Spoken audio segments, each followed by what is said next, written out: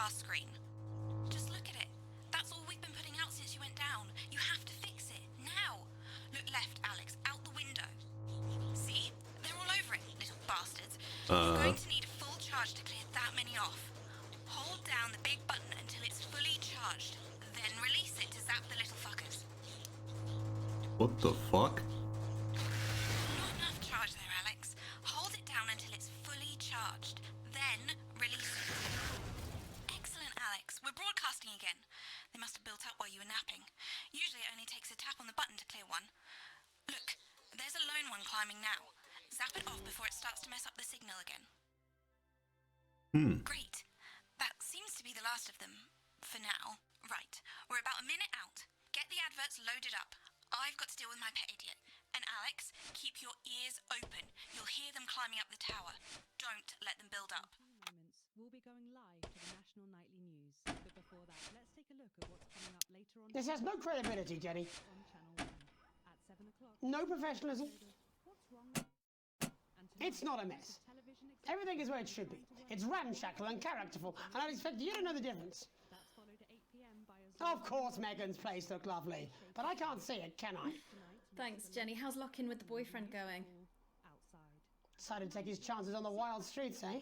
Rather than endure another romantic comedy. Electric Fever Dream, starring Lawrence Blunderclatch as Helen. Jeremy, Jenny says your hair looks stupid. Yes, I can hear her. To 11:15. As she says she's not talking to you.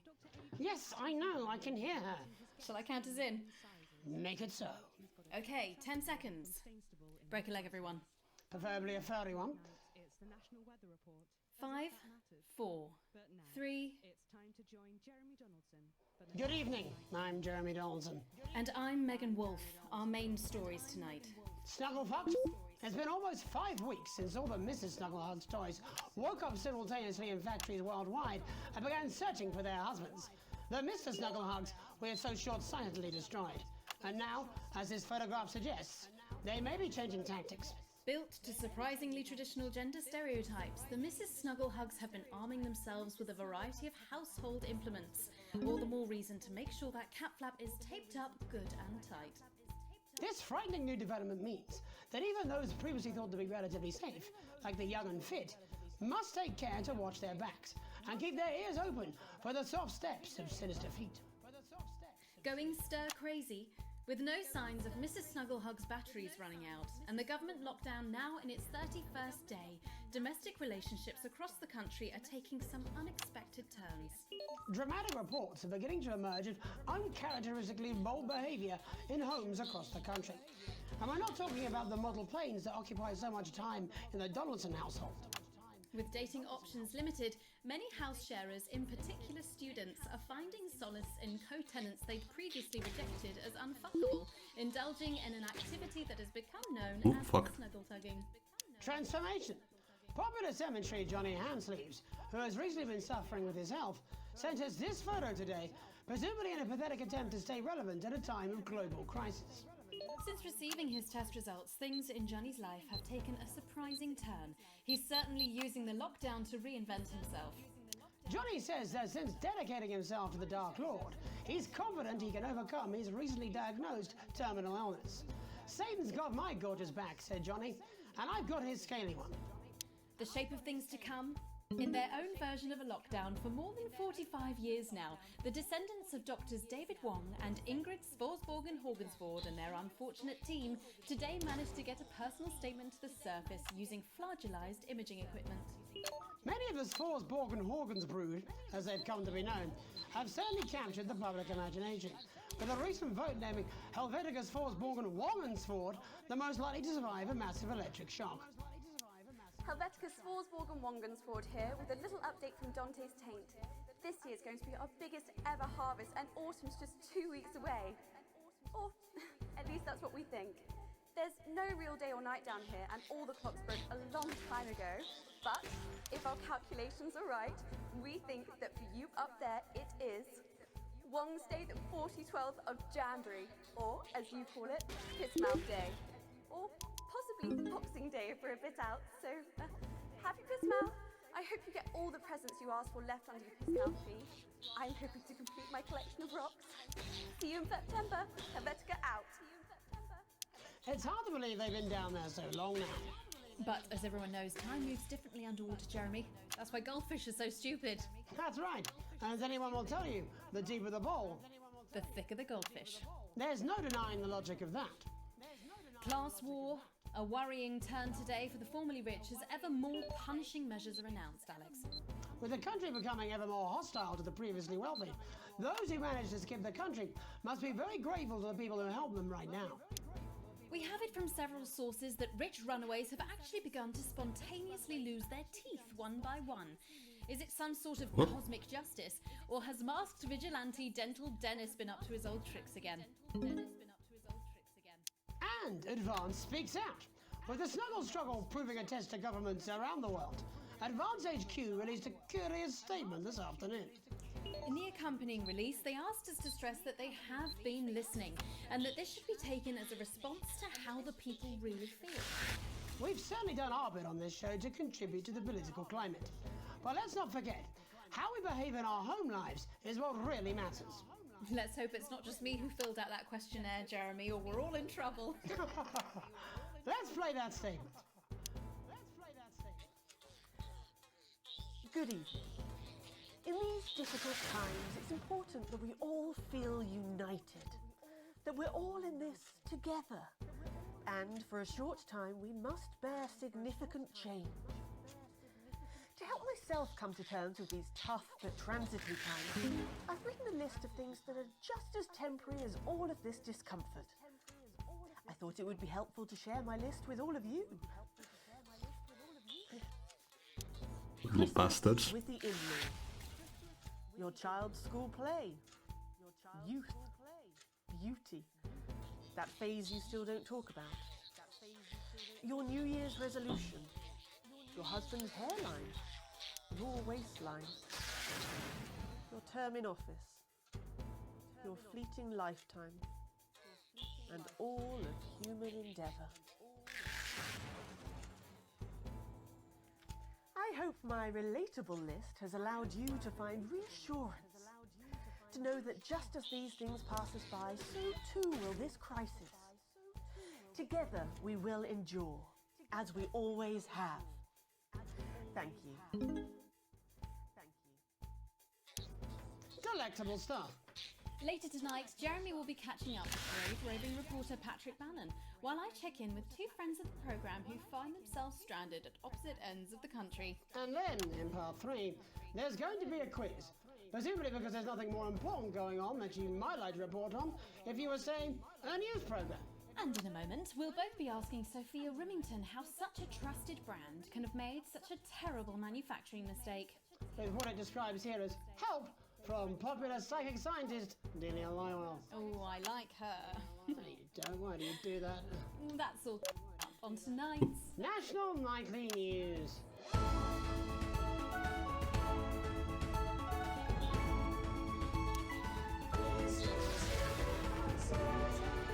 Oh god. Fucking Furbies. We actually had one growing up.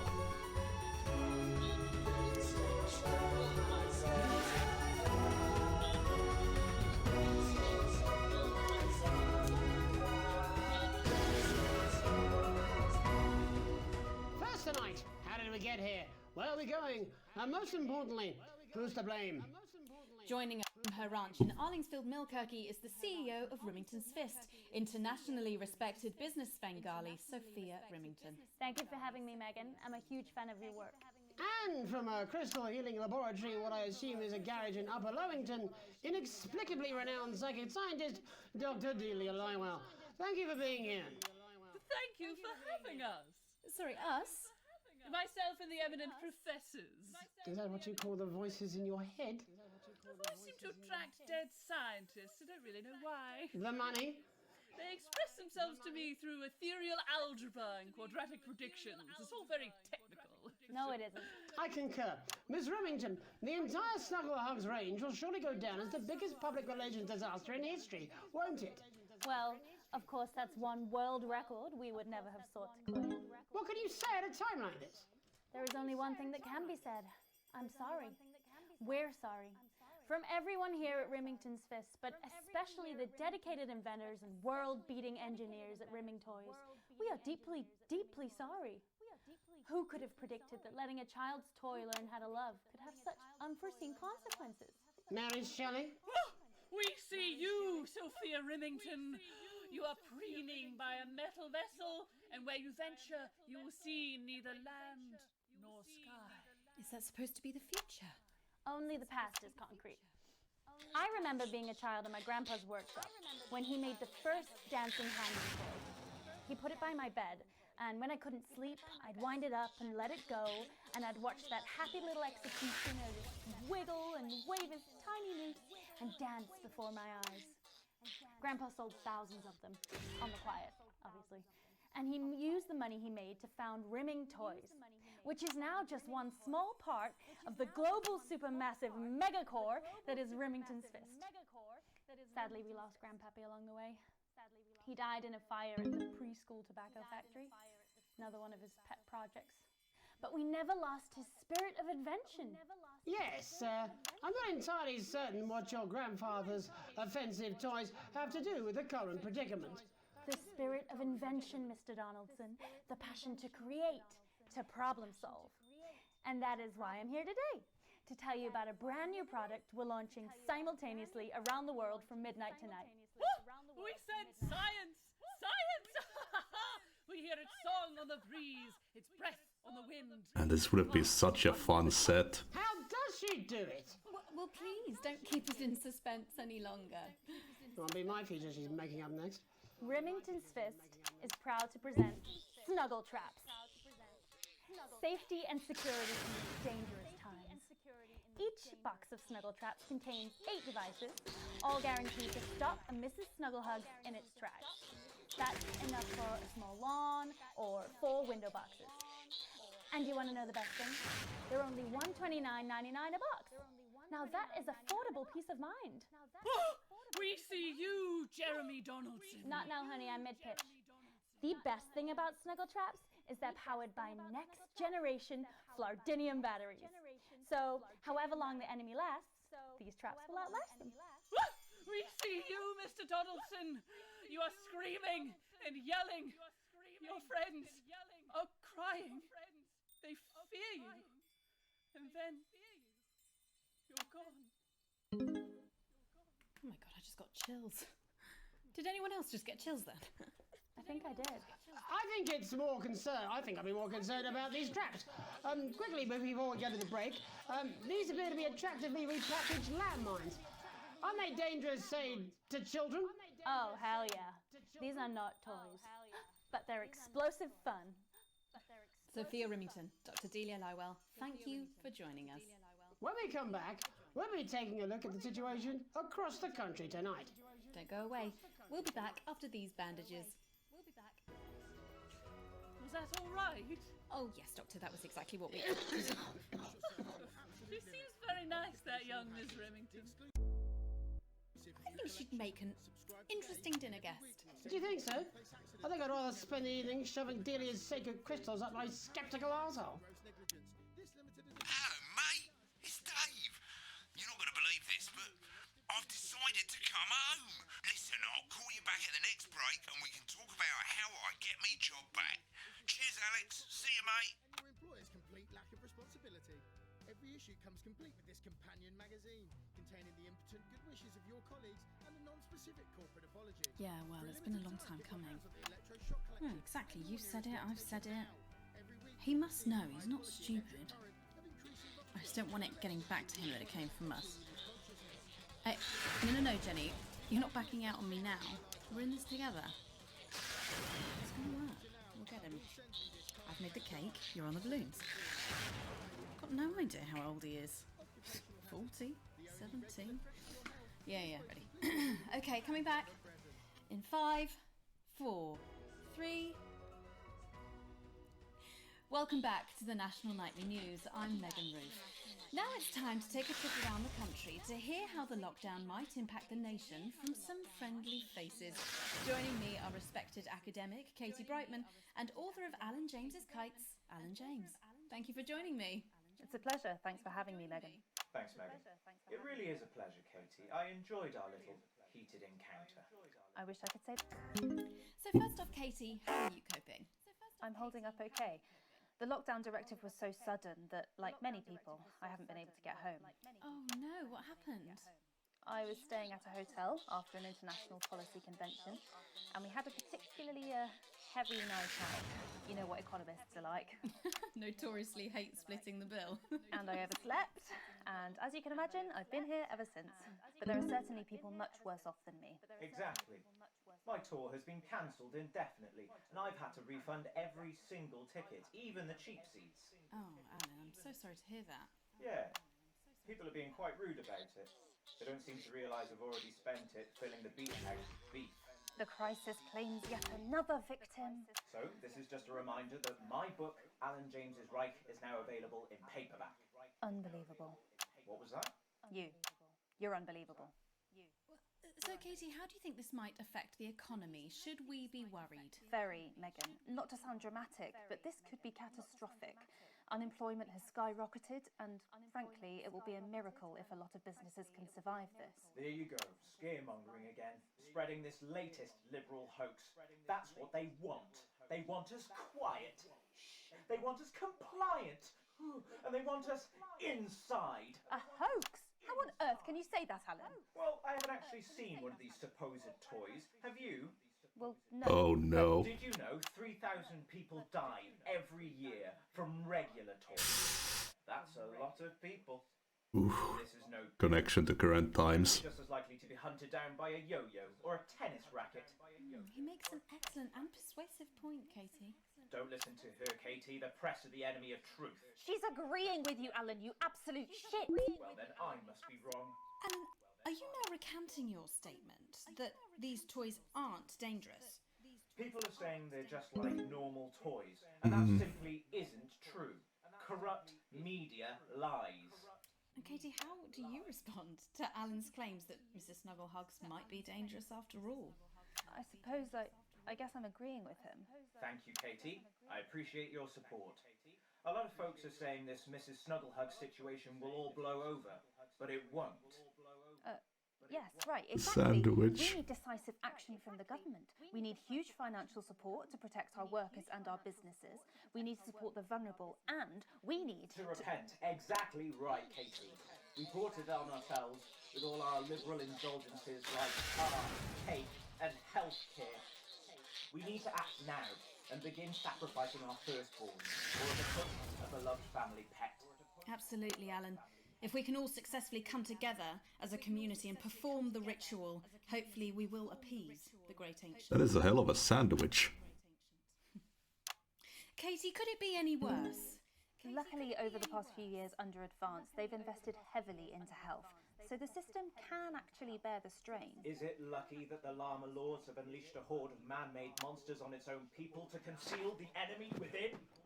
Will you just stop for 5 fucking seconds? The Global Alliance of Fish People Oh fuck. amassing an army. Missed that. Amassing an army to kidnap us.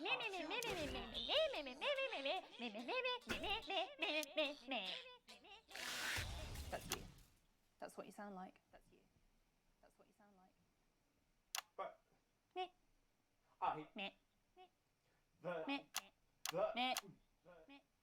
I don't sound like that. Yes, you do. You do, Alan. You do sound like that. And that's why no one wants to be your friend. I've got loads of friends. No, you haven't. I don't think you do, Alan. He's so happy with that sandwich. I'm not lying. You are. Oh, good one. Well, I'm telling. Alan James, Katie Brightman, thank you for joining me. Some real food for thought there from two of the territory's leading minds. Any moment now, I'll be heading over to Jeremy, who is going to be bringing us an up-to-the-minute report of the status of the nation. Over to you, Jeremy.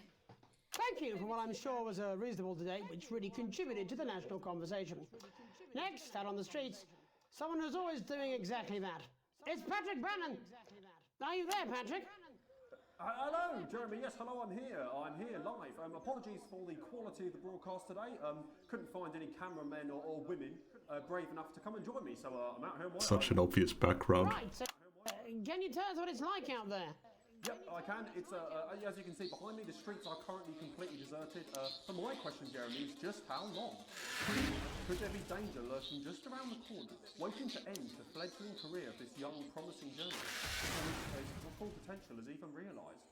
Will he die, underappreciated by management, and frankly, if you ask me, very, very much underpaid? I don't think there's any danger of that, Patrick. What's that on your jacket there? Oh, that's actually a sponge. What I've done here is made a snuggle-proof jacket, Jeremy. The network didn't bother sending me any PPE, so I've been forced to improvise. In fact, showing the sort of resourcefulness that would make me an ideal candidate for, I don't know, for example, an anchor position starting whenever they'd like. From your point of view, Patrick, just how safe are our streets? Not safe at all, Jeremy, not safe at all. I'd recommend people staying inside, following government advice, and not putting themselves at any risk at all. Unless, of course, like me, it's for groundbreaking journalism reasons. Mm-hmm. And just where are you, Patrick? I'm in the street, on the street. Which street? I think I'm struggling to hear you, actually, Jeremy, there. Which street? Which street are you on? Oh, which street am I on?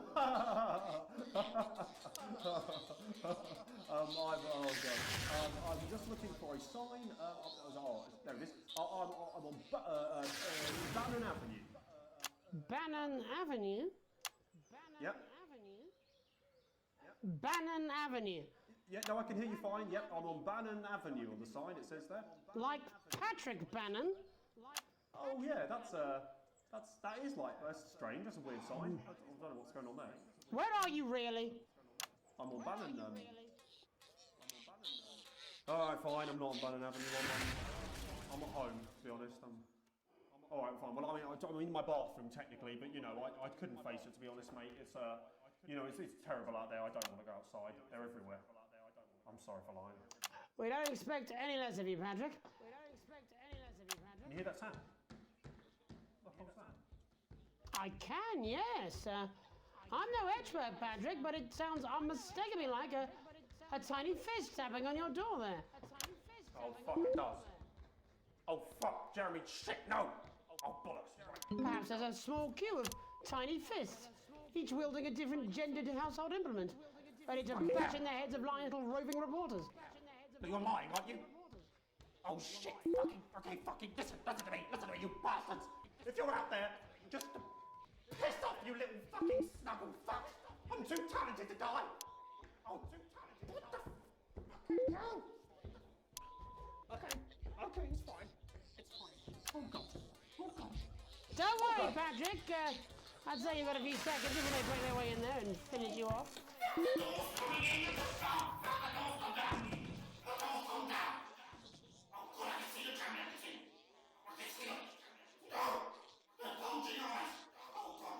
What do you see, Patrick?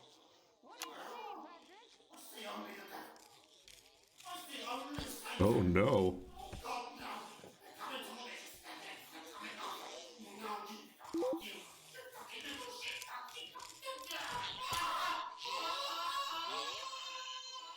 Thank you, Patrick, for that report. It's such an Showing the obvious nation, and Furby. more importantly, management, just where you belong.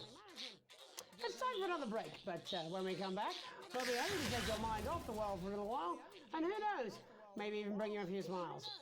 Join us after this. You're damn right. Yeah, I had them delivered. Yes, to Bannon Avenue. Your children are out.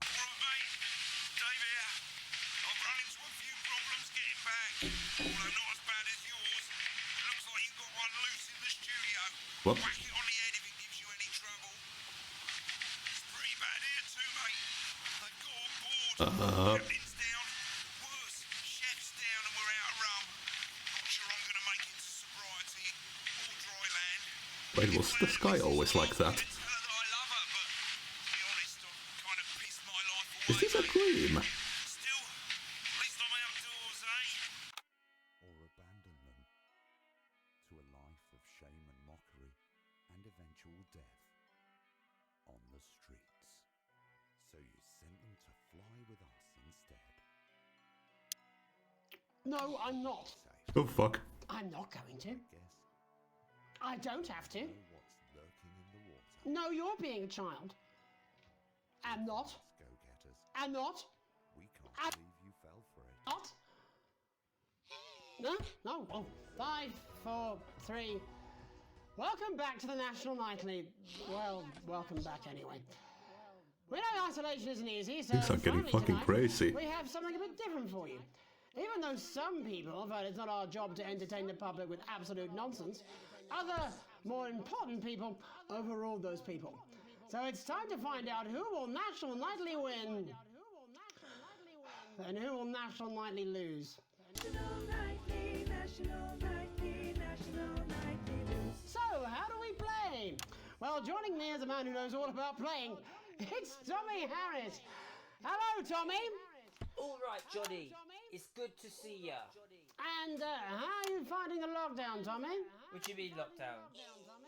The enforced isolation of everyone in the country. Ah, yeah. I think I heard about that, actually, yeah. You're in bed, Tommy? Yes, you called during nap time, so... Of course, that's my fault. So, why don't you tell us how the game is played? Well, it's pretty simple, Jeremy, you sausage. I'm going to ask contestants from around the territory 3 questions about what else, yours truly. And those people are going to get a chance to win a very special prize. And what are they playing for, Tommy? Drum roll, please. Drum roll, please. Jeremy. Oh. Jeremy. Thank you. This. Oh, I fucking hate this. What is that? It's my athletic support, Jeremy. Oh. But I've signed it, so... Oh, well then, what a fantastic prize. Have we got anybody waiting to win this once-in-a-lifetime prize, Jimmy? I believe we have Angie on the line. How do you feel about winning this man's old pants, Angie? I've never been so excited, Jeremy. And can I just say, I love you. Both of you. Well, you've said it now, haven't you? Oh, Angie, I love you. In a way. Tell us about yourself, Angie. Well, what can I say? My name is Angie. Always has been. I'm a human woman, and my dental hygiene has been described as acceptable. Brilliant! Right, well, shall we get this shambles on the way? Absolutely, John. Can I get 30 seconds on the clock, please? We haven't got a clock. Yeah, I did ask for a clock. So, Well, why don't you start, and I'll stop you when it inevitably becomes unbearable to watch. I love it. All right, here we go. Time starts. No, now. Question 1. When is my birthday? The 13th of August at 7:19 a.m. That is absolutely correct. Creepy. Question 2. What? I said, what is my favourite colour? Crushed praline 4. Correct, the colour of my nipples. And finally, Angie dear, what is my star sign? That's a trick question. You were born outside of the human understanding of the cosmos. Unbelievable, that is correct. Stop the clock. Wow, that really was tough to watch. How did you do, Tommy? Well, Angie, my love, you got every single question right. Which of course means you lose and win absolutely nothing. Thanks for playing, Angie. Bye. Do we have another contestant on the line at Jelly Bean? We do indeed. We should have Sonia Artleach. Are you there, Sonia? Of course I am, Jamie, darling. Thank you for being here, Sonia. Oh, there you are, Tommy. Mwah. Let me guess, you work in theatre, don't you? Is it that obvious? What gave it away? Was it the glamour or poise? It certainly wasn't your inherent sense of humility. Tell us about yourself, Sonia. Oh, well, if you must play this game. I am a theatrical agent. I represent the likes of Rudy Beefman, Samuel Coffeecup, and Jodie Carpetburn, amongst others. And how's the lockdown affected you, Sonia? Well, they may have closed the theatres, shut the studios, and boarded the cinemas, but they won't get me that easily. How are you managing without any work? Due to a savvy clause in all of my artist contracts, I am able to claim my 15% from their unemployment benefit. Oh, Wow, God. that certainly is sharp. Standard stuff, standard stuff. And can I ask, where are you speaking to us from? Well, I work from home, you know, to keep costs down. And who's this? Oh, well. Oh, no. The order. I was actually mid-meeting with a client, so we've been isolated together. No fucking way! What the fucking fuck? Is that Tommy Harris? I'm a huge fan. Can I just tell you how bloody brilliant you are? Actually, Jeff, we're about to play a game, aren't we, Tommy? We've got time, we've got time. Well, if it's not too bold, I think I am in love with you, Mr. Harris. No, it's not too bold. That's all right, don't worry. Hey, I'd love to show you some of my stuff. I've been working on some new shit. Well, at least you're already aware. During lockdown, we've been workshopping some of Jeff's ideas for much younger children, haven't we? People still let you near their children, do they? Yeah, that's right. Yeah. I've been developing some shows for younger children. Oh, no. We'd love to see it, wouldn't we, Gerbil? Absolutely dying to. Right, so, what do kids love? Timely child support payments from their absent fathers. Shallow and overproduced musical numbers? That's right. Animals! So, I'm trying to address the things that kids need to know, but through a medium that they'll understand. Do you understand? I think, yes. I think so, yes. Jeff's one of my best clients, aren't you? I am, yeah. So, the first one we've been working on is called The King of the Jungle's Mortgage Repayments. It's about a lion who's having problems with his interest rates. I see. Does he have a broker? He does, yes. He's a porcupine. How did you know that? Well, your work is universal, darling. It speaks to people. I'm going to say something to you, mate. I think you're onto something here. Oh, the bear, Oh, yes, right. This one is much better. So, this one tells the tale of Mr. Bear. Now, Mr. Bear is a very sad bear, because all of the other bears don't think that it'll amount to much, and they tell him that his plays are lazy and derivative. I think you're onto something there. Now, Mr. Bear is a tragic figure. Picture this. He's at his lowest ebb. The trees are closing in. He can't even face his salmon, can he? But then he meets someone that will change his life forever. This is fucking gripping. That's right. He meets a wise, old octopus who takes him under his wing and says, "No, Mr. Bear, don't be sad. You're not like all the other bears. You have this ambition and these dreams." Such fucking dreams. I think I love you, Jeff. And what you need to Oh, fuck, that was close. Mr. Bear, says the octopus, probably doing an 8-armed gesture or something. What you need to do to find happiness in this crazy old forest is you need to set yourself more realistic goals. It's called Mr. Bear Lowers His Expectations. Wow. You really have taken yourself to new depths. And what do you want children to take away from this? Oh, fuck shit, fuck. What? I said a more realistic worldview. Are you all right, Jamboree? It's Jeffrey. My name is Jeffrey Donington. No, stop. How does it end? We need to know how it ends. Well, all the animals learn a thing or two about inevitable mediocrity. Yeah, and Mr. Bear settles down near to his parents' cave, stops trying to make his band happen, and he goes into bear telemarketing. Becomes a bear maths teacher. Oh, and we end... We end on a big musical number. Oh, there's dancing. It's very repetitive, so it's catchy but not too challenging. Well, if you like, I could go and get my boombox. Yeah, I might be able to... Hang on. Can we get Angie back? Why not? The more the merrier, as they say at orgies. Right, I'll just fill then, shall I? Coming up in a moment, it's the world premiere that nobody saw coming. Lights! Or wanted. Oh? At all. I can only apologize in advance for what we're all about to endure. How do you turn the fucking thing on, though? Well, there's all sorts of creatures down on Dangly Doodle Farm. Like wise old He's fucking Mr. dying. Octopus with way too many arms. There's Mr. Pig and Mr. Cow. They're always in good moods.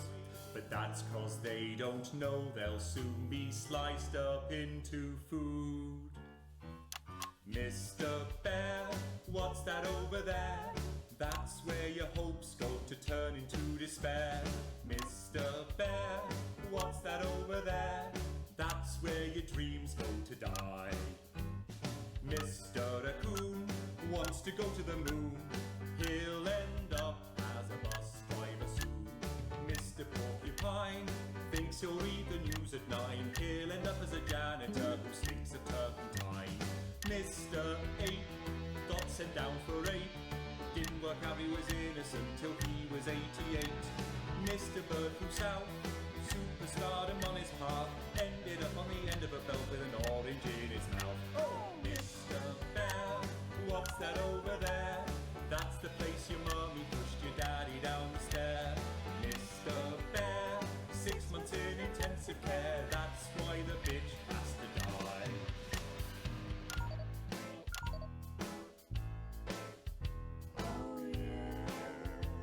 The fuck is happening? The farmer thinks the dangly doodle creatures are asleep. But Mr. Bear's a swinger like the pigs and cows and sheep. He visits every pen and sty and always brings the fun. And jerks off Mr. Quackington, who's always first to come. He fingers Mr. Badger's bum What and the Mrs. fuck? Monkey Swim. Then he frogs with Mr. Chicken till they both are quite done in. Then he runs around the farmyard trying to shove it where it fits. And ends the night by porting over Mrs. Badger's tits. There's never a dull moment down on Dandy God fucking damn it. Mr. Bear, what's that over there? That's the sound of maggots growing underneath your hair. Mr. Bear, what's that over there? That is your friends in a pie. Yum, yum. Mr. Bear, what's that over there? That's a giant spider in the shoe you want to wear. Mr. Bear, what's that over there? That is the end that is nigh. That's where your friends go to lie.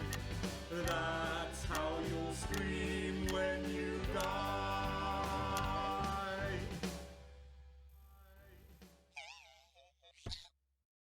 And before we say goodnight, there's just time for tonight's parable.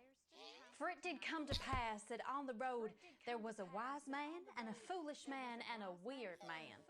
And there did come upon them from the local village a truth seeker named Unlikely Brian. And he did come to them with alms and someone else's arms and a question. "O wise and weird and foolish man," he said, whilst dancing the traditional jig of inquiry common in those lands at those times, "how, grant thou, can the many weights and measures of life be balanced?" And the wise man did say, "There are no riches greater than family." And the foolish man did say he'd heard a good tip for the camel race and that it was a sure thing.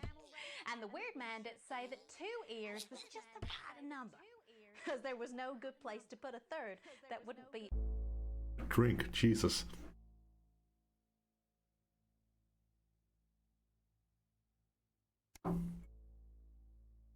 aesthetically upsetting. Although he did see the use for a second anus. And Unlikely Brian did fall into wonder and befuddlement at their answers, although he was also wondering if either the foolish man or the weird man had any actual value in this sort of professional consultative environment, for what he did not know was that the profound man and the practical man were both on annual leave that week, and the foolish man and the weird man were all that the agency had available. But what Unlikely Brian did not reveal was that he was asking for his friend Alex, who had enraged their spouse over a passport, treated their son Charlie like he was still a little baby, and was too miserly to even pay for their daughter's holiday. Yeah, this is definitely a dream. And thus did Alex's family become like our Lord, when he discovered a turd in his cradle and was forced to ask Nebuchadnezzar to leave. Well, that's all we have time for tonight. I'm Archangel Megan Wolf. Have a hateful night. I'm done. Oh my God. I thought I was going to piss myself halfway through that. Not even joking. Right, babe, I've got to go and get my bits done. I'm seeing that guy tonight again, aren't I? Yeah, well, at the end of the day, babes, he makes my fanny flutter. Do you know what I mean? Yeah, come on then, you lot, out my house. And you, Alex. All right? I don't want you here when I'm on my date. I'm on a promise. Alex. Wake up, Alex. Wake up. Wake up. Wake up. Wake up, Alex. Alex. Wake up. Wake up. Wake up.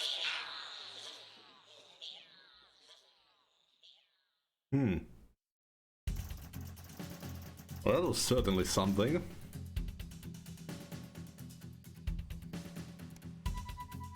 Got an A+ on the last one.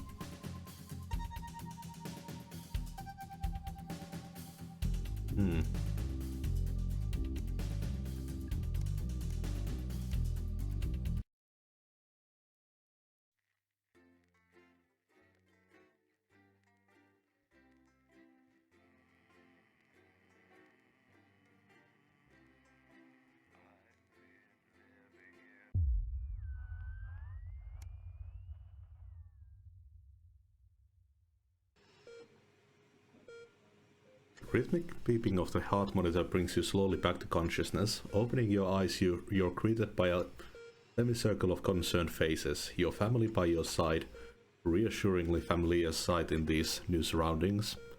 You blink a few times to clear the sleep from your eyes and bring everyone into focus. Looking up, Sam's face is a mixture of concern and frustration. Things haven't been great between you two lately, and Chris hasn't been helping things. Looming at Sam's shoulder with a sour expression, it's clear there's still no love lost between the two of you. While Sam clearly is worried about you, the family scowl is obvious on both their faces. I can't believe I've just woken up to the gruesome twosome. Thanks for coming. The worry for you wins out and Sam takes your hand before leaning in to kiss your forehead. Of course, sweetheart, I could never have been anywhere else. For the first time in a while, you both genuinely smile at each other before you look to the rest of your family. Lucy is standing next to Sam, less worried now that you're awake and smiling. You can see Sam's worry on your daughter's face, but it quickly turns to a frown when she notices you looking at her. I'm glad you're okay. It's muttered more than said, a grudging acknowledgement that, despite your recent differences, she still cares.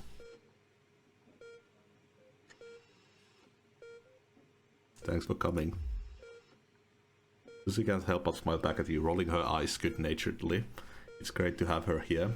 Charlie catches your eye as he fidgets the edge of the blanket. You cock your head and look at him, one eyebrow raised questioningly. As soon as you turn to look at him, you can see Charlie tense up, his concern clear on his face. "Oh, you're definitely good, right?" he finally asks, quickly looking away. "Of course I am, buddy, there's nothing to worry about." Charlie looks at you and grins, one of those infectious smiles that spreads around the room. It's always good to have him in your corner. Your smile fades as you notice your mother staring listlessly out the window. Despite all of your best efforts, she's not been doing well lately. "Are you okay, Mom?" Your mother starts your call, clearly shocking her out of her reverie. She turns to you and smiles, and you're grateful to see the increasingly rare recognition in her eyes. "Yes, dear, of course. How are you feeling?" You smile warmly and nod, but before you can respond, a doctor bustles in and ushers everyone out. She asks you for what feels like the 100th time how you're feeling. Surprisingly well, all things considered. Excellent, there's no sign of any real damage, but just a bit of shock to the old system, pardon the bun. He smiles. Now that we'd recommend you do anything like that again, of course, not that we'd recommend. After a couple of days rest at home, you should feel right as rain. He turns to leave but stops at the door. But the private room and care, the doctor gestures to your room, which you now notice looks rather expensive. Has all been paid by Mr. Boseman. He left those flowers and said not to worry to take the rest of the week off. He'll see you Monday, apparently. It's like the least he could do.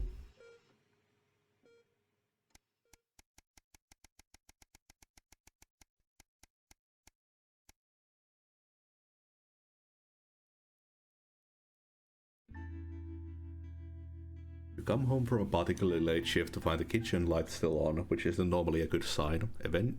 Everyone's usually in bed by now. Softly opening the kitchen door, you find Sam at the table. Bills and papers are strewn in front of them, as well as what looks to be the second pack of biscuits. They shoot you a strange smile as you take a seat next to them. Sam frowns and goes back to the bills they're holding. Hey sweetheart, just looking at the numbers again. They look to the door to the pantry, now converted into your mother's bedroom. We've been doing our best, but I think Cassandra really needs a nurse to look after her now. Suddenly the bills are all you can see. Fortunately, with the money that's been coming in and what we've been able to save, we've got more than enough to keep going. Sam smiles at you. I know things have been difficult and the daily care won't be cheap, but she's your mother. We have to really, don't wait. You gratefully smile back. Of course you'll pay for the care your mother needs. Sword of Damocles sheathed, at least for the moment. You grab the papers and stuff them into a drawer. It's such a relief to not have to worry about it anymore, or so you told Sam. Hours later you're still awake, staring at the ceiling, thinking, how long will the money last?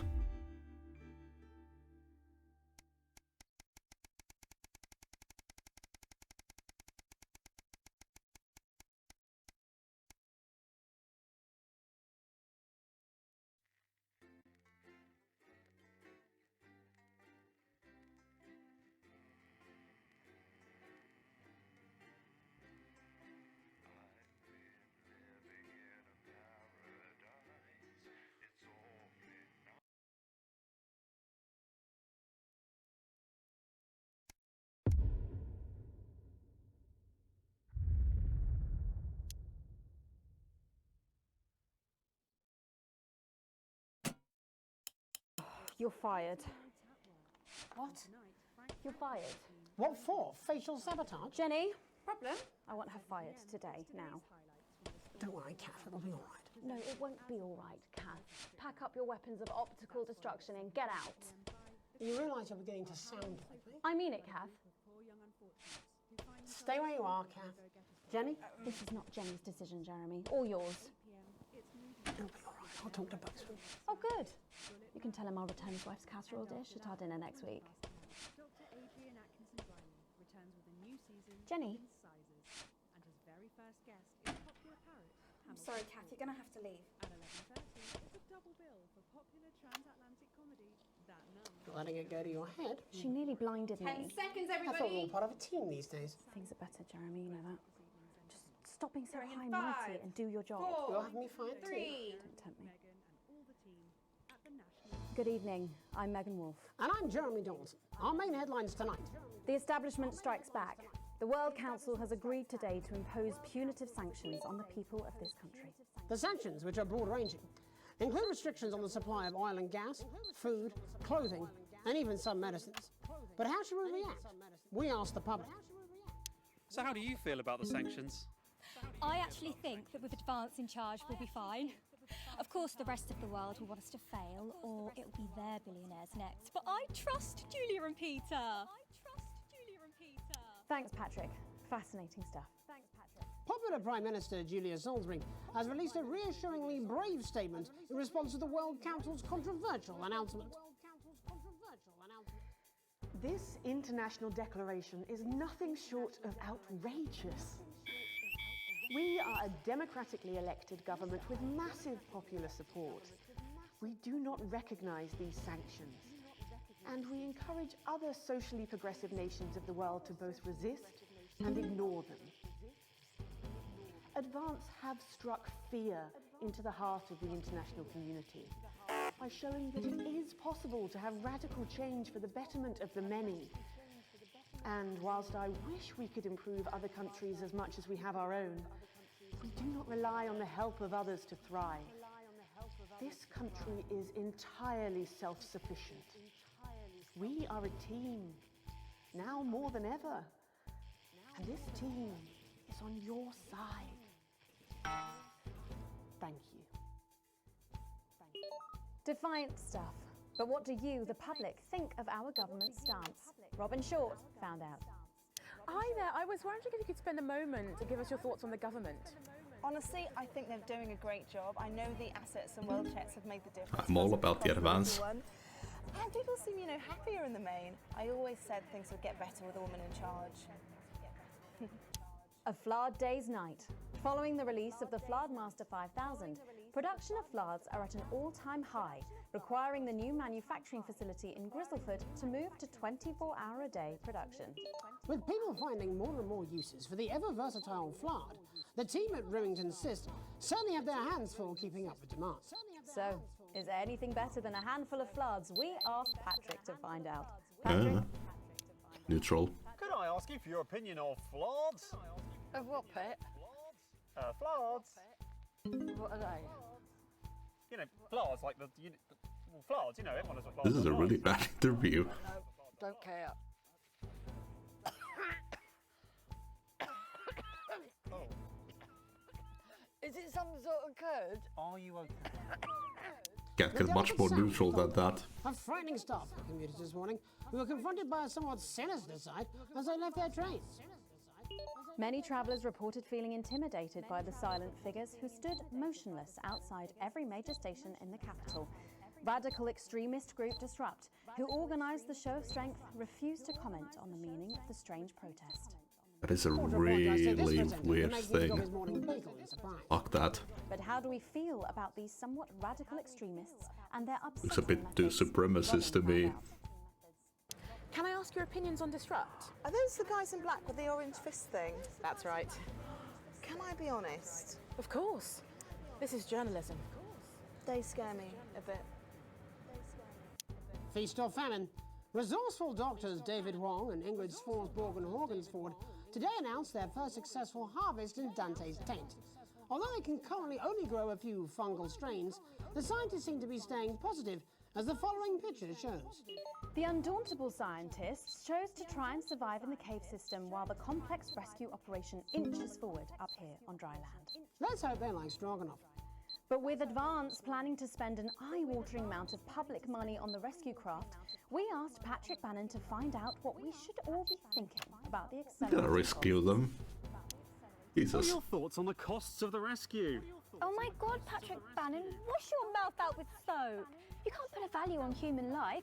You have to spend whatever it takes, because one day you might be trapped in an underwater cave system and you would want exactly the same. I don't think so, actually, because for legal reasons, we're actually not allowed within 31 yards of the coastline. What? I am not a number.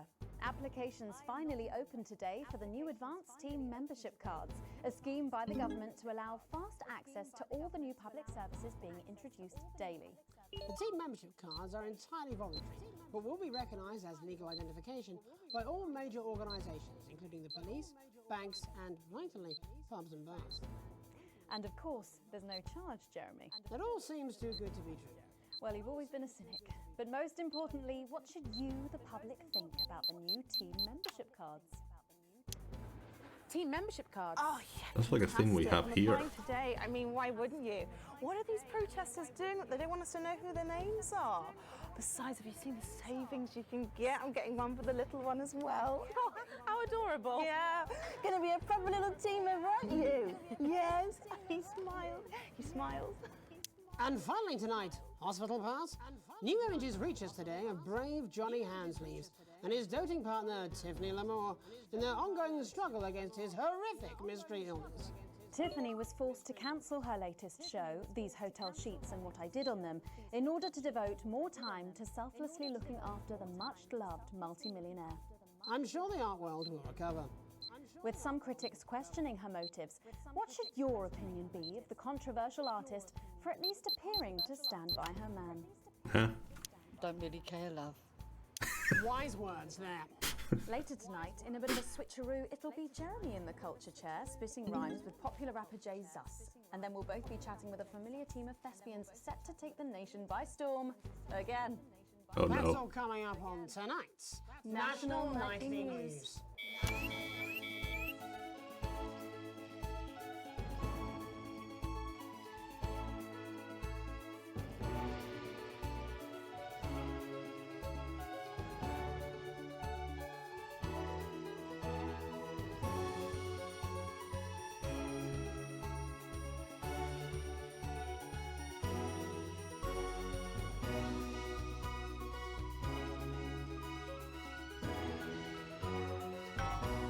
First tonight, thankfully, some news as we return to our main story. The World Council today agreed that punitive and potentially illegal sanctions should be imposed upon this country. The sanctions, which come into effect immediately, aim to stop the flow of food, fuel, and even some medicines from reaching your pockets. Tonight, we have guests from across the continent to discuss this unprecedented situation. For Advance, Peter Clement is at his home in Lamfordshire. Are you there, Peter?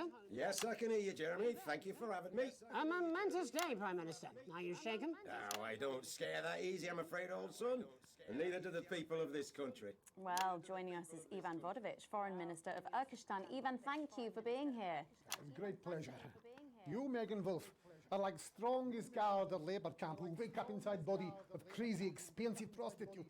In my country, you will be worshipped as a god. Minister, as one of those arguing most strongly for these sanctions, how do you feel about Advance's defiant stance? Advance is like man who think he have big career in movies land, when actually he in dirty sanitarium, screaming at mirror and holding tiny penis in hand. He's clearly not from Svenland, then. We have like some of the cleanest mental health facilities in the continent, yeah. And welcome to Svenland's Minister of Mojo, Björk. I'm sorry, we don't appear to have your surname. It's just Björk, yeah. We don't use things like socially divisive surnames here, yeah. Minister? It's just Björk, yeah. Right, Björk. Your country spoke in favour of Advance at the World Council today, but you were noticeably absent when it came Obviously to the Swedish. Well, what a surprise. The hippies didn't show up for the fight. Actually, that's quite racist, because if you must know, we were going to go to the whole, like, boat thing, yeah, but it's actually the Festival of Fureland here at the moment, where we honor the old generations. So, like, we all had to work our grandparents' Gleania whilst the boat was happening, and that's, like, a really, really time-consuming process, actually. You're like sissy man. You have this expression, sissy man, is like man with tiny penis who like to wash more than once a week. Actually, that's quite homophobic, yeah, Oh, because... stop winding him up, Ivan. We're not back at the Grange now. Sorry, Jeremy. Ivan and I used to play golf back in my media days. Yeah, he always wins. Nothing gives him greater pleasure than grinding people's gears. The more publicly, the better. Peter, you're like man with tiny penis who think he have tiny penis, but actually he discovered that. Oh, could it be? No, it's tiny penis. Ivan's just worried that when the rest of the world sees how well we're doing, they'll notice all that dosh that he's got squirreled away. Because that's what these sanctions are, Megan. They're the last pathetic gasp of an establishment in collapse. Wolves at the gates, Ivan, old mate. Good. You can join others on my wall. Actually, in Svenland, we have, like, serious animal welfare legislation. And, like, my friend Helga, she got arrested, yeah, for killing a butterfly that was hovering over her fuel thing. I mean, in English, jam sandwich. I used to know a girl called Jan Sandwich. She was a right cracker, too. I wonder what became of her. We seem to be wandering a little from the news here. That's human interest, Jeremy. The real people behind the headlines and all that. So if you're watching, Jan, give us a call. Really? Yeah. Let's see if we can't organise a reunion. Crux, I'm not sure about that. I'll have to run it past Mrs. Clement first, eh? Peter, you're like man trying to empty ashes of mistresses into oncoming vent. Soon you have tiny penis. Fuck's sake. Secrets. In Svenland, we don't really go in for all that restricted monogamy stuff here. We're kind of flawed, actually. Okay, well, it seems that we are running out of time. Yes, so before we go to the break, briefly, if you would, gentlemen, with the people of this country facing shortages and power Possible shortages and power outages. Yes, of course. Thank you. Possible shortages and power outages. Can you summarise your thoughts for us, Minister Björk? Well, from here, yeah, you all look a bit stupid really arguing about outdated divisive concepts like money. Instead, we replaced currency with a system of bodily fluids back in the 1970s, and that's like really hard to sanction, actually. Thank you, Minister Vucevic. Your country is like man who think he invented perfect trap for giant mutant hairy bear, when really he just standing in field Holding his tiny penis, yes. Thank you, Minister. And finally, Prime Minister Clement. Let me talk to your viewers here, Jeremy. Don't worry, everybody. Don't be afraid. Don't even lose a wink of sleep. We knew the rest of the world would react this way, and we're ready. As my old man used to say, you can't make a shite pie without blocking a few toilets. Thank you, Prime Minister. Reassuring words there. We'll be back. After these messages. 1 minute back. Hey, Peter, I over your way this weekend. You fancy a quick 9? Yeah, sure, front or back. That's what I hope you're asking Megan Wolf for me. She's out of your league, mate. Correction. Well, you have to be more careful. It's all part of his long-term plan to get fired live on the news at 6 in front of the nation. Can someone warn him it's going a little too well? Nice. This is important. New government censorship should show up in blue. Same as regular censoring. Keep an eye out for the advanced blue waveform. Oh.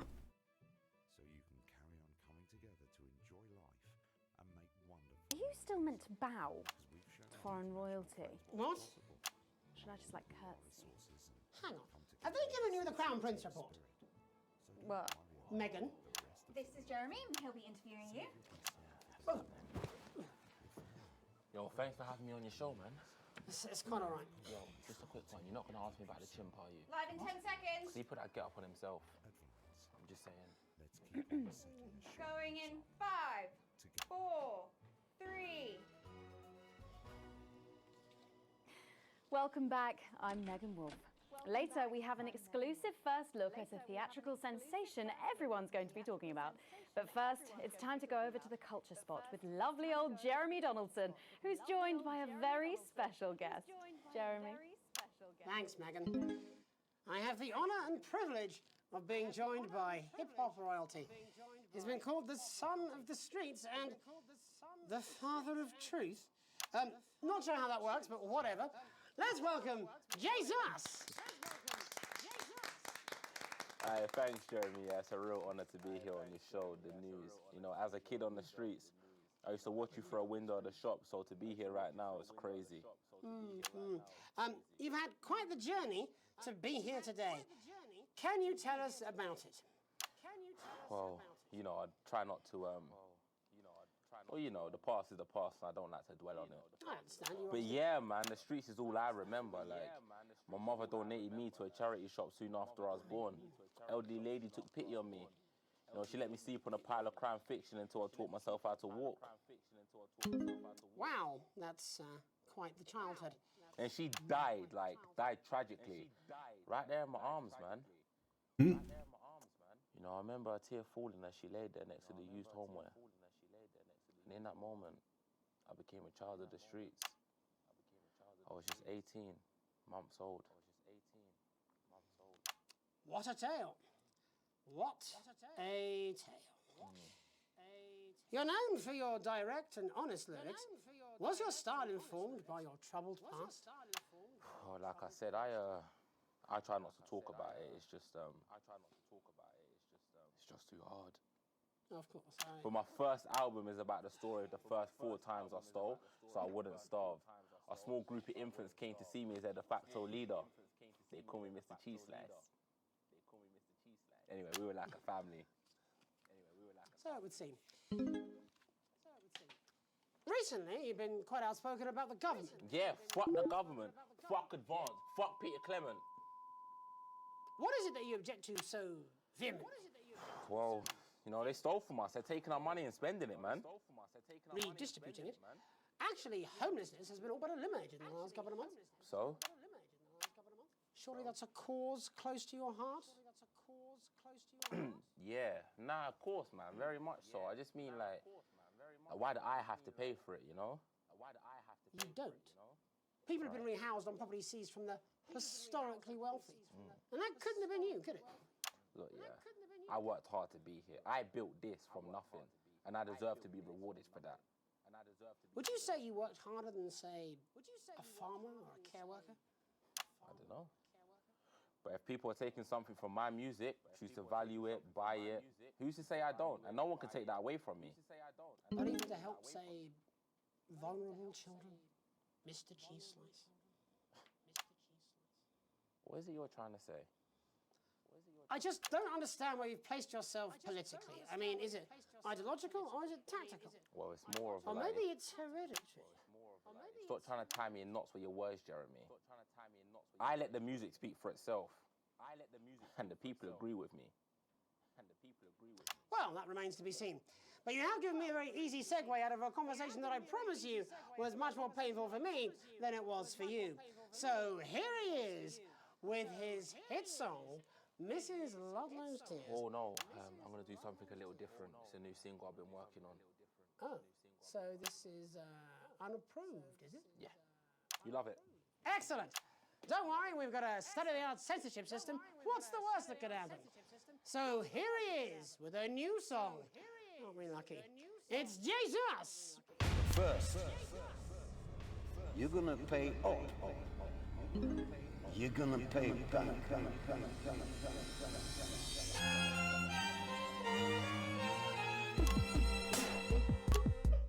Well, we're all different races from many different places. At any given moment, only one could be the greatest. So you can feel the elation from your participation. Still two leaders in this motherfucking nation. Now we're getting sanctioned, talking about expansion. Why does Julius require a massive fucking mansion? So fuck all your schemes, I don't need your freaky team. And I don't need your help to achieve my fucking dreams.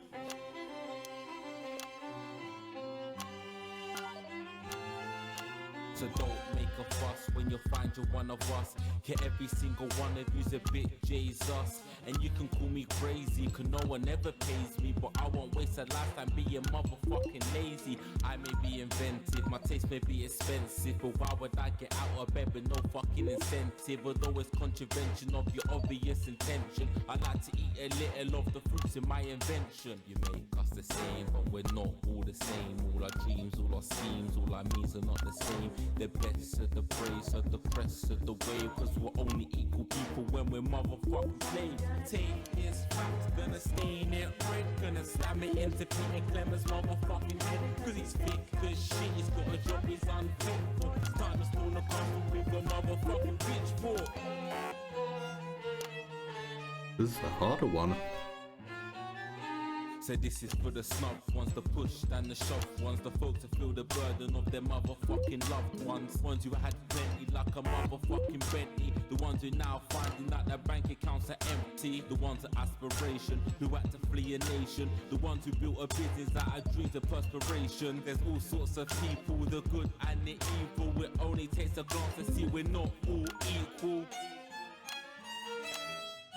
You make us the same, but we're not all the same. All our dreams, all our schemes, all our means are not the same. And the best of the praise serve the crest of the ways. Cause we're only equal people when we're motherfucking slaves. Gonna take this fact, gonna stain it red. Gonna slam it into Peter Clemens' motherfucking head. Cause he's thick as shit, he's got a job he's unfit for. Time to stone the castle with a motherfucking pitchfork. Get out of your seats, get your asses in the streets. Set a fire in their building, let them feel some fucking heat. Say you hate to go getters, you're squilling letters and burn them on the powers of advances fucking letters. Gonna take this fact, gonna stain it red. Gonna slam it into Peter Clemens' motherfucking head. Cause he's thick as shit, he's got a job he's unfit for. Time to stone the castle with a motherfucking pitchfork. Chase that dream, you don't need a fucking team. And advances, little dances aren't as harmless as it seems. Cause they're stale and corrupt, then you're angry corrupt. Then your hearts and your minds and your fists to destruct. Barely anything got through that censorship, Jesus. Jesus there with his new song. Thank you so much for joining us in the studio. I'm sorry. I didn't get the rhyme or the beat there quite Right?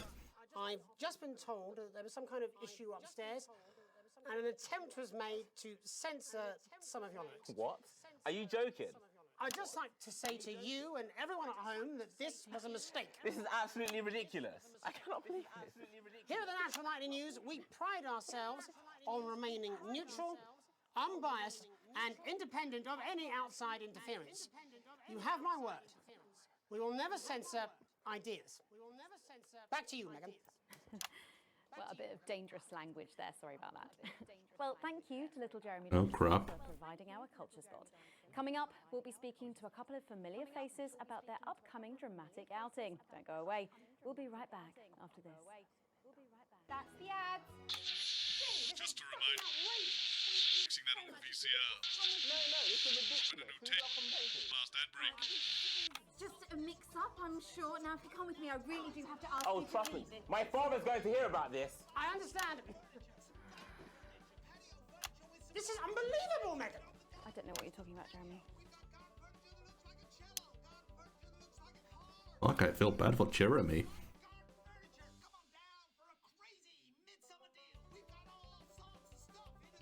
I mean, he's a bit of a prick, but at least he's honest. And against censorship like that.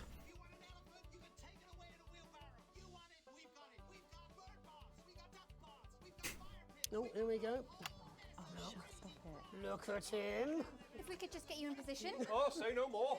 Say no more. No. Jeremy, you remember Mr. Algebra? Vividly. And Mr. Harris, and this is Ms. Raiden. What? Philippa, please. You're back together again, eh? Who'd have thought it? Perhaps a lower order demon. Yes, it is awfully exciting, isn't it?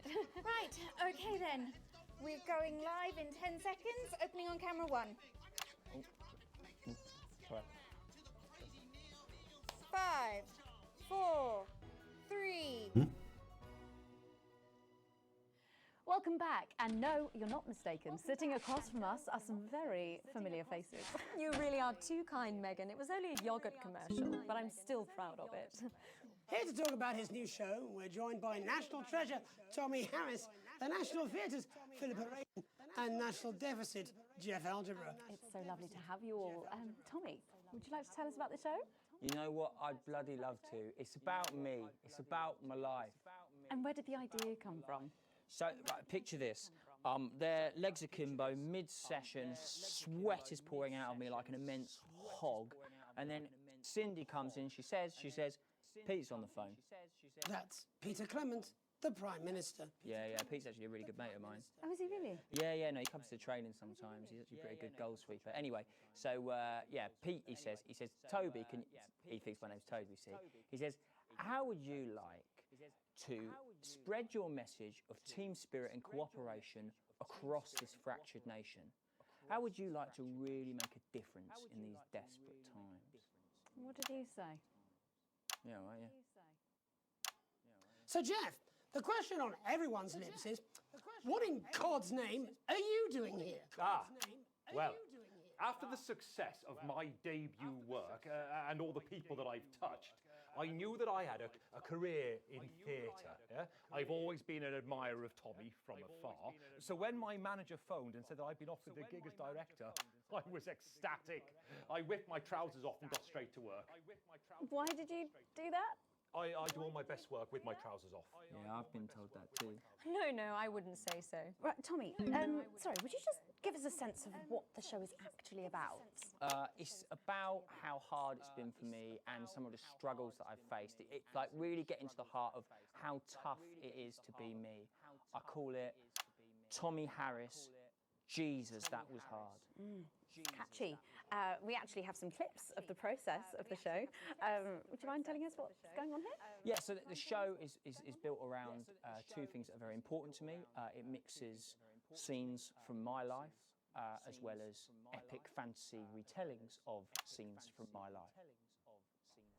But Dad, you promised you'd come to my graduation.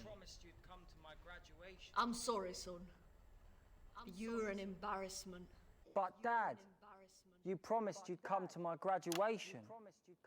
Back, demon! Back to the hells! Back to the hells! Philippa, what's it been like co-starring with Tommy Harris? I've always dreamed of treading the boards at medium-scale regional theatres, Megan. And for once, this show really gives me something to sink my teeth into. What's different about this show then? Tommy, Mr. Harris's show really lets me show my tremendous range as an actor. I've always suffered from typecasting, forced to play the same tired characters in every god-awful yogurt advert or godforsaken soap opera or, God forbid, a pantomime. But, you know, this show has really let me just go there. Jeff, the viewers at home will be dying to know exactly what is it that you bring to the show? Oh, good question. I think these guys would agree with me when I say that it's my steady hand on the tiller, my arm round the shoulder approach that's really brought the production from strength to strength. Absolutely right. Jeff's contributions are immeasurable. He was our rock. Can you give us a sneak peek of anything else that might be in the show? Yeah, all sorts, yeah. Yeah. We've got lots of exclusive first-hand experiences of Tommy's time in the underground sports board scene. And some epic fantasy retellings of Tommy's time in the underground sports board scene. Oh no.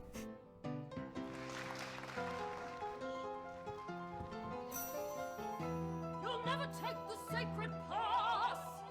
And am I right in saying this was officially commissioned by the government? Yeah, all paid for by the taxpayer, which, you know, to be honest, was actually a lifesaver, really. Yeah, I think it's fair to say that without Advance's support, we'd have had to cut the finale. Yeah. Which, frankly, would have been a travesty. Oh, God, Jesus Christ! Goodness, and you do this every night? Absolutely. It's a metaphor. For what? Death. And the public are footing the bill, are they? Too bloody right they are.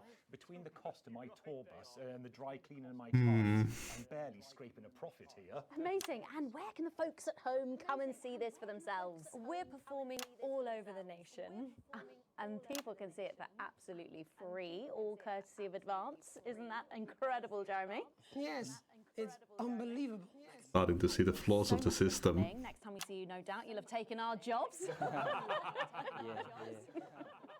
That's all we have time for tonight. Join us tomorrow when I'll be interviewing the world's most attractive horse. I'm Jeremy Donaldson. And I'm Megan Wolf. And from all of us here, have a peaceful night. That's the ads. Let's get reset for tomorrow, please. Hey, we must stop bumping into each other like this, eh? Oh.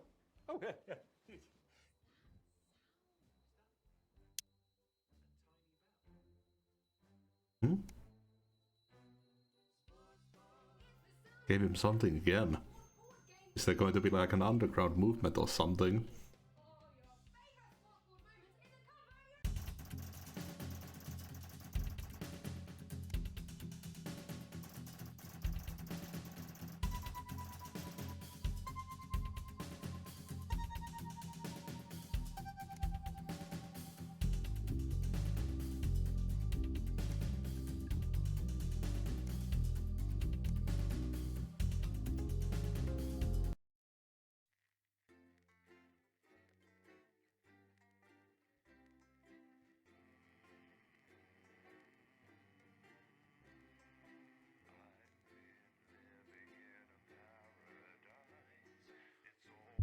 Oh man, this would be awesome to play with a stream deck or something. You could map those buttons.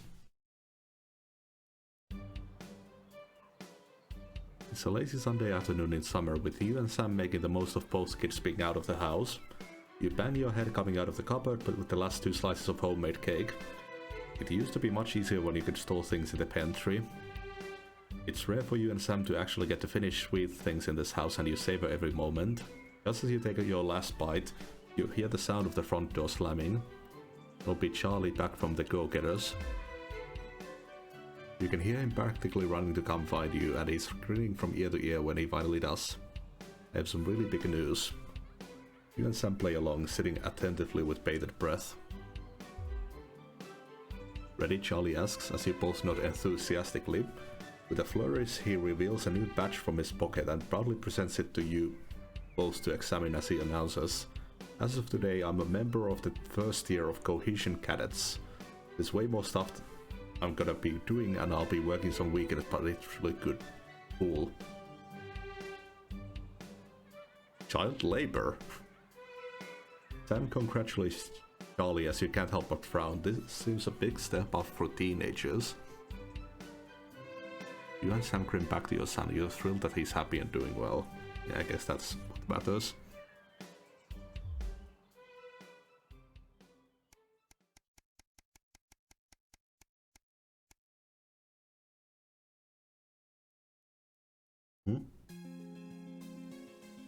You've always had dinner as a family for the important events, and tonight is no exception. You've even invited Chris around as an olive branch, or Sam did, and that's why apparently.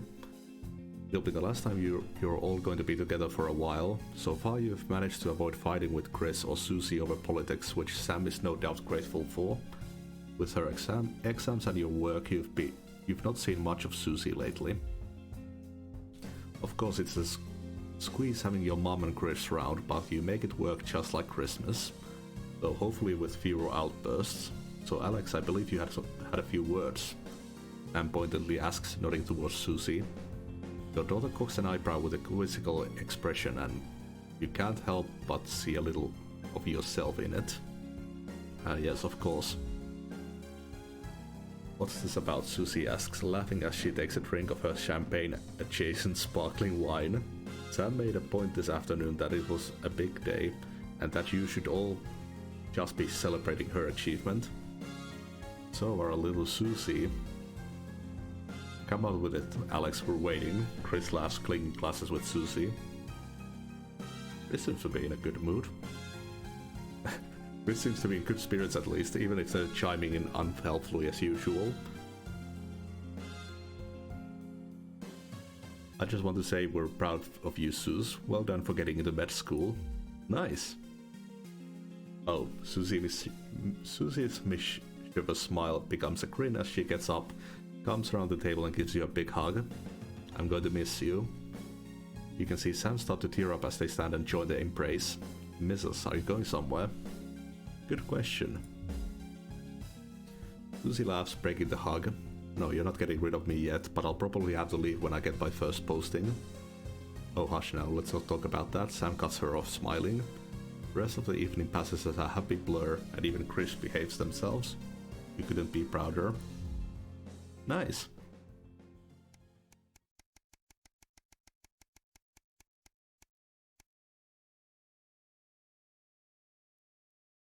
Uh-oh. Shopping, something that's always seemed so tedious before the sanctions, has become even more of a chore now. You managed to get almost everything you needed for the family this evening, but you'll have to come back tomorrow to get through the week. There's a queue to leave the car park, though it's hard to make out why in the dark. Hopefully whatever's causing it won't be long. As the final car in front of you drives off, you realize the queue is actually due to a checkpoint set up at the exit. Friendly looking man in an advanced uniform, ECO emblazoned in a number of places on it, approaches your car and knocks on the driver's side window. Ooh.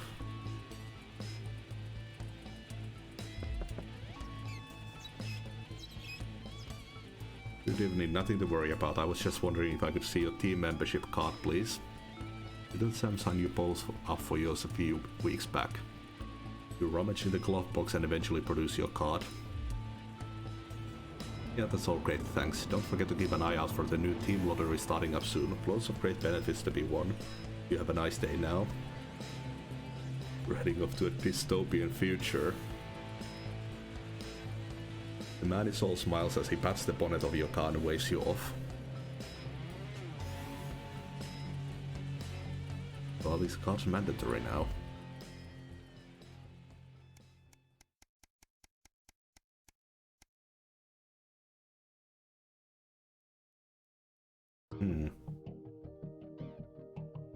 It's a Saturday, one of your few days off, and you've made most of it. But as late afternoon draws on, the invitation sits pinned to the fridge, staring accusingly at you. The Channel 1 Gala is a mandatory work event. Bozeman was very quick to tell you. Also, don't you dare be late.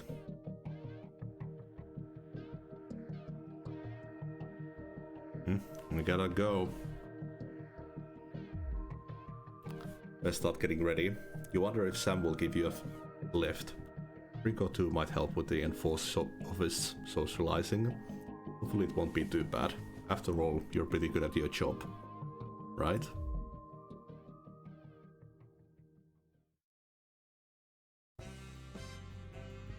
You arrive on time barely at the Sauvignon, one of the oldest and grandest hotels in the capital.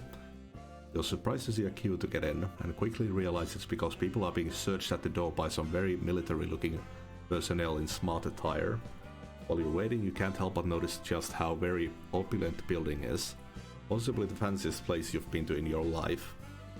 You submit to being battered down and with a sigh of relief are led into the hotel. Once inside, you're directed to the grand ballroom. Following the signs, you marvel at the sheer scale of the building, the place, and the amount of armed security guards. When you finally arrive, a very severe-looking woman at the door asks for your name. I'm Alex Winston. He curtly checks her list before whispering something to the waiter beside her. You've made it just in time to be seated before dinner. Please follow Emmanuel here to your table. The waiter smiles at you and opens one of the great double doors, gesturing for you to enter. Immediately you can see why it's called the Grand Ballroom. You pause for a second to take it all in. You feel a slight tap on your arm and Emmanuel gestures for you to follow him. He seats you at the table in the central floor area with a decent view of the stage. Clearly you're in Bozeman's good books at the moment. You're sat with some colleagues you've seen around the Channel 1 offices before you, but you don't know that well. One of them informs you far too excitedly it's very corporate evening of awards and speeches. At least the food should be good. Dinner is indeed lovely, and with the help of the no doubt very expensive wine, conversation flows easily enough. In fact, much to your surprise, you're actually presented with an award for Best Newcomer to the Channel 1 family. Well, this was unexpected. As you walk up to collect it, you recognize the presenter as Dr. Adrian Atkinson Blimey of Incisors fame. He thanks Advance for sponsoring this year's gala, before specifically thanking Prime Ministers Julia Salisbury and Peter Clement for being in attendance tonight. As you take to the stage, you see the frontmost central table does indeed seat the Prime Ministers as well as Bozeman, Meghan and some other very well-to-do types that you don't recognize. That explains all the security. As you're handed the award, Dr. Atkinson Blimey asks if you'd like to say a few words.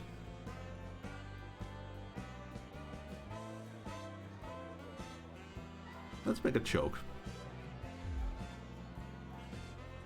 Most of the room breaks out into polite laughter, but you see that neither of the Prime Minister crack up as much as smile, and nor does Bozeman. He's too busy frantically flipping between summoning Peter and Julia for a reaction and glaring daggers at you. Eventually they join the light applause as Adrian ushers you back to your seat. Oh fuck. That may not have been the smartest move. Just as you're finishing up dinner, one of the other people at your table points behind you. As you turn, you see Bozeman walking briskly past with Julia Salisbury and Peter Clement in tow. You're pretty sure he was pointedly ignoring you. He seems to be introducing the Prime Ministers to a selection of people at different tables. Better them than you. You finish off the rest of the meal listening to the last few speeches and then head home. All in all, it was a surprisingly nice evening. You might actually look forward to the next one. Providing Bozeman invites you to that one, of course.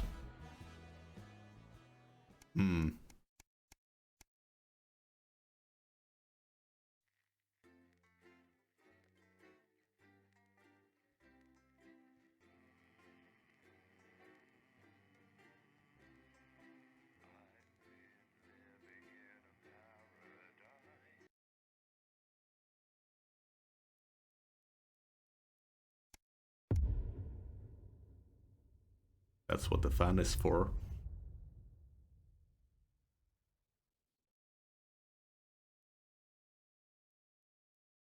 Oh fuck.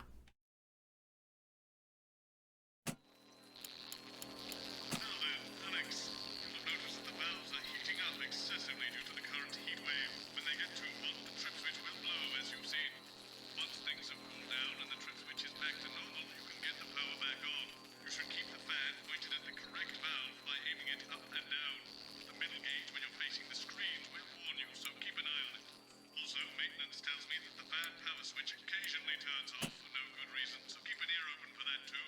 I'm sure you've already worked all this out though, Alex. You're a rising star of this network and we're all very proud of you. Who's down the sun, have you? Yes, they've just strapped on their wax wings. Classical illusions are no substitute for air conditioning. You know, I genuinely thought you'd be in a better mood today. She's not even here. Yes, but he is.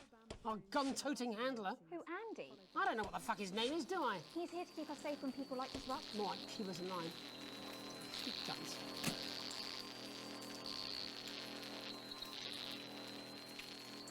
Odds on fire. That good enough for you? Going in 5, 4, 3. Good evening, I'm Jeremy Donaldson. Our main headlines tonight. Siege mentality.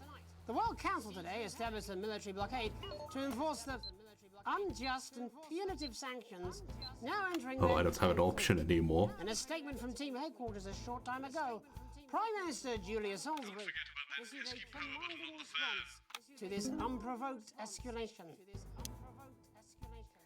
The World Council should make no mistake. This blockade and the illegal sanctions it seeks to enforce are an act of war and will be treated as such.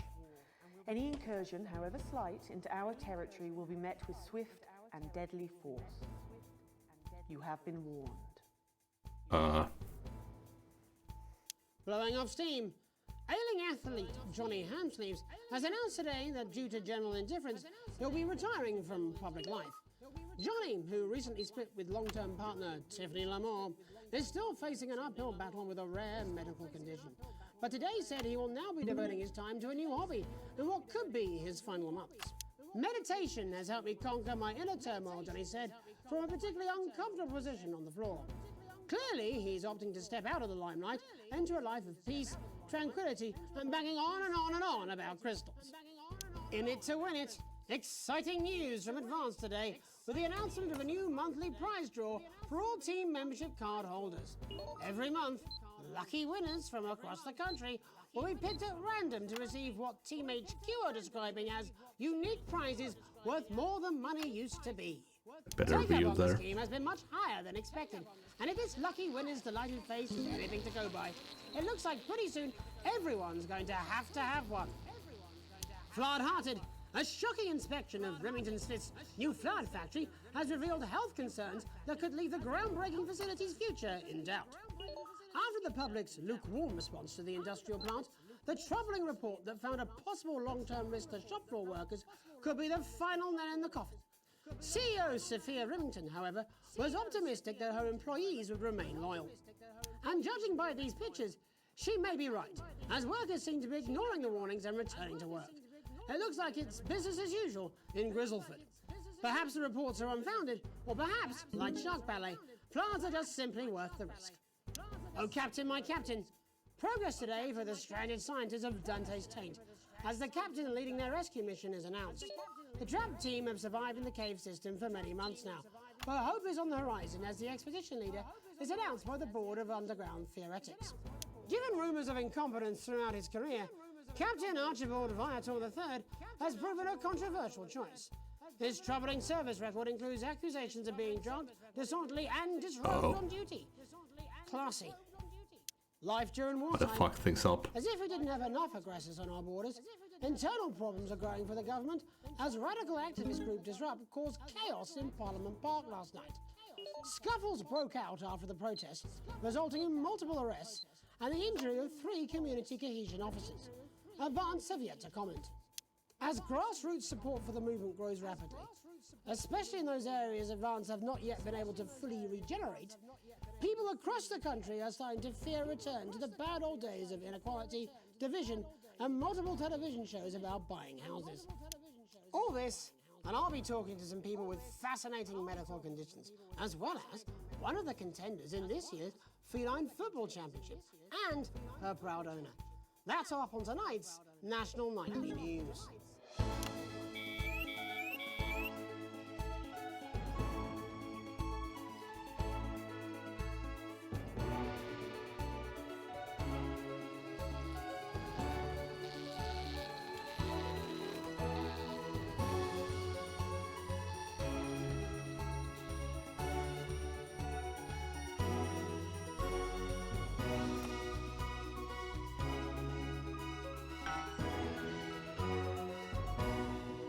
But first tonight, our team of correspondents has been dispatched to every corner of the country to see how the people of this great nation of ours are coping with this unprecedented hot weather. First, let's go to Megan Wolf in Shining-on-Sea to see what the scientific community has to say. Megan, how's the weather there? It's absolutely glorious, Jeremy. Thank you for asking. I'm here with Dr. Anna Burns of the University of Princeton. Are you enjoying the weather as much as I am? Oh, yes, it's wonderful, isn't it? My eyelids are sweating.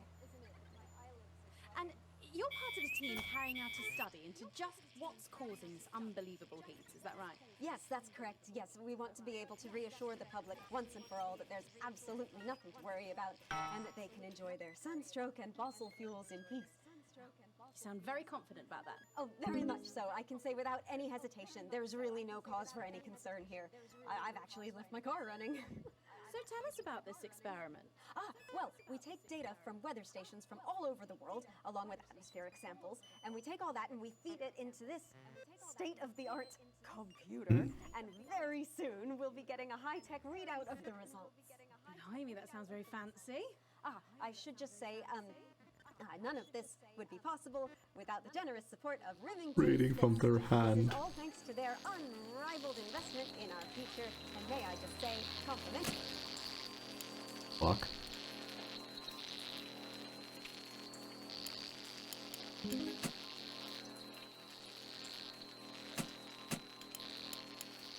Hang on. This can't be right. Right, but obviously you said a second ago that everything is absolutely fine, so... Well, actually, under concern level, it just says, why, God, why?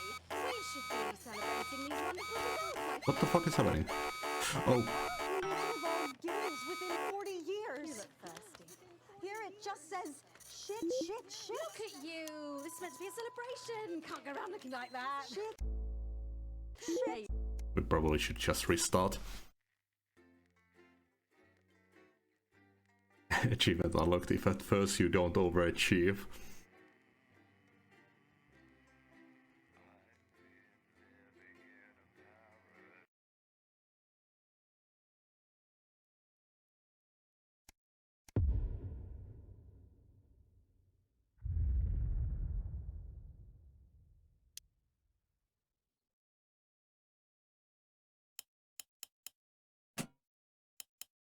They're wax wings. Classical illusions are no substitute for air conditioning. You know, I genuinely thought you'd be in a better mood today. She's not even here. Yes, but he is.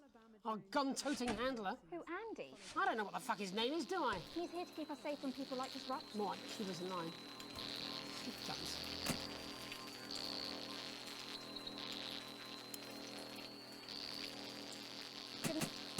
Going in 5, 4, 3. Good evening, I'm Jeremy Dawson. Our main headlines tonight. Siege mentality. The World Council today established a military blockade to enforce the unjust and punitive sanctions now entering their 10th week. In a statement from team headquarters a short time ago, Prime Minister Julia Salisbury issued a commanding response to this unprovoked escalation. The World Council should make no mistake. This blockade and the illegal sanctions it seeks to enforce are an act of war and will be treated as such. Any incursion, however slight, into our territory will be met with swift and deadly force. You have been warned. Blowing off steam. Ailing athlete Johnny Hamsleeves has announced today that due to general indifference, he'll be retiring from public life. Johnny, who recently split with long-term partner Tiffany Lamore, is still facing an uphill battle with a rare medical condition. But today said he will now be devoting his time to a new hobby in what could be his final months. Meditation has helped me conquer my inner turmoil, Johnny said, from a particularly uncomfortable position on the floor. Clearly, he's opting to step out of the limelight into a life of peace, tranquility, and banging on and on and on about crystals. In it to win it. Exciting news from Advance today with the announcement of a new monthly prize draw for all team membership card holders. Every month, lucky winners from across the country will be picked at random to receive what Team HQ are describing as unique prizes worth more than money used to be. Take-up on the scheme has been much higher than expected, and it is lucky winners' delighted face with anything to go by. it looks like pretty soon everyone's going to have one. Flawed-hearted, a shocking inspection of Remington Smith's new flood factory has revealed health concerns that could leave the groundbreaking facility's future in doubt. After the public's lukewarm response to the industrial plant, the troubling the other report one, that actually. found a possible long-term risk to shop floor workers could be the final nail in the coffin. CEO Sophia Remington, however, was optimistic that her employees would remain loyal. But perhaps she spoke too soon. As these photos clearly show, workers are taking the warnings very seriously, and some have even abandoned their posts to seek medical advice. It seems like my mother was wrong. A flood a day won't keep the doctor away. Oh, Captain, my Captain. Progress today for the stranded scientists of Dante's Taint, as the captain leading their rescue mission is announced. The trapped team have survived in the cave system for many months now, but hope is on the horizon as the expedition leader is announced by the Board of Underground Theoretics.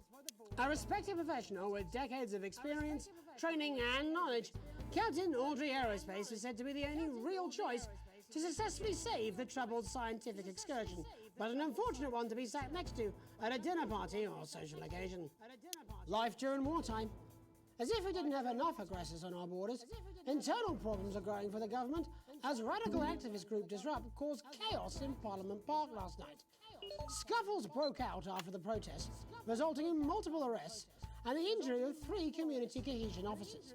Advance have yet to comment. As grassroots support for the movement grows rapidly, especially in those areas Advance have not yet been able to fully regenerate, people across the country are starting to fear a return to the bad old days of inequality, division, and multiple television shows about buying houses. All this, and I'll be talking to some people with fascinating medical conditions, as well as one of the contenders in this year's Feline Football Championship, and her proud owner. That's all up on tonight's National Nightly News. And after that, I'll be asking my own phone what it thinks about the... Oh, fuck.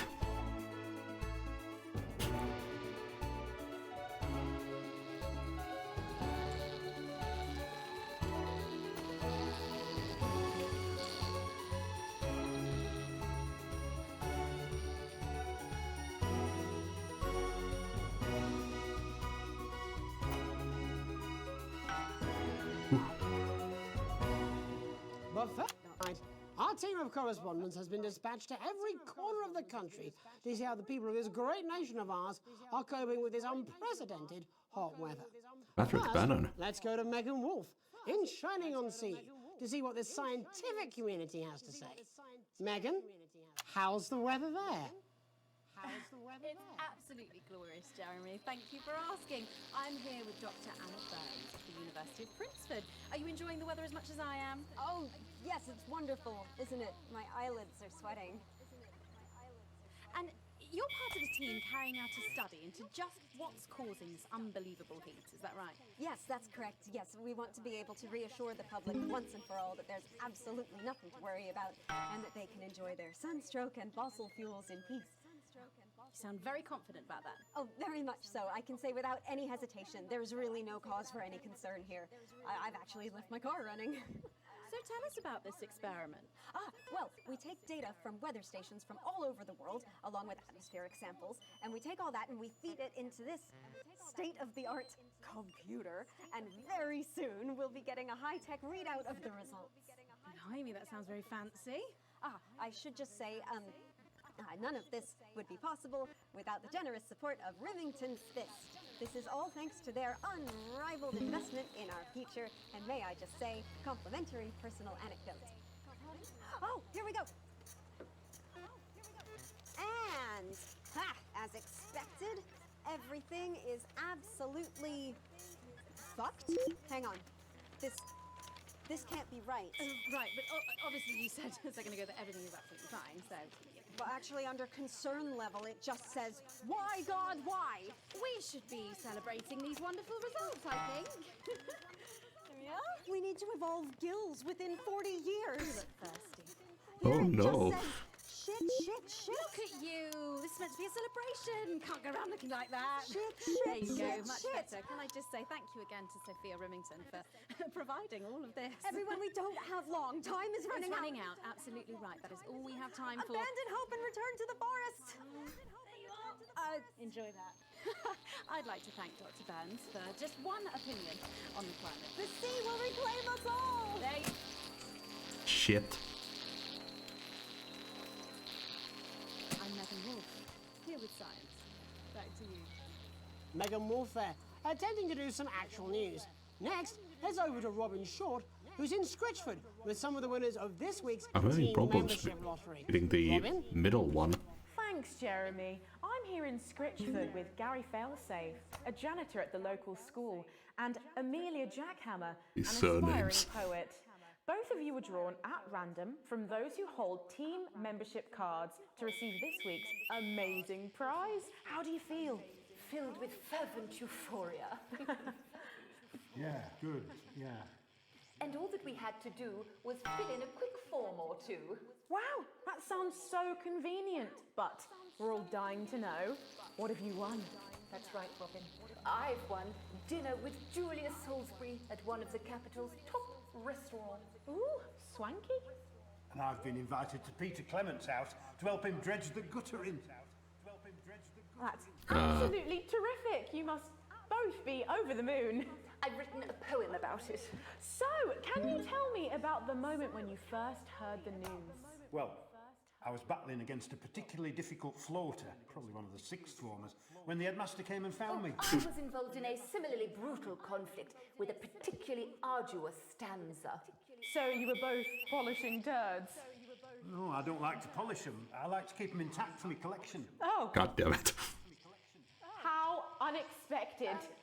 I don't polish turds. I write poetry. Potato, potato. So, Gary... Do you think Peter Clement's going to let me keep the contents of his downpipe? There's no harm in asking, I suppose. Would you like to hear one? No, thank you. Gary, when you signed up for team membership, was it in hopes of winning the lottery, or were there other reasons? I like a flutter, of course, but no, the boss said I had to sign up to keep coming into school. Very sensible. It's important to know who we're trusting around our children. Oh, I have an unpublished book of sonnets about children. Perhaps you'd like Oh, to no. hear one. No! Or an anthology of haikus on the death of innocence. I'd rather hear about Gary's turd collection. Really? Yeah, me too. I thought you might say that. Oh. Are you all right? Yes, it's coming.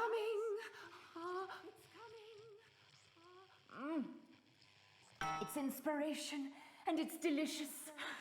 Right you are. Today on the show there's no news. Just a man who keeps multiple poos. Here, this big one's my favourite. See how it's fibrous? Really looks Fuck's sake. Would you encourage other people to enter for their chance to win? God damn it. If it's colour you're looking for, take a gander at old Blue Eyes here. Blue Eyes? The national news lost its way when it covered some crap on a tray. Some of these are quite rare. Maybe that was unfair. And that's all we have time for today. Back to you, Jeremy. Thanks, Robin. What a lucky pair they are. And finally in this segment, it's over to Patrick Bannon, who's gone to the smelliest town in the country to see how the unprecedented weather is affecting the locals. Patrick? Hello there, Jeremy. Hello, yes. I'm here live in Grizzleford, which has recently voted the smelliest town in the country. And I have to say that, you know, in this heat, the smell really is. I mean, it's something else. Barry Lardons, mate, you've lived here your whole life. How'd you put up with the stink? Well, we're just all very proud of our achievement, to be honest with you. You can tell that, look at him, proud as punch. Do you know what it's like, son, being the second smelliest town? No, I don't. Living in the shadow of Arseminster. Those smug fucks. But who's laughing now, eh? What, not me, that's for sure. So what happened, mate? Right, the good people from Remington's Fist came in and saved the day with their factory. You're talking, of course, about the newly built Flage factory. Yeah, they gave us this big presentation on jobs and growth. But as soon as we heard about the stench, we paid them whatever they wanted to put it here. Does the stink not affect your life in every way, Barry? I mean, perhaps if you're filling in a tax return or completing the physical act of love. It's strong at first, but you get used to it after several weeks of your first bout of sickness. The judges were very impressed. So, what's the sickness? Oh, that's nothing to worry about. It takes a few minutes before you develop any symptoms. Now, folk are saying something about the production line and how they dump carcasses directly into the water main, but I think it's probably the fume valves on the high street. On the high street? Should I see a doctor? What are the symptoms? Well, the first one is asking stupid questions. Then folk experience a loss of inhibition. Fuck off, do they? When was the last time you brushed your teeth, you stinking old tramp? Next recording is a period of randomness. Shit. Hello, it's sexy Patrick Bannon. He's wearing sexy shorts now. Oh my God, look at me. I'm like a stallion. I'm gorgeous. Why didn't you tell me? I should take my shirt off. You know what? I'll even let you touch me if you want. That will be the bout of undeserved self-confidence. Love the Bannon. Feel the Bannon. Oh, man. What's the point? And the ennui. All that's left now are the hallucinations and unconsciousness. Nana Dottie? Was that you? Why are you made out of elbows? You know I don't eat opinions. Oh, don't worry, folks. Once he wakes up, he'll be just fine. We'll just find a place to stick him where it won't matter how many times he evacuates his bowels. Right, that's all here from Grizzleford, a town that's really making a stink. I'm Barry Lardons. Back to you, Jeremy. Thanks, Barry. With a naval blockade being set up around our coastline as we speak, when we come back, I'll be talking to 3 members of the general public who appear to be here purely for medical reasons. Don't go away. Unless, of course, you've got something better to do. We'll be back after these messages. 1 minute back. This next section features a potentially controversial guest. Advance may request some censorship if it goes too off-topic. You've done a great job so far keeping everyone happy, so let's keep up the good work. And I can't do this About that pesky power button on the fan. I've done something. What do you mean? Jeremy? My mic is still live. Well, We've got none of that, but I can tell you what we do have. I kind of missed what he said. I was listening to Boss. This way. Stay with us in our rustic accommodation with all That's what I'm talking about? Cat football? We should be doing an interview with the War Minister, or a report from Grantham Downs. Even the weather would be more fucking relevant than this. Jeremy, please, just breathe. It's just something light to keep people's minds off things. Exactly, which is wrong. People's minds should be very much on things. Christ, it's so fucking hot! Please take your seats as quickly as you can. I can't do this anymore, Jenny. I've had enough. That's it. This is just 10 seconds! Get over yourself, Jeremy. Why don't you stop feeling sorry for yourself for 5 fucking 5, 4, 3.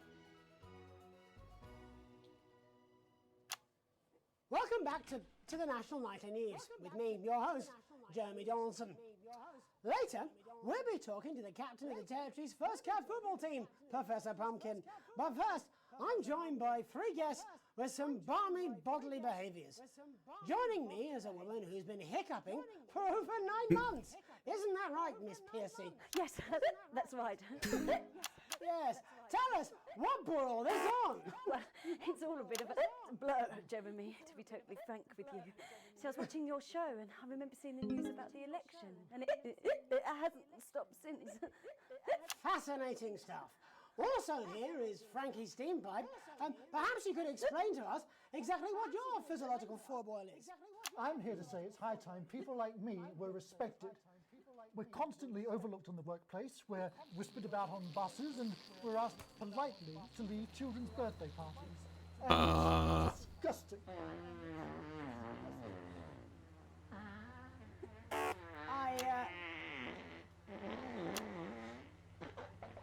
I'm sorry, my bowels have comic timing.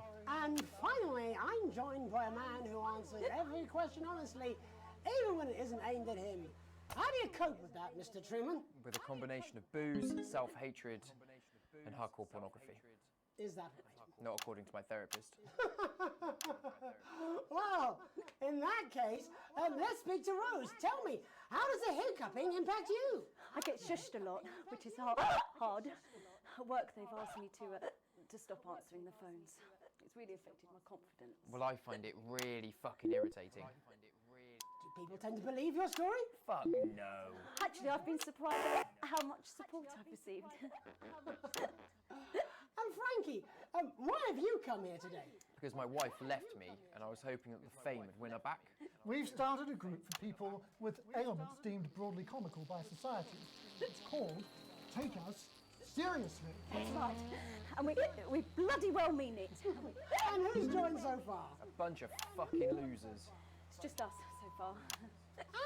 And how much success have you had? Well, we've seen some real positive changes. I don't want to toot my own horn, but it's been a runaway success. Shit all. Not a single person come to our fun run, and all of our leaflets fell in the canal. Well, Miss Piercy, some people are saying your condition was actually caused by the shocking events of that night. What do you think? Come down, Mr. Donaldson, that's absolute rubbish.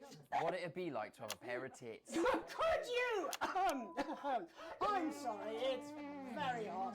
What was I thinking? That you're a team fuck puppet? No. Or a sellout cunt? Apologies. Just reminded that he can't help it. And hey, if this isn't live television, then what is it? Fuckfest of propaganda masquerading as journalism. Right, Frankie, Rose, tell us, how can the viewers get involved with your cause? Yes, we're holding a sponsored run in Capitol Park next weekend. It's called the No Smiles 13 Miles. No, it's called the No Laugh Half. What did I say before the show? That it was the team pulling Jeremy Donaldson's strings. No, I didn't say. Wow, we may have to end that there, unfortunately. What a harmless bit of fun. Steady on! This is exactly what I'm talking about. We demand respect. Yes, well, later, I'll be talking to Professor Pumpkin, a ginger tabby with a world-class pair of penalty paws. Is that really necessary? No, it isn't. Let go. Not you. Unhand him at once. Listen, enough! That's enough! Enough! What are you doing? Trying not to piss myself. Alex, cut. Don't you dare! Don't you fucking dare cut to the ads before I tell you to. Now, you in the broadcast centre. Bozeman's little scapegoat. You listen to me. You cut to the ads before I tell you to, and I will kill every single person in this studio. Holy shit. I am thinking about what I'm doing. I've been thinking about it for a long time. We all should be. Christ, it's so fucking hot in here. Do you remember when we used to do the real news? Before it was all lottery winners and bloody cat football? We are on the brinks of a siege the likes of which the world hasn't seen in hundreds of years. The enemy is at the gates, and I'm stuck here talking to these three fucking idiots. I think my hiccups have stopped. You three, get the fuck out of my studio. Go on, now, go, before I change my mind. Jenny, lock the doors. Lock the doors. Yes, Jeremy. Now. Good. Yes. Now. Good. Right. Yes. You in the broadcast centre. Alex, you listen to me. You pay attention. Now, I'm sure you've already loaded up exactly what you're going to play in the commercial, but today is going to be a little bit different. Look to your right. Yes, really. Look to your right. There is a VHS tape, and I want you to load it into one of the machines. And when I say so, and not before, you play it. You've got about 15 seconds, so I wouldn't waste any time. Now, all cameras. I assume you won't be playing that tape. This station does not negotiate with terrorists. I hope I've made myself clear. You seem to know what to do. Every single thing that comes out of this studio is either one-sided or banal. We're going to show the other side for a bit. For a bit of fucking balance. Like the good old days. Alex, play the fucking tape. Now, I don't want to hurt any of you. But if I see anything I don't like, I will not hesitate to start. Alex, you're going to get me in trouble with that. Let's hope you made the right call. Reset the system for the third segment. I imagine the ratings are going to be through the roof. Heard them lie about us on the news. We are the resistance. We are disrupt, and we're going to tell you the truth. Advance, aided by the mass media, are lying to you. The elderly are not a burden. The rich were not all crazy. And the team membership card is an ID card, no matter how tempting the prizes are. But who am I to tell you this? A voice from the shadows trying to tell you that everything you know is wrong.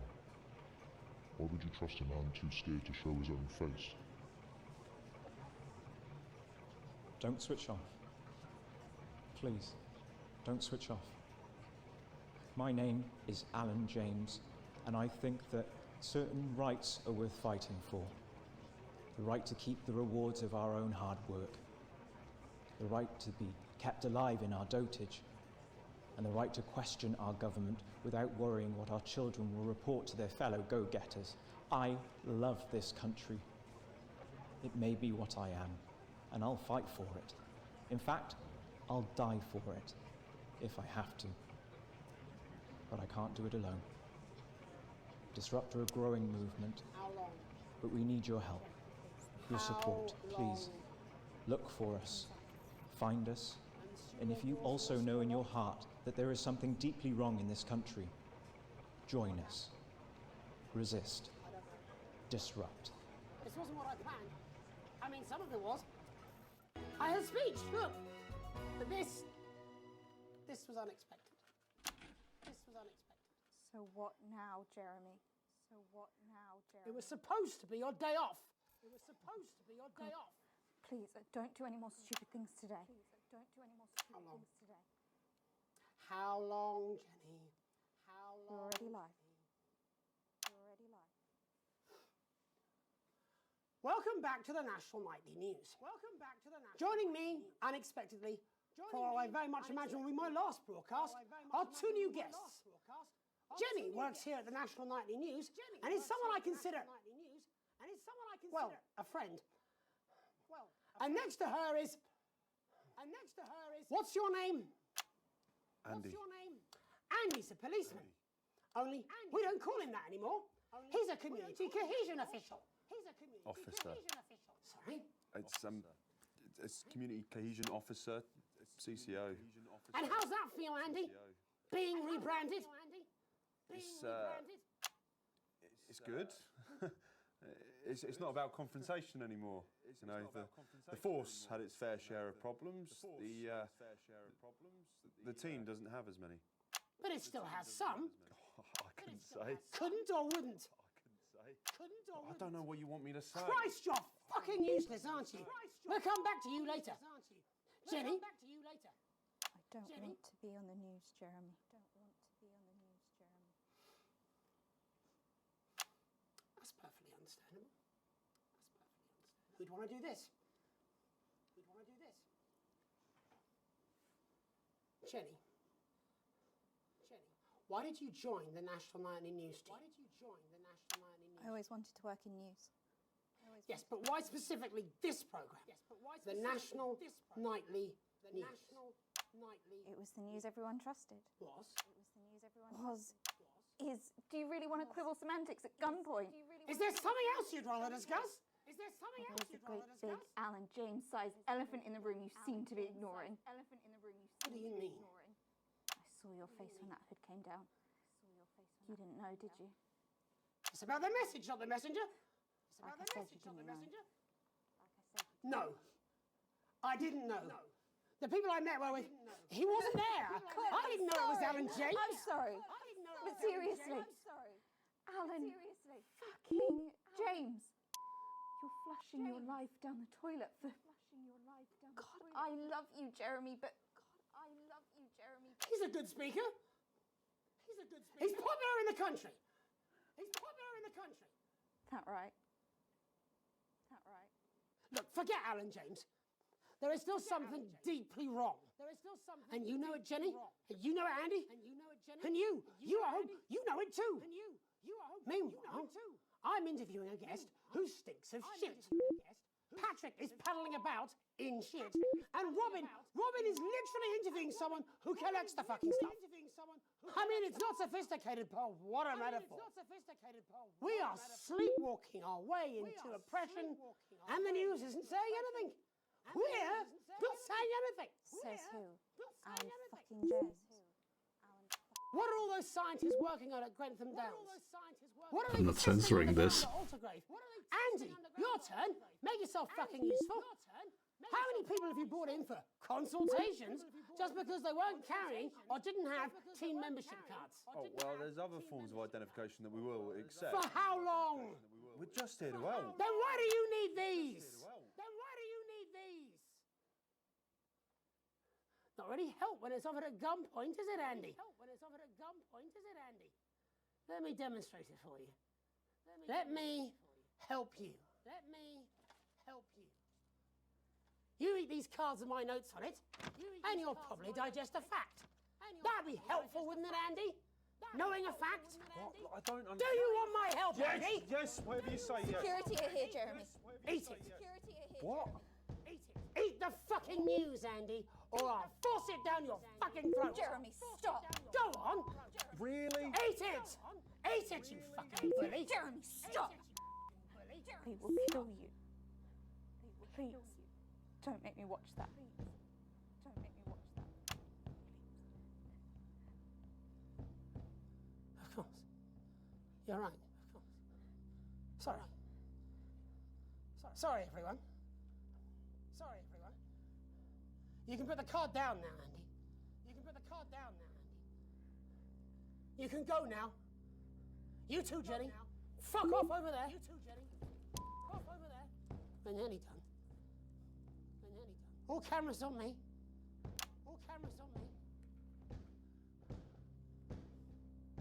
This new regime of ours is so seductive.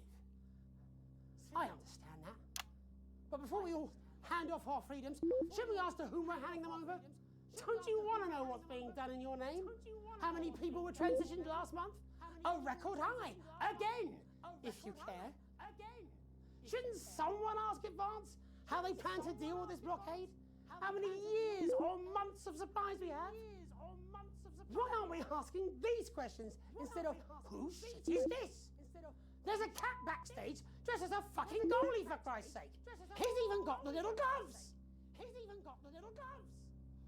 Anyway, that's why I arranged for you to see that broadcast from the last break. I didn't know it was going to be him, but I guess that just about sums it up. We are all up Ship Creek with a paddle made of Alan fucking James. Christ is also fucking pointless.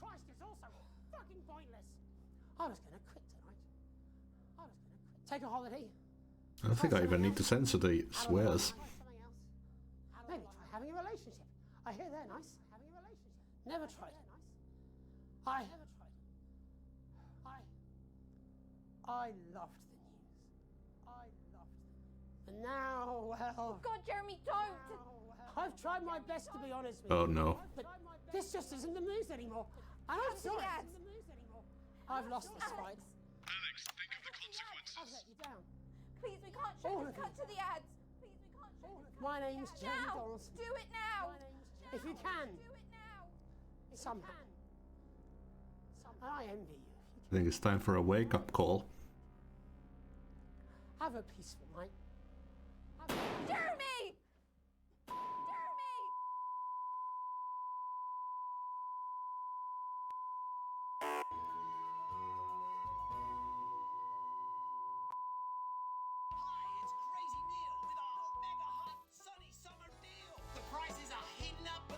Are they going to come for me now?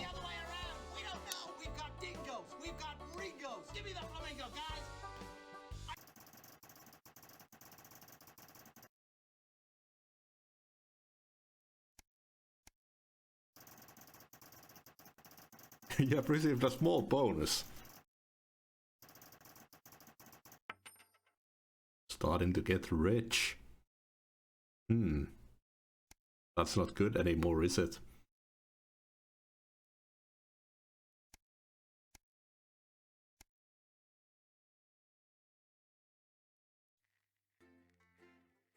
It seems like an ending.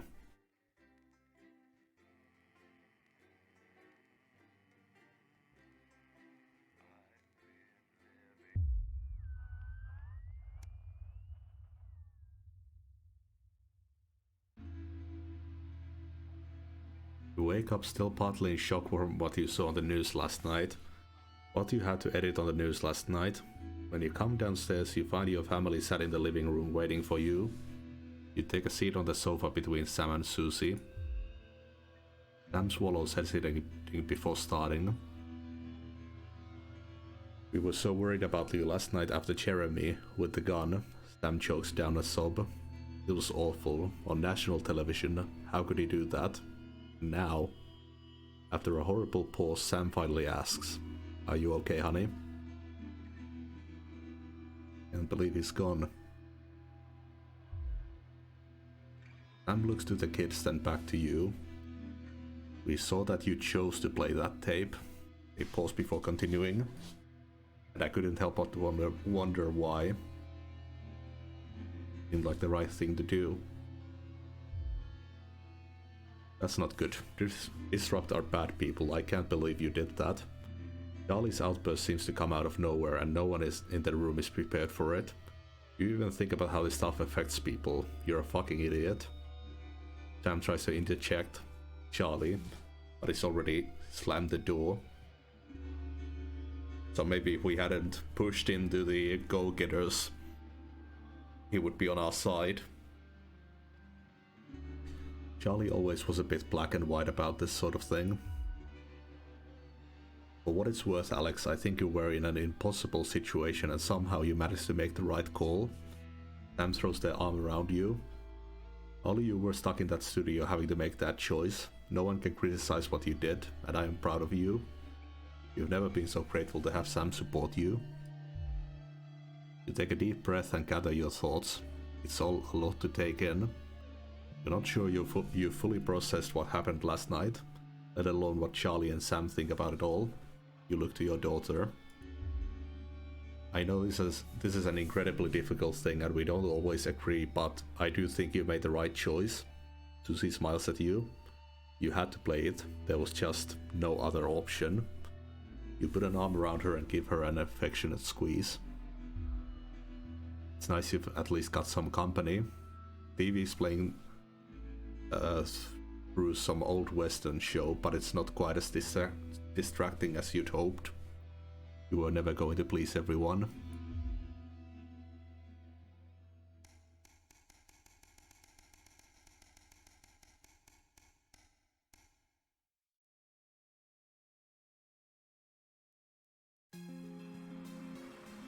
You got off work early today, a rare enough occurrence to put a spring in your step.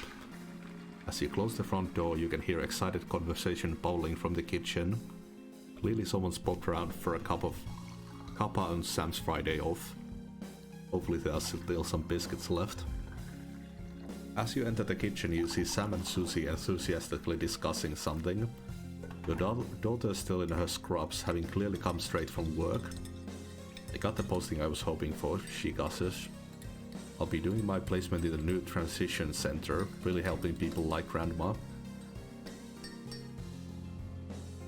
Transition center, why would you want to work at one of those horrible places? That's amazing news, congratulations sweetheart. Such important work. A tough call to make.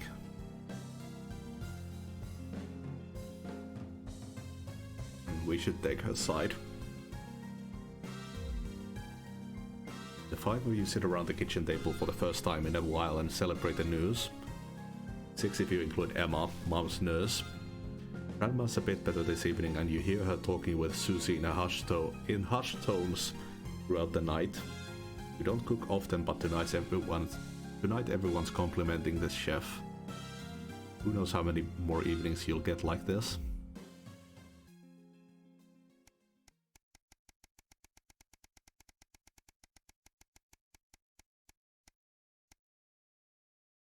Almost been a year.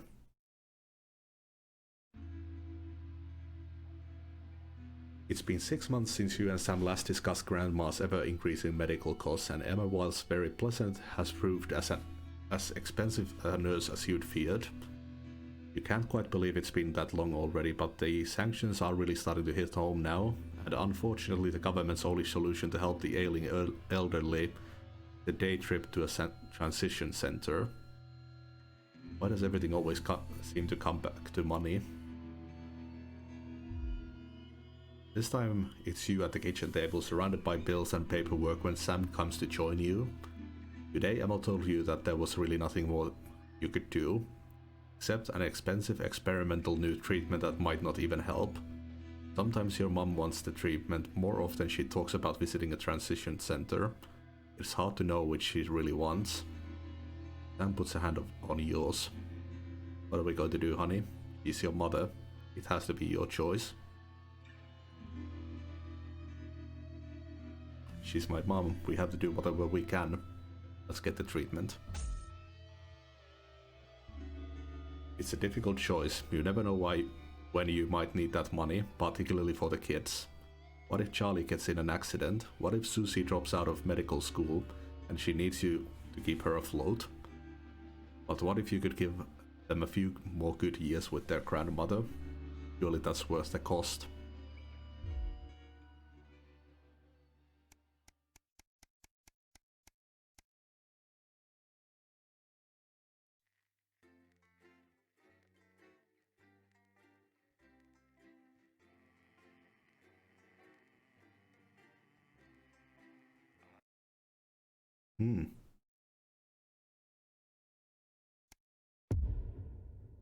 Oh no. Good evening, Alex. It's Bozeman here. Hope all's well with the family. Just a heads up, we're expecting those troublemakers at Disrupt to attempt to hack the channel during the broadcast, so keep an eye on the interference screen and stay out of the orange. Let's keep the news on the air. It's important, now more than ever.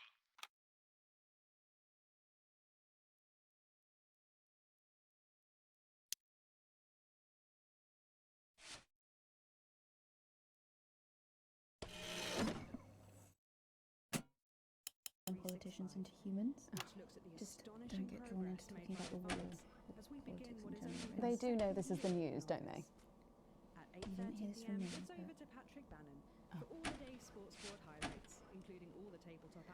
Apparently, there's a crew at Team HQ right now. I think she's giving a speech or something tonight. They'll get it on the late news.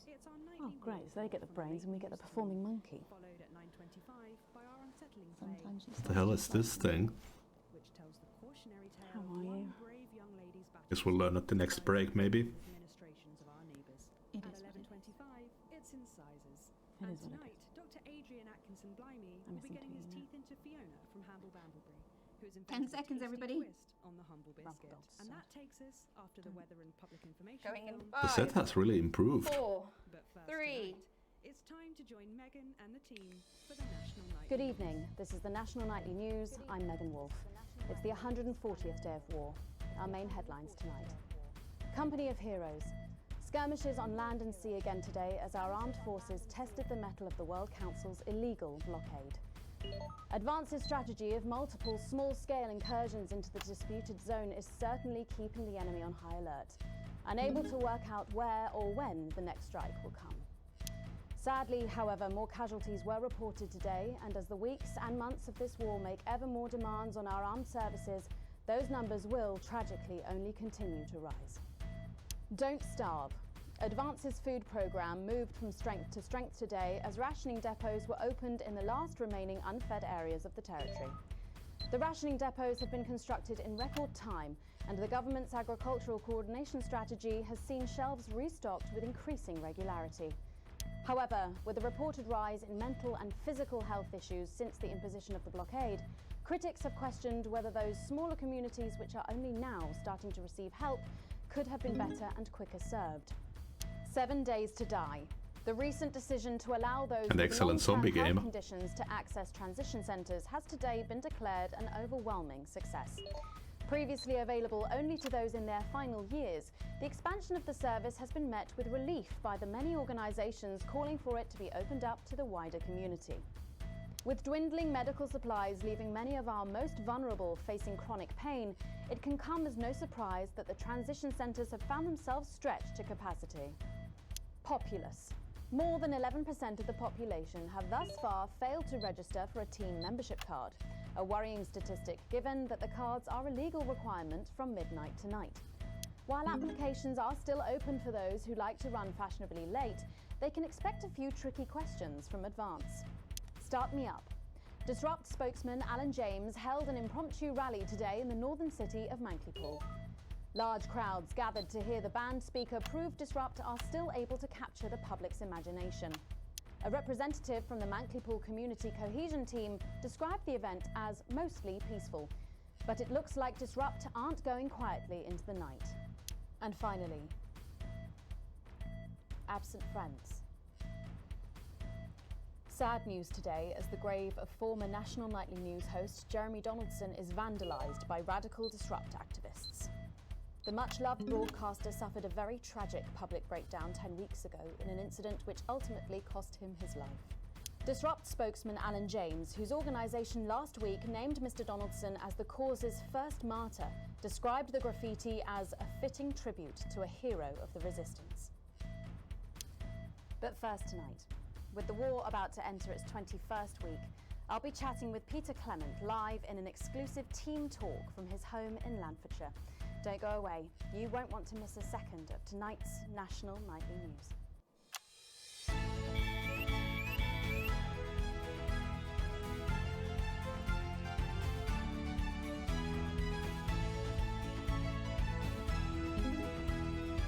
It's a very somber feeling now that Donaldson is dead. Whoop. Fuck.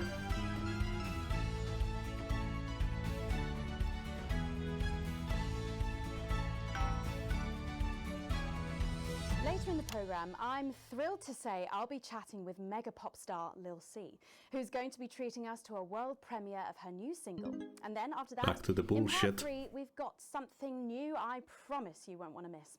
But first tonight, let's check in with Prime Minister Peter Clement, who's coming to us through the magic of television all the way from his home in Lanfordshire.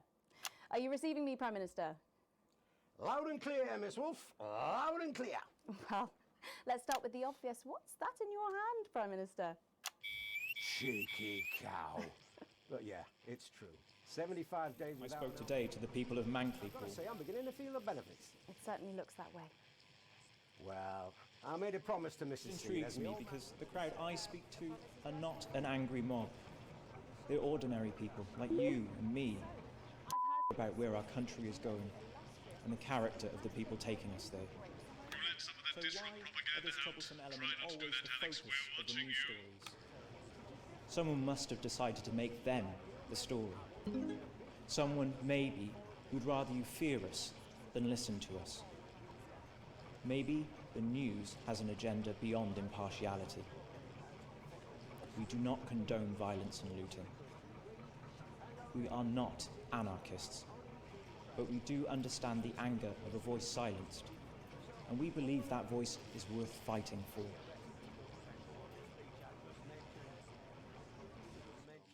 Team spirit. It just doesn't smell much like team spirit. The old man used to say, when life gives you shite, make shite pie. It works just as well with lemons and lemonade. I suppose it does. Prime Minister, 20 weeks ago, on the day international sanctions were imposed on the people of this country for the outrageous actions of their leaders, we are told a war began. But 10 weeks ago, on the night the blockade came into effect, another war began. When Jeremy Donaldson lost his life trying to get our message out to you, a war on truth was declared by Advance. And Jeremy Donaldson was the first victim of that war. And so, by marking his grave, we claim Jeremy Donaldson as Disrupt's first martyr. And I fear, very sadly, that he may not be the last. But do not let one war distract you from another. Jeremy wouldn't have. Even under rationing, we all did. And let's face it, there are still plenty of people in this country who could afford to lose a little bit of weight. what are you implying? No, but seriously, Prime Minister, we know you're very busy, but one final question, if I may. Oh, well, go on then. When you get home from a long day, your head full of the territory's hopes and fears, what music do you listen to when you work out to take your mind off things? Well, I know I've got a bit of a reputation for being an old fuddy-duddy, but I'd be lying if I didn't say there's something about Little C that just demands one's attention. Well, let's hope you stay watching, Prime Minister, because she is going to be talking and performing live after the break.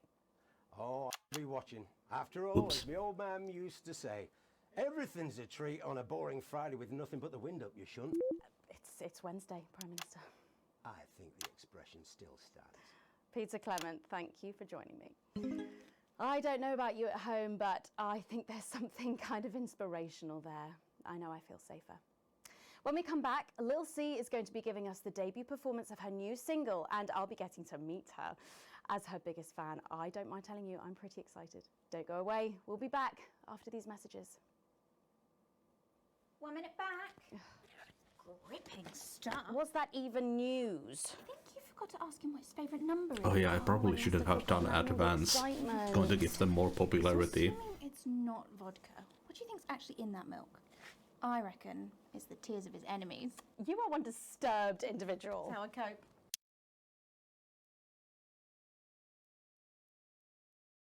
Society. We are not a territory that chooses to live in fear. Yeah, it is just pure propaganda. Or avert our eyes at the sight of injustice.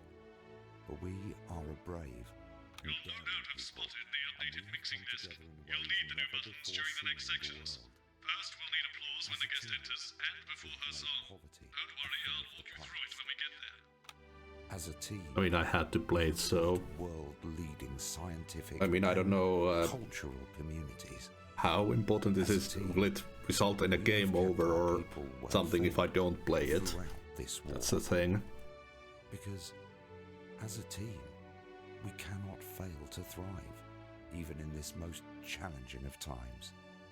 And one day, soon now, when this turbulent I've time never is... heard of her before.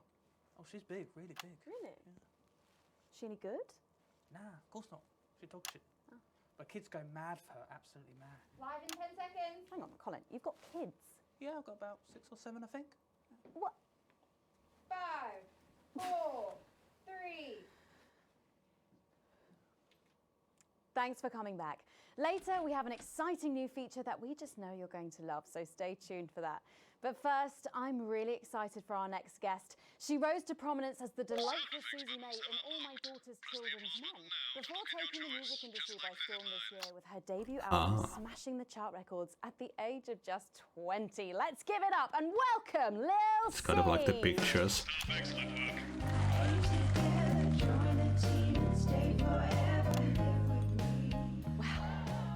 May I just say, you look incredible. Oh, thanks, babe. I'm doing this new regime Oh. and it really does work. What's the regime? And my manager suggested it to me. It basically involves bathing in like cabbage water and then having the leaves sucked out of you while you sleep. Wow, is that helpful? Oh, well, look at me, Meg. The leaves are my only nourishment. Yep, they certainly are. Now, you'll have to forgive me, but I'm somewhat of a super fan, so I'm sorry if I get a bit starstruck. Oh, bless you. I just thought that she doesn't even know her. If you do get a little tongue-tied, I can always carry the interview. Oh, that's good to know. So your first album, F My Face Together, it hit shelves this summer and it just exploded. I mean, what was that like for you? Bonkers, just so weird. I was in all the papers and the magazines. Overnight, I went from that like annoying little girl from that show to that like sexy little girl from that show. Wow, that must have been bizarre. Oh, is this a Miley Cyrus Just like thing? any other morning, you know, get up at 5, go on a 4-mile run, have 3 meetings on my cabbage bath, but then only then was my dad actually talking to me. Oh, of course. I mean, the famed country singer, Billy Bob Jean Short. Yeah, it is. There's nothing that strange about it, Megan. Okay, yes, he may believe that aliens told him to hate women, but there really isn't anything to prove that he's wrong. Uh-huh. So, this newfound explosion into your popularity, I mean, did that change your life? Well, I had to start wearing like nicer underwear, you know, for the paparazzi. But as my manager says, best to make the most of it before I'm 30. Is that right? So, what's the album about? So I thought it was about like how pretty and great I am, but actually it's about monetizing youth, I think, or about like promoting an unrealistic standard of beauty or something. Your manager again. Yeah, he says insecurity is an opportunity. Oh, Do you think he'd be happy with you telling us all this? Telling you all what? It really doesn't matter what I say here. I'll do my dancing and then this part will all be forgotten about. Oh, well, yeah. I mean, we're going to see some of those famous dance moves very shortly because you're going to be performing your new single, aren't you? Yep, it's from my album Put It In My A Together and it's out. Put It In My A Together and... My friend let her 13-year-old son join the Go-Getters. He's occupied now. Album since lunchtime. Busy, even. His room's never been tidier. But he keeps notebooks he won't let her read. And sometimes she catches him staring at her. And last week, she found him searching through her papers. When confronted, he always had a plausible answer, a good answer. But somehow it's too good. Like it's been prepared in advance. Or possibly by them. We want to know what the news will no longer tell us. And when we find out, we will tell you. We will hack into your news broadcasts. We will defend your right to information. We will resist, and we will disrupt. Yeah. I think things could have been different, you know, like better. But I don't know. I love doing autographs and having somebody dress me and tell me what to wear. Did you always want to do music? Well, ever since I was a little girl, I'd sit in front of the radio, and as soon as my favourite girl group would come on, I'd press record on my cassette. But then my dad would come in and tell me to turn it off and to go back upstairs and start practicing again. Sorry, is your dad your manager? Yeah, which can be tough. And sometimes when it gets really hard, he'll say, "Make Quagler proud and you might just survive childbirth." What? Well, you know what, despite anything, you'll make me proud. Oh, if only your opinion was as valuable as his. And on that problematic note, you're going to be singing your song for us soon, aren't you? Tell me about it. So it's called These Babies Gonna Bring You Home, and I actually got sent the lyrics in the car on the way up here. But you know what? It's actually all right. And don't worry, all my work is team approved. All right then. Well, you can go and get ready for that. We'll see you in a little bit. It was a very specific type of pleasure to chat to her, and I just can't wait to hear this.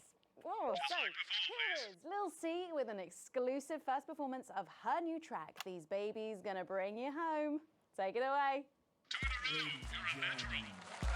It's the Force's favorite, the queen of teams, here to break in your blockades, Lil C.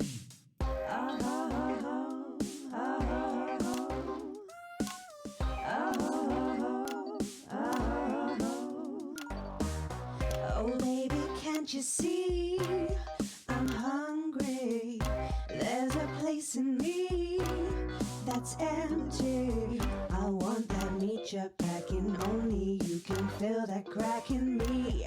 I'm under siege, so come and free me. Tell the people. Ain't no disruption here, boy, I got no agenda. Just want the team and me, no birdie for a member. Don't stop the morning drill, there's holes in me that ain't been filled yet. I only scream this loud when you do your country proud. I ain't no Vickers daughter, come and skirmish on my border. Quick before I get much older, tie me down and hold me like an enemy soldier. An enemy soldier. So let them try and break our dream. We fight and love and die at two. So what a Peter Clemens boys can come and use me as a toy. I wanna see some action, so come and break my sanctions.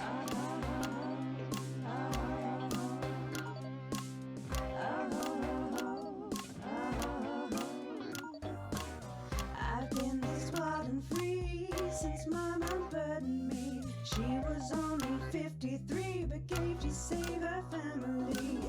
There's no one judging me if I'm the one that's in your fantasy. Don't die alone, these babies gonna bring you home. I ain't no Vickers daughter, come and skirmish on my border. Quick before I get much older, tie me down and hold me like an enemy soldier. So bad.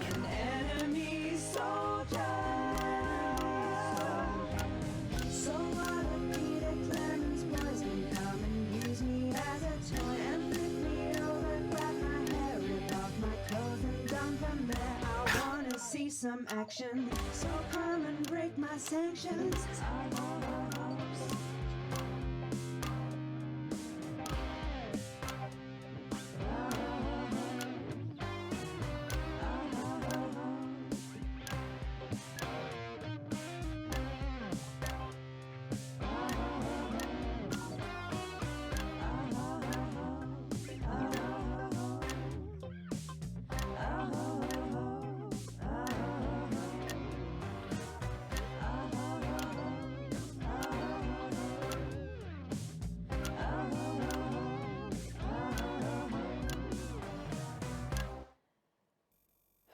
Well, if that doesn't distract you from the world outside, I don't know what will.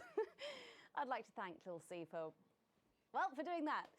Don't go anywhere. After the break, we'll finally be revealing the new segment of our show that we just know you're going to love. We'll be back right after this. And we're out.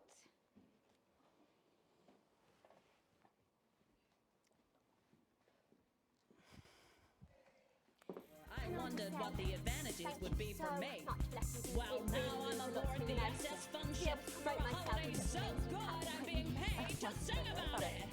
And you know what? Good luck with out on a pleasure cruise, seeing several sights and drinking copious booze. I'd like my friends from work to take a good look at the cheapest hangover, cause you can book. All I can say is, hey, look now, this is the life, just like the brochures say. You can't cheat on your wife, it's a high-class ocean ride. You can't afford it and it's fun since someone died.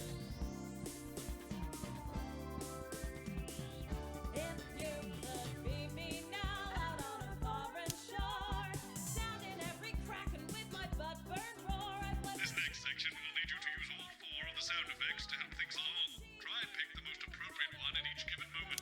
The actors can't hear what you're doing, so they'll be trusting you to make the right choices. Here comes the Lydia, the best ship. Oh yes, ma'am, we never deceive ya, and the court says there's no scam.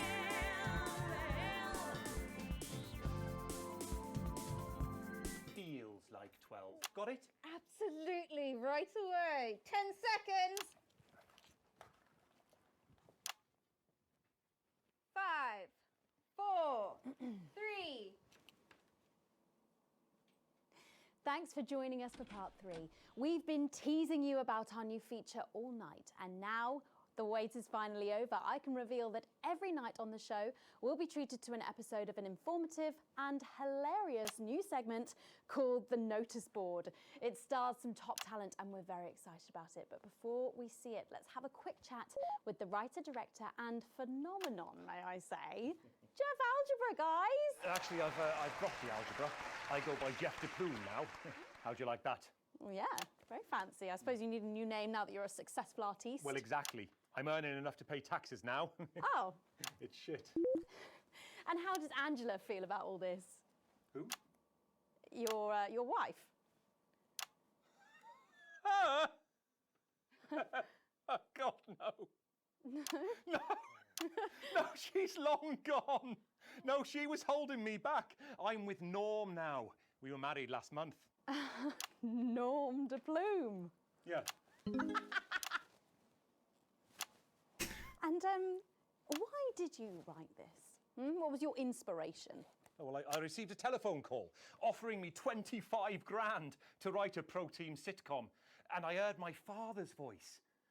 It said, Jeff, you listen here, boy. You make hay while the sun shines. You wring every penny you can get out of this. So I wheeled him down to the transition centre, got out my typewriter and started clacking. Wow. Utter shite. And without further ado, let's give it up for the notice board. Oh? Oh, fuck. You have to play a sound effect, Alex.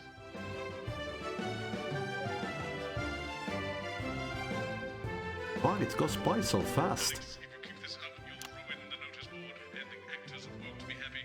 Good morning, Miss Craven. Oh, morning, Ray. Everything all right, Mrs. Craven? You look as worried as the vicar in closing time. Oh, Ray, It's those young louts. They've vandalized my shop again. No! Yes! Whoops. They've written all sorts of obscene language and crude pictures, and I know it's those damn youths. I don't know. It could be the vicar at closing time. Say fucking joke. I'm just worried they won't ever become productive members of the community. What if they never see the error of their ways and end up as social outcasts, such as shoplifters or bong rats? Don't worry, Mrs. Craven. This is a very supportive community, and I'm sure that in time they will fit into this society like this key into this lock.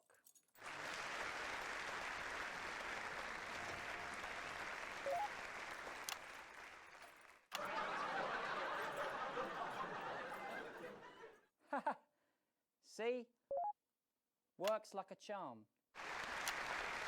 What a lovely way to put it, Ray. And just like that, we can unlock their future. Yes, yes. Wow! Look at all the letters in my collection today. Oh, I think that one's addressed to me. What? This one? Oh, so you're right.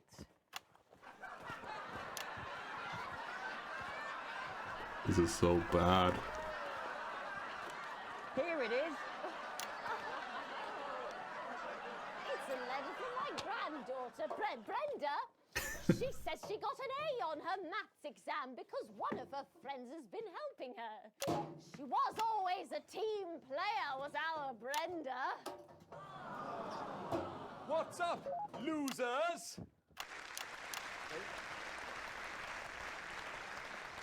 Oh, no. It's Brad. He's the coolest guy in the village. That's right. I just got here on my motorbike.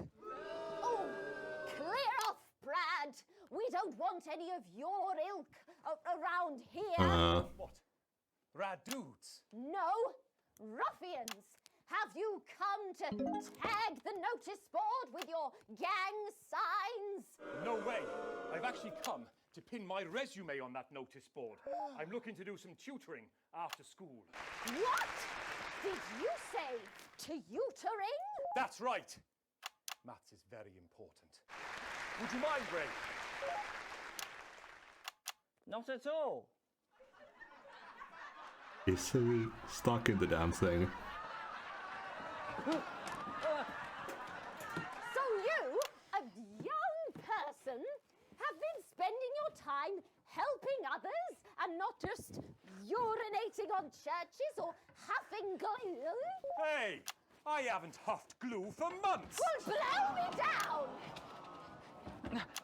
You know what? We misjudged you based on how young and cool you are and not on your actions. No doy.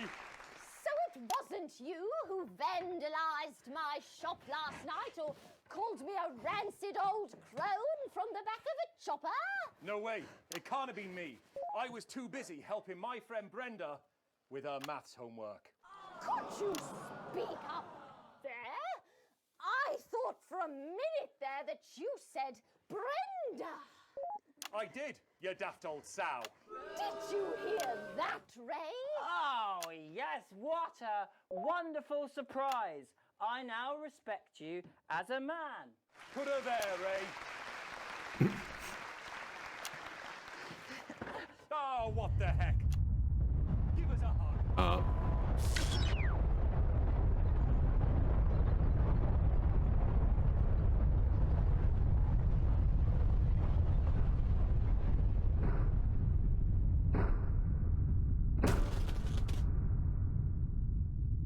That can't be good.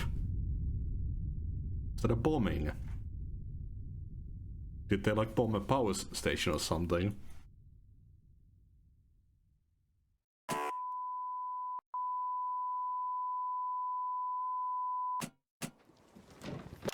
sorry to interrupt the first groundbreaking episode of the notice board, but we are receiving some breaking news. I'm being told we're picking up reports from across the continent of what appear to be... Oh God. What appear to be nuclear explosions in 4 major cities. Jesus. Initial estimates put the death toll into the millions. I'm being told we're experiencing power fluctuations as a result, so apologies for any interruption to this broadcast for you at home. And apparently we can head over to team headquarters for an emergency broadcast from Prime Minister Julia Salisbury any moment now. Yep, yes, let's go to that now. Good evening, citizens and leaders of the world. Minutes ago, operatives working for Advance detonated nuclear explosives simultaneously in 4 major cities across the continent. We have similar devices in 58 other urban centres, and we will not hesitate to detonate, We are hearing stories of power fluctuations and what could be minor earthquakes throughout the continent. Stand by.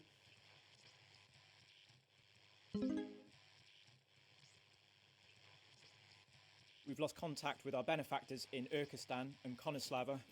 While our equipment seems to be resetting, can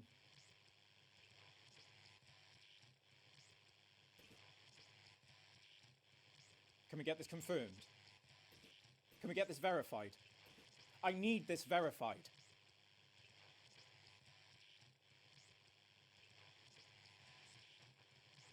I don't know if you can hear me. I don't know if you are receiving this, but if you are, then you have to know.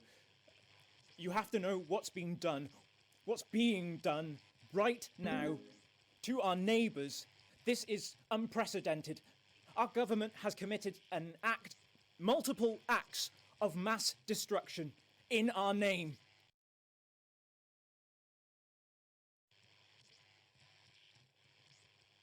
Nor do I care how you voted. You didn't vote for this. None of us did. This can't be. We are awaiting further news and, oh, God. What if they respond?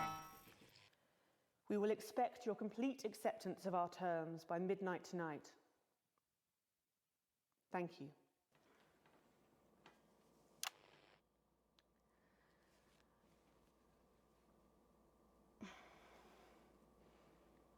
I'm trying to think of what Jeremy would say if he were here now.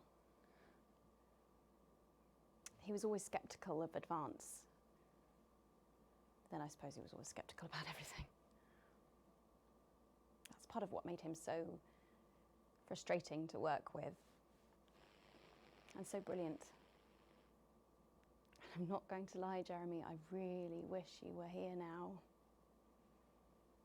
You'd know what to say. You'd know how to bring everyone together.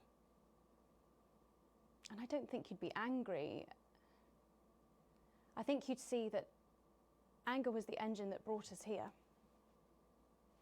I think you'd want us to stop, to look around us at the people and things we're so very lucky to have, and to realise what a privilege it is just to be alive.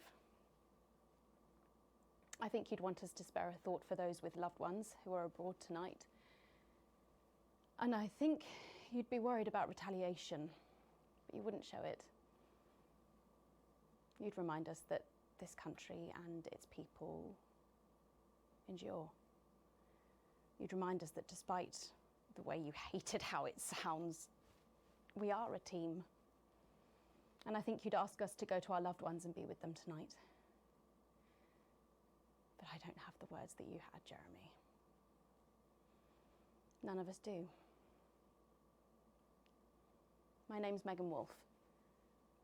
Let's make tomorrow better. And we're out. What the fuck? So,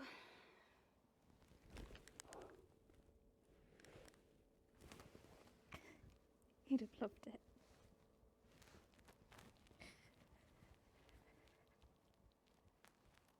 Yeah, you would have done, you old bastard.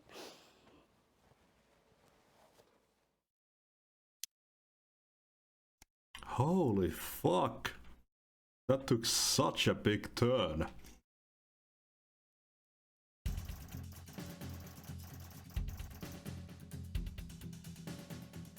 Almost perfect.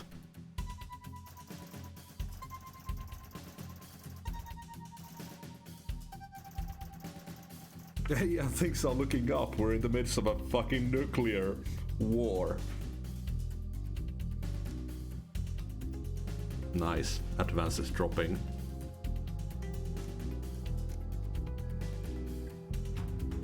Ah, there's a new section now.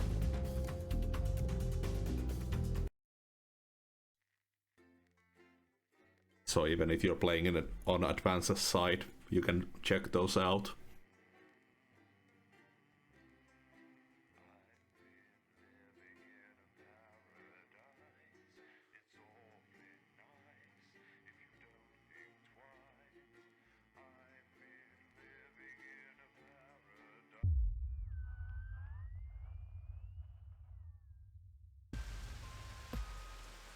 The rest of your shift passes in a blur with the same words going around and around in your head. Operatives working for Advance detonated nuclear explosives. Initial estimates put the death toll into the millions. Did this really just happen? You pull into the driveway with no memory of the journey home. The light in the front room is on, clearly someone else is still awake. The door creaks open into the living room and you find Sam sitting on the sofa staring at the TV. The screen is off and they're clearly lost in thought. You take a seat beside them and put a reassuring hand on their shoulder. They start at your touch, breaking them out of their stupor. They attempt a smile, but you can see it's strained. Sorry, I didn't hear you come in, I was thinking about... Sam stops shaking their head. So many people, I can't quite believe it. I know it's terrible, nothing short of an atrocity. All those people, those poor people. How can anyone think this is okay? Sam's eyes are blazing with anger, and when they look to you, it's clear they're expecting agreement. I know we've never seen eye to eye with the government in this house, but I never thought they were capable of this.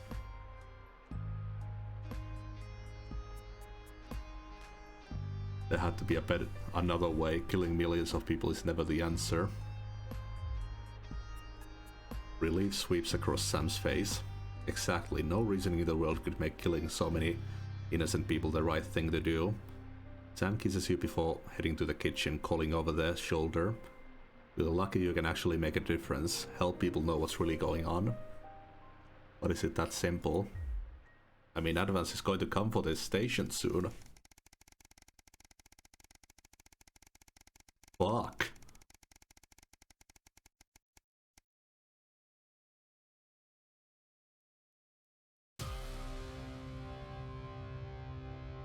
This music is not promising good. It's a seemingly ordinary morning, but as you get into work, you find a small crowd gathered in the break room. When you go in to grab your first cup of tea of the day, you can't help but overhear some excited chatter. You didn't hear? Yeah, another one's gone missing. What's that bring the total up to now? Well, I should think over 100 at this point. They won't have all been reported or noticed yet. People are disappearing. Sorry, what's going on? An excited young woman turns to you and begins to explain. Another professor went missing from Queensview University with all other disappearances over the last year. Scientists, doctors, researchers. She pauses before lowering her voice to a whisper. It's clearly Disrupt targeting the people speaking out against them. I even heard Advance are struggling to prevent further. Deep familiar voice from behind you interrupts. What exactly is going on here? Silence overtakes the room as you all turn in unison towards the doorway. Osman clears his voice before continuing. I've told you before, I don't want to hear about these so-called disappearances. Come on now, people. Advance have been very clear that they're nothing to worry about. Which means they're not our problem, and unless they start classing cappuccinos as intellectual, I don't think anyone here has anything to worry about. Let's get back to work. Osman holds up a hand to keep you as everyone else files out of the room. Look, between you and me, this leave it alone malarkey comes from on high. It's out of my hands. So I would appreciate it if you would refrain from talking about it further, and make sure the news is in line with that school of thought, yes? Gives you a pat on the arm and a smile before leaving to carry on with whatever it is he does during the workday. It seems that for better or worse, public ownership is now in full swing.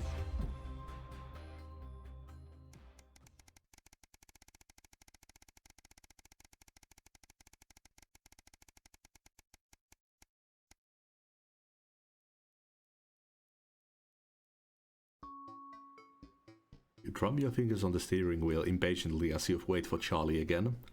It's great he's enjoying the Cohesion Cadets and is so enthusiastic, but does he really need to stay behind every week to help? It's your Saturday evening too, after all. Are we going to get ratted out by our own son? Finally you see him exit the hall, a grin on his face. Can't help but smile back, the frustration starting to fade as you see him so genuinely happy. After hugging his friends goodbye, Charlie heads over to the car and gets in, his face flushed with excitement. So how was? You're interrupted as he can't contain himself any longer. Guess what? What? So obviously the Cohesion Cadets is starting point for becoming a CCO, so we get a head start when applying for that. Charlie Gush is clearly keen on explaining his news, almost tripping over the words in his efforts to tell you. Well, apparently from next year the top 5% of cadets will be taken into a special program to become CCMs, Community Cohesion Managers, and guess who's gonna be in it? He beams at you. Let's see, what exactly do these Community Cohesion Managers do? Oh well, basically they need a new liaison team between the regular people, the CCOs and the Betterment Department. That'll be us. People come to us with concerns and we'll decide whether they need referrals, and if so, to which department. Cool, right? So you're gonna be helping people report on their friends and neighbors. Well, yeah, I guess, but only bad people. It's about helping the community, making it safer for everyone. Charlie frowns at you. You don't like the CCOs or the Betterment teams.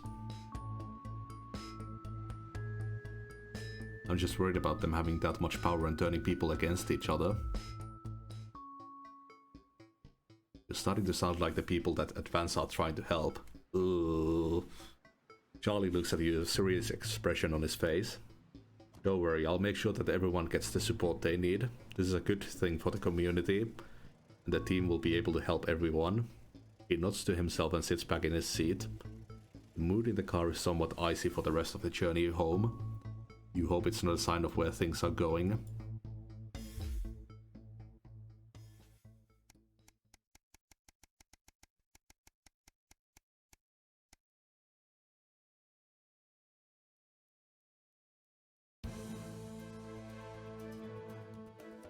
After coming downstairs to grab breakfast, the peace and quiet tells you the rest of the family will still be asleep.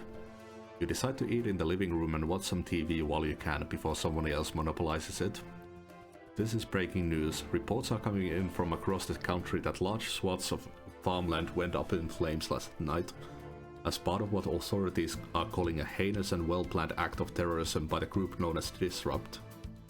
You drop your spoon back into the porridge and turn up the volume.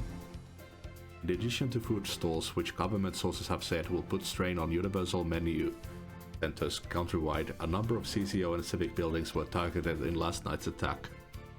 According to Prime Minister Julia Salisbury, specific prisons and re-education betterment facilities were raided, and a small selection of problematic and potentially dangerous individuals were forcibly extracted from lawful custody.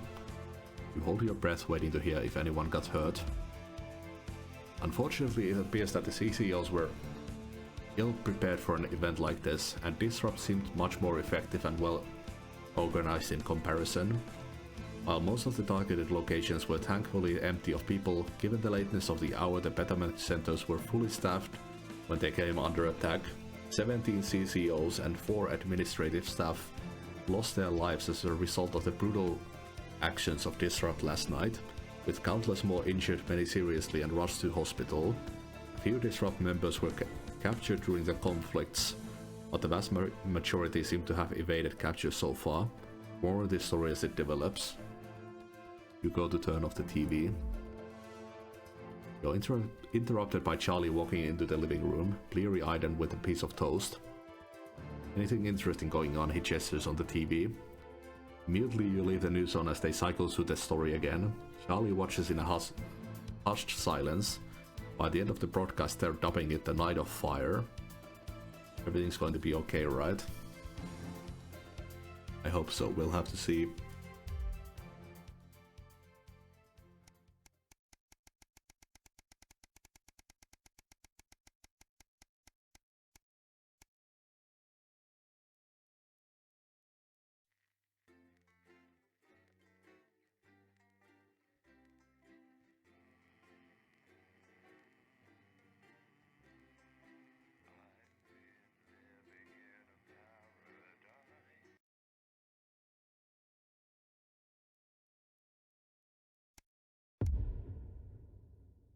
Can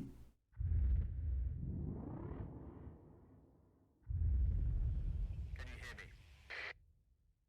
Alex? This is Alan James. The revolution starts tonight, Alex, and we need your help. Oh. Throughout this broadcast, we're going to ask you to do things that will directly help with this mass protest. We've become a member of Disrupt. And I'll also be hacking in when I can. Please help get our message out. We're on the verge, Alex. You've always been fair and balanced in your approach to us. With your help, we can tip the balance in our favor. If you play our tape at the second break, that's when we think it will have the most impact. It's on your right. Episode of Just the Job, followed at 10 p.m. by a chance to see the Second break. Because I don't want to go on a date with your cousin, Colin. What have you got to lose? Dignity, my reputation. It's all right once you get past the teeth and the problematic tattoo. I am perfectly capable of messing up my own love life. Sorry about that.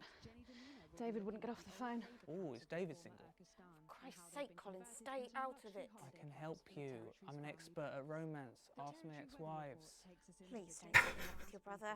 That's 10 seconds, everybody. You're not as tight, babe. Too short? Too smart. Going in 5, 4, 3. Good evening. This is the National Nightly News, broadcasting across the territories. My name is Megan Wolf. Our top stories tonight. Ashes to ashes. It's been 40 days since Disrupt conducted attacks across the territories. The coordinated action, dubbed the Night of Fire by commentators, was seen as an attempt to subvert the supply chain, but there may have been more to it. After a roadside IED toppled the convoy, prisoners, including Portia Hamilton-Mann, the daughter of the former Prime Minister, were freed and have subsequently vanished. The escapees are presumed to have fled the territories. Here at Channel 1, we say good riddance to bad rubbish. Food, glorious food. With the last of the menu centres opening in territories 5, 8 and 14 today, Advance confirmed that the programme is now in full operation, providing free food for every citizen of the new future. What started as rationing during the 20-week war has blossomed into a social contract that is the envy of the unawakened world. Unawakened. Spokesman for the menu centres, said today that while they can guarantee the contents of every box is nutritious, the actual quality of the meals you cook depends on whether you have a touch of Chef Jordan Rankley or the culinary skills of a professional footballer. If I were a rich man, problems in territories 11, 17 and 22 today as striking bosses attempted to undermine their new economies. With seemingly no awareness of irony, the former CEOs and MDs have come together to form the Wealth Creators Union, with demands including a return to 150% bonuses, private jets and mandatory grovelling zones. In an annoying show of petulance, the former elites drove their luxury vehicles at 10 miles per hour up and down the motorways of their respective territories. The coordinated protest of elites inconvenienced several 100,000 of their employees. Some fun now. Signs of ever more resistance to Advance's radical policies today as popular resistance movement Disrupt extended their reach further across the territories. The organisation's emblem appeared in every major city across the territories last night in a well-coordinated publicity stunt, which has seen them dominate the headlines. Asked about the impressive display earlier today, Disrupt spokesperson Alan James said that the movement was reaching what he described as a critical mass. A poor choice of words given recent history. And final headlines tonight for 3 stories we've been following closely for the last 2.5 years. Foreign soil. A glimpse today of failed CEO Sophia Remington, who, facing serious criminal charges centred around the details of her pet project, has spent the last year in refuge at the Malvalian Embassy here in the capital. With no end in sight to her self-imposed isolation, the board of Remington's Fist removed her as CEO in absentia this morning by a unanimous vote. Sophia was heard to yell something obscene in Malvalian at the assembled journalists before slinking back inside. We didn't catch all of it, but it was something about our mother and a goat. Fun guy. Unexpected news today as 2 familiar scientists announced the birth of an extraordinary child. The underground struggle of doctors David Wong and Ingrid Sforsborg and Horgensvoord captured the hearts of people around the world. And after an arduous return voyage, which took over a year, the couple say they've never been happier. Baby Dante is said to be healthy, if a bit partial to the airing cupboard. Johnstown, seen here extolling the virtues of the nutmeg to his congregation of fanatics, former footballer Johnny Hamsleeves has shocked the world by rebranding himself as the Right Reverend Holy John Love.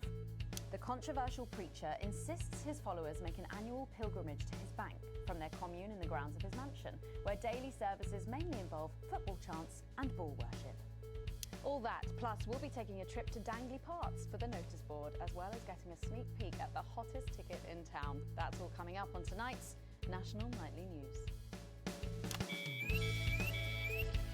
The territories. Today is the day we take back control. Soon it will be time for you to help us again. Come out of your houses, block the traffic, bring the capital to a standstill. I've met so many of you in my travels up and down Territory 1. You always ask the same question. How can I help? Well, this is how. And as for when, you'll know. Keep watching.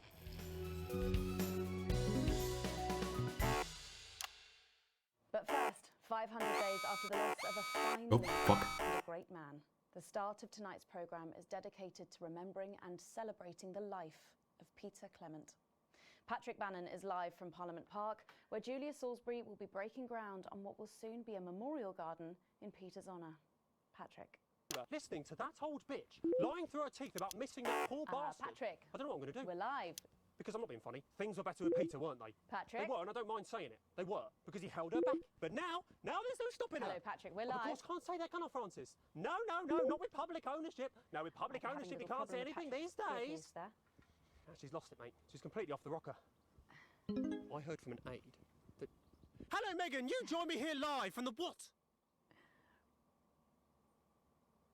Oh.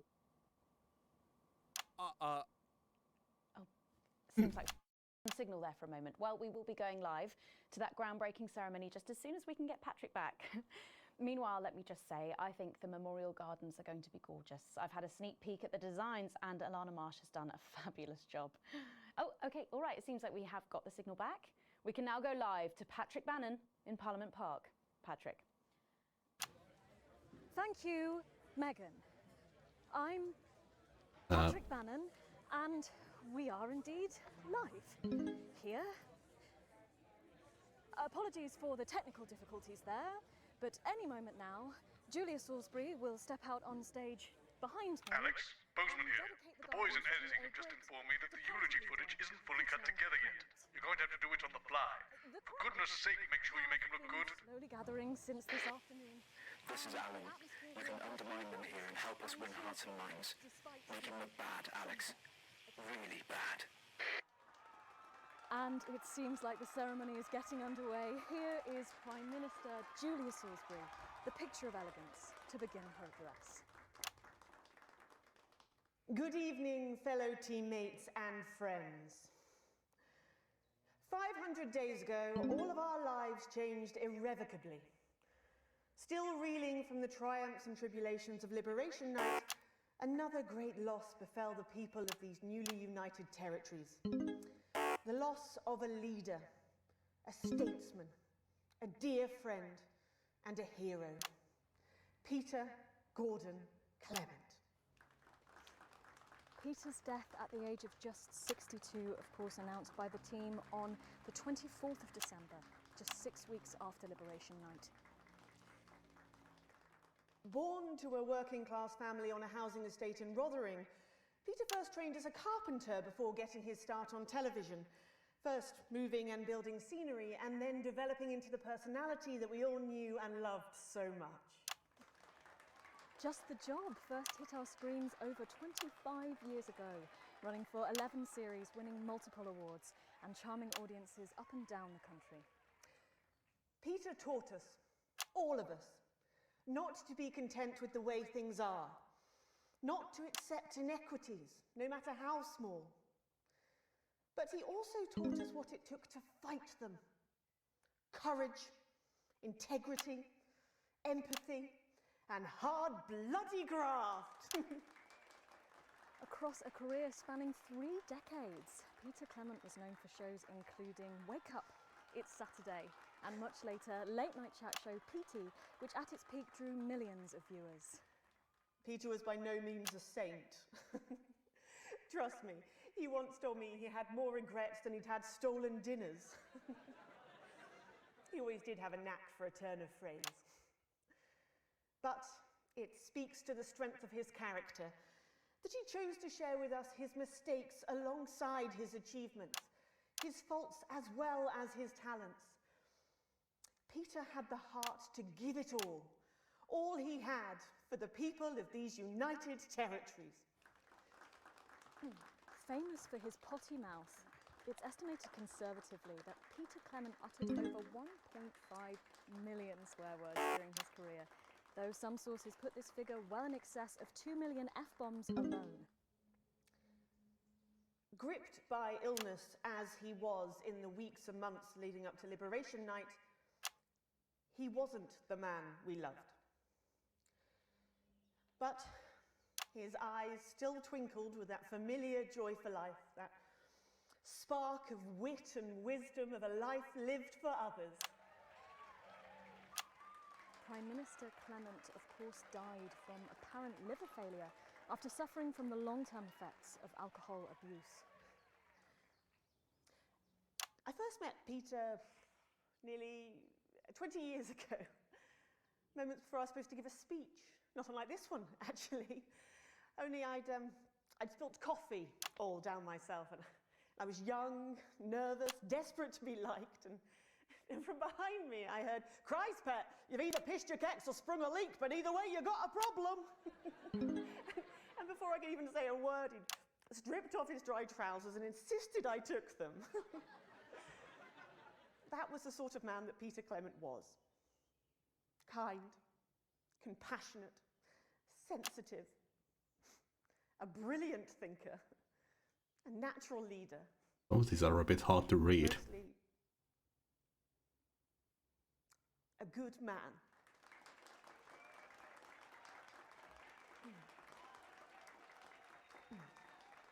This glorious ours, so beautiful and new, this shining beacon of Thank you, Alex. equality and There'll be another opportunity to steer public perception soon. It's really starting. You'll know when. his accomplishments, the future he forged, the boundaries he pushed. To me, he'll always be the man in his pants cheering on a stranger at the back of the conference.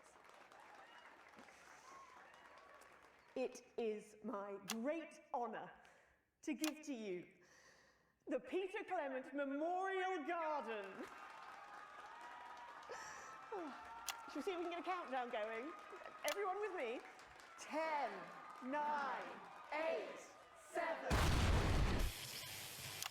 Oh, crap. Now, Alex, control the message. Mom, we have to get you to safety. Come with us. I'm not leaving, I can't. Oi! You two, come with me. Don't panic. We're gonna help you. What am I supposed to do?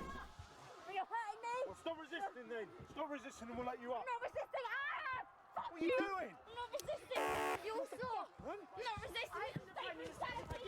Turn the camera off. National Night News. We have the right to be here. I said turn the fucking camera off.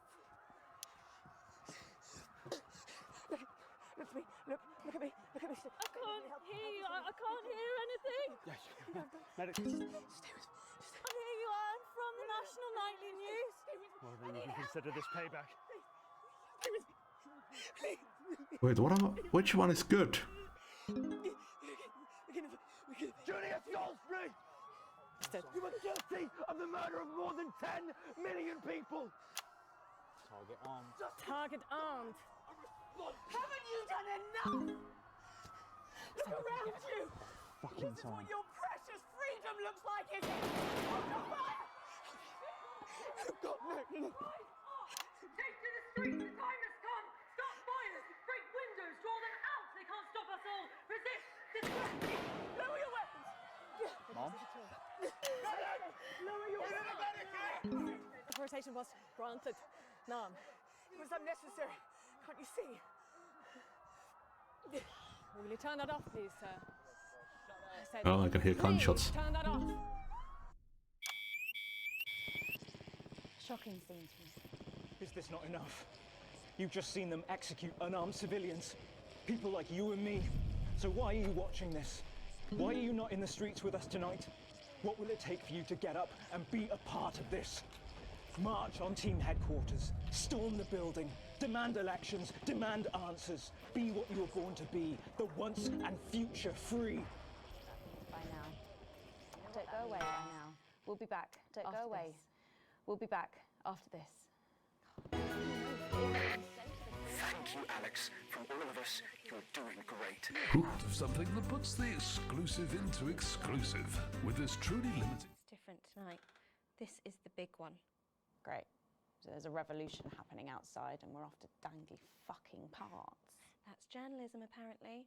Can we get set for the next sequence?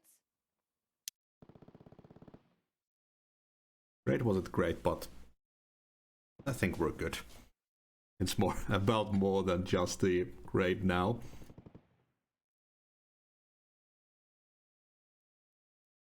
Today, and you could receive a private education, an unbearable sense of entitlement, and your own middle initials.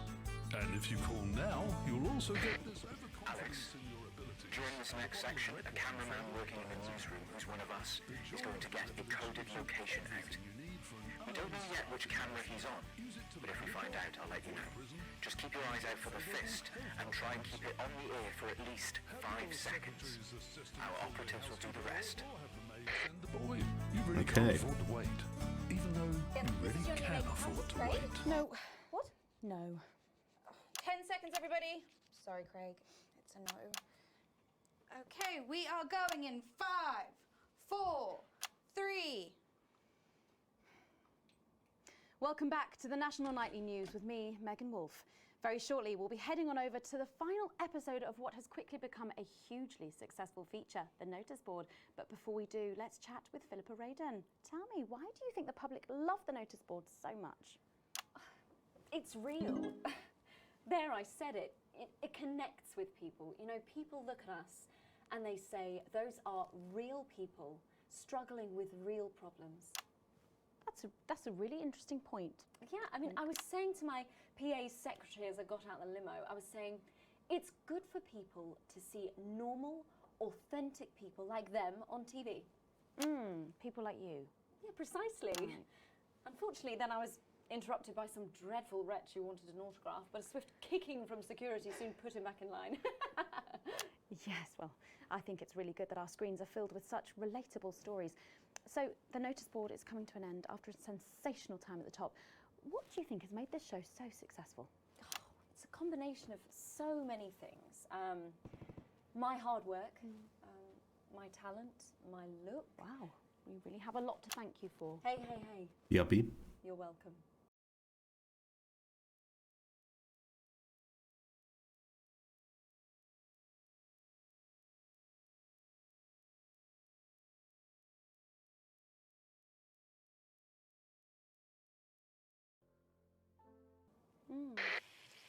We've just heard our man's on camera 4.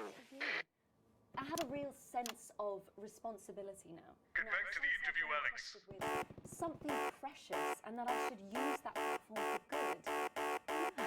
That's really important. That we should. That use should this be at least 5. platform to do good in the world. I agree. That's exactly it. So I've decided to help as many underprivileged. Excellent work, Alex. That's the location shared. Next, you'll need to give them the go. Is that better access to education, or reducing child poverty? No, by adopting as many as I can get my hands on. Oh, okay. Oh, is they how many tape the children have you go adopted? order? We're well into the double figures now, Megan. I stopped counting in the late 30s. Goodness, that is a lot of children. Yeah, once we finish putting them into the guest room, I'll have to put a futon in the laundry cupboard. Oh, you really are some sort of hero. Hey, I live a privileged life. What can I say? I mean, any child I can take on is a child rescued from suffering. Poor children. Were their lives really that bad before? Oh, they're Northerns, I presume so. Okay. Yeah, it's shocking to think, actually, that only 1 in 10,000 children have a celebrity parent. I'd never thought of it that way before. And I'm doing everything I can to fix those numbers. What do you think it is about your life that's so desirable, then?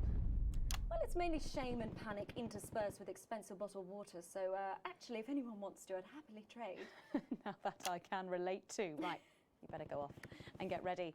That was Philippa Radin sharing some thoughts about her lifestyle.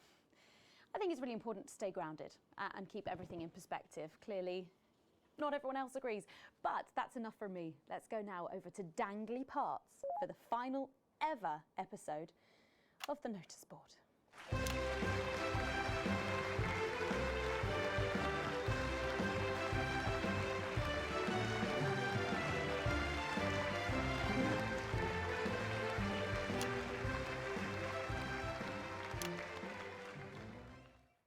What a day!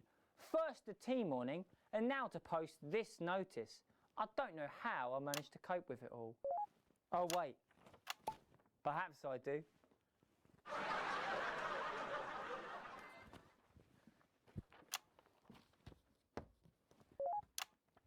Oh! By St. Barnabas, what on earth is all this? Freeze, dirtbag! Oh, Laura, it's you.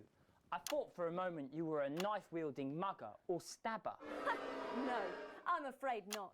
It's just me, a community cohesion officer, responsible for keeping crime at record lows. Of course, keep forgetting that thanks to you and your colleagues, violence on our streets is a thing of the past. What's all this, Vicar? I know, it's a disgrace. Somebody It's time for the go code. Give us 3 boos in a row, Alex. That will start the pincer movement. We might just pull this off. Push forwards! 3 boos, Alex. Careful, Vicar. It looks heavy. Ha! They don't call me the Right Reverend. Ripped for no reason.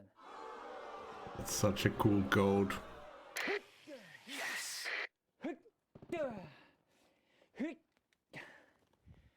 It's no good. It looks like all those crucifix classes were a waste of time. Perhaps you, a young CCO, would be able to move it. 2 for 2. Fantastic.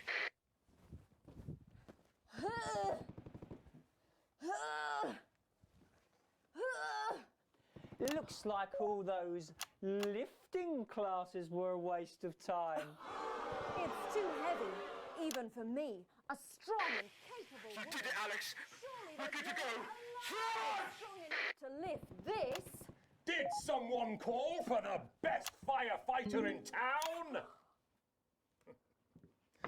Hi!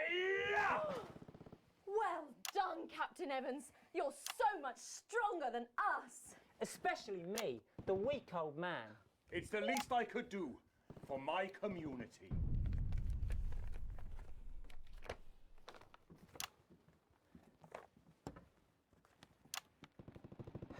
No luck catching the little devil then? Unfortunately not. The ferret struck again last night. When Ray opened the post office this morning, he found that every single stamp had been pre-licked. My God! Some people have no decency. Sadly, If we don't catch him before tomorrow, we may have to cancel the village fete. Don't worry, we won't let that happen. Will we, Vicar? No, no, no. Laura, tell me, why do they call him the ferret? Some say it's because of his sneaky nature. But really it's because whenever he strikes, he always leaves behind the foul stench of urine. Never fear, officer. We'll catch this pissy nuisance and save the village fete. Or my name's not Captain Danger Evans. The community cohesion team are doing their best, but they simply don't have the smarts to solve this mystery. But I know someone who does. Someone who's about to blow this thing wide open. Me! Blackout!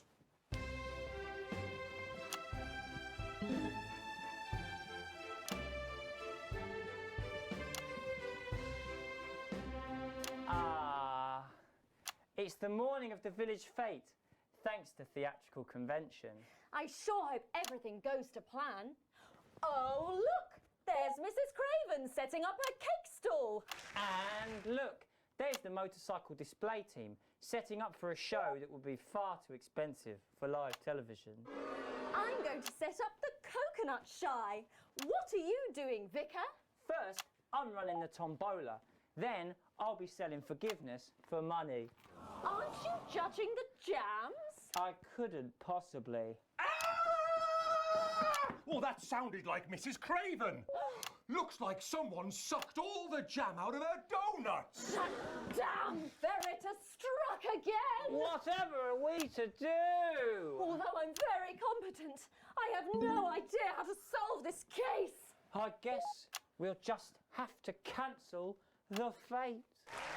Hold it right there, ferret. Me? Have you been drinking from the fire extinguishers again? Not you, the vicar. I don't know what you're talking about. Admit it. You wanted the village fete cancelled so you could have the $1 day off. million. I already have to work Sundays. I shouldn't have to work 2 days a week. But how did you know? Well, my first clue was the smell. Yes, I do smell of urine. Next, I noticed that the vicar's tongue was particularly dry, almost as if he'd been licking thousands and thousands of stamps. Or perhaps eating Mrs. Craven's baking. Which brings me on to my third clue. The vicar said that Fucking he had explosions in the background. for jam. Almost as if he'd had his fill. Precisely. But you managed to figure it all out from that? Well, I also found this at the scene. That proves nothing. No! Oops. Get him out of here, officer! You did it, Captain. You could say you ferreted him out. Hey, come on. Let's go and have a party in my massive garden. I am doing well. Thanks to you, we're all doing well.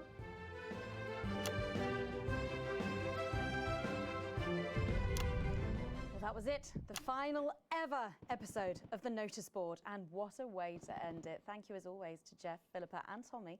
After the break, we'll be both dancing and learning. So don't change that channel. We'll be right back. That's the ads.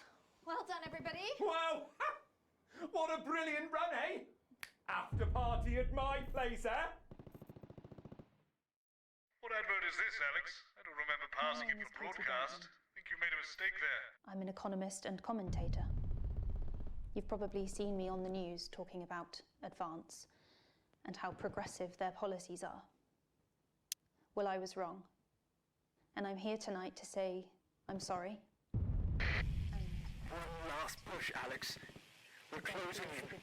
One of the guests in the last section is working with us. You'll be asked to censor on our behalf. If you do it right, the final orders will be given. We'll get 3 chances. Get at least 2 of them right, and we're going to win this thing.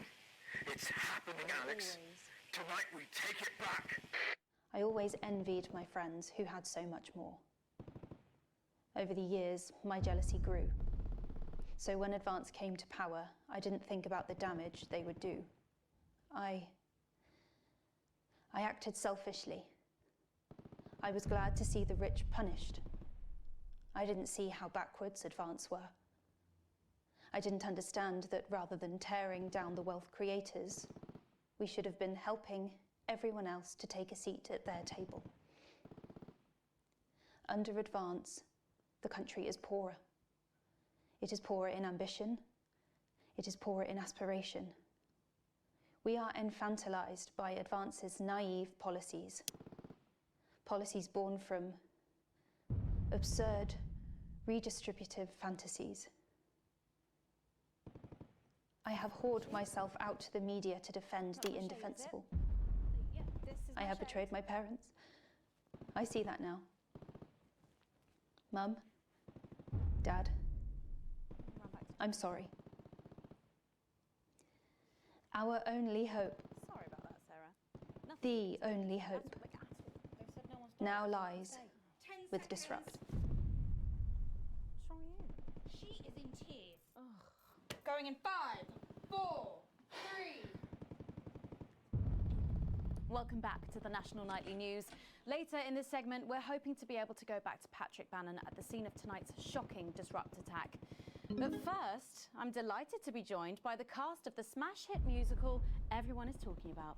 I'll be speaking with the cast in a moment, but first, let's take a look at them in action. Please give a warm National Nightly welcome to the Novaries.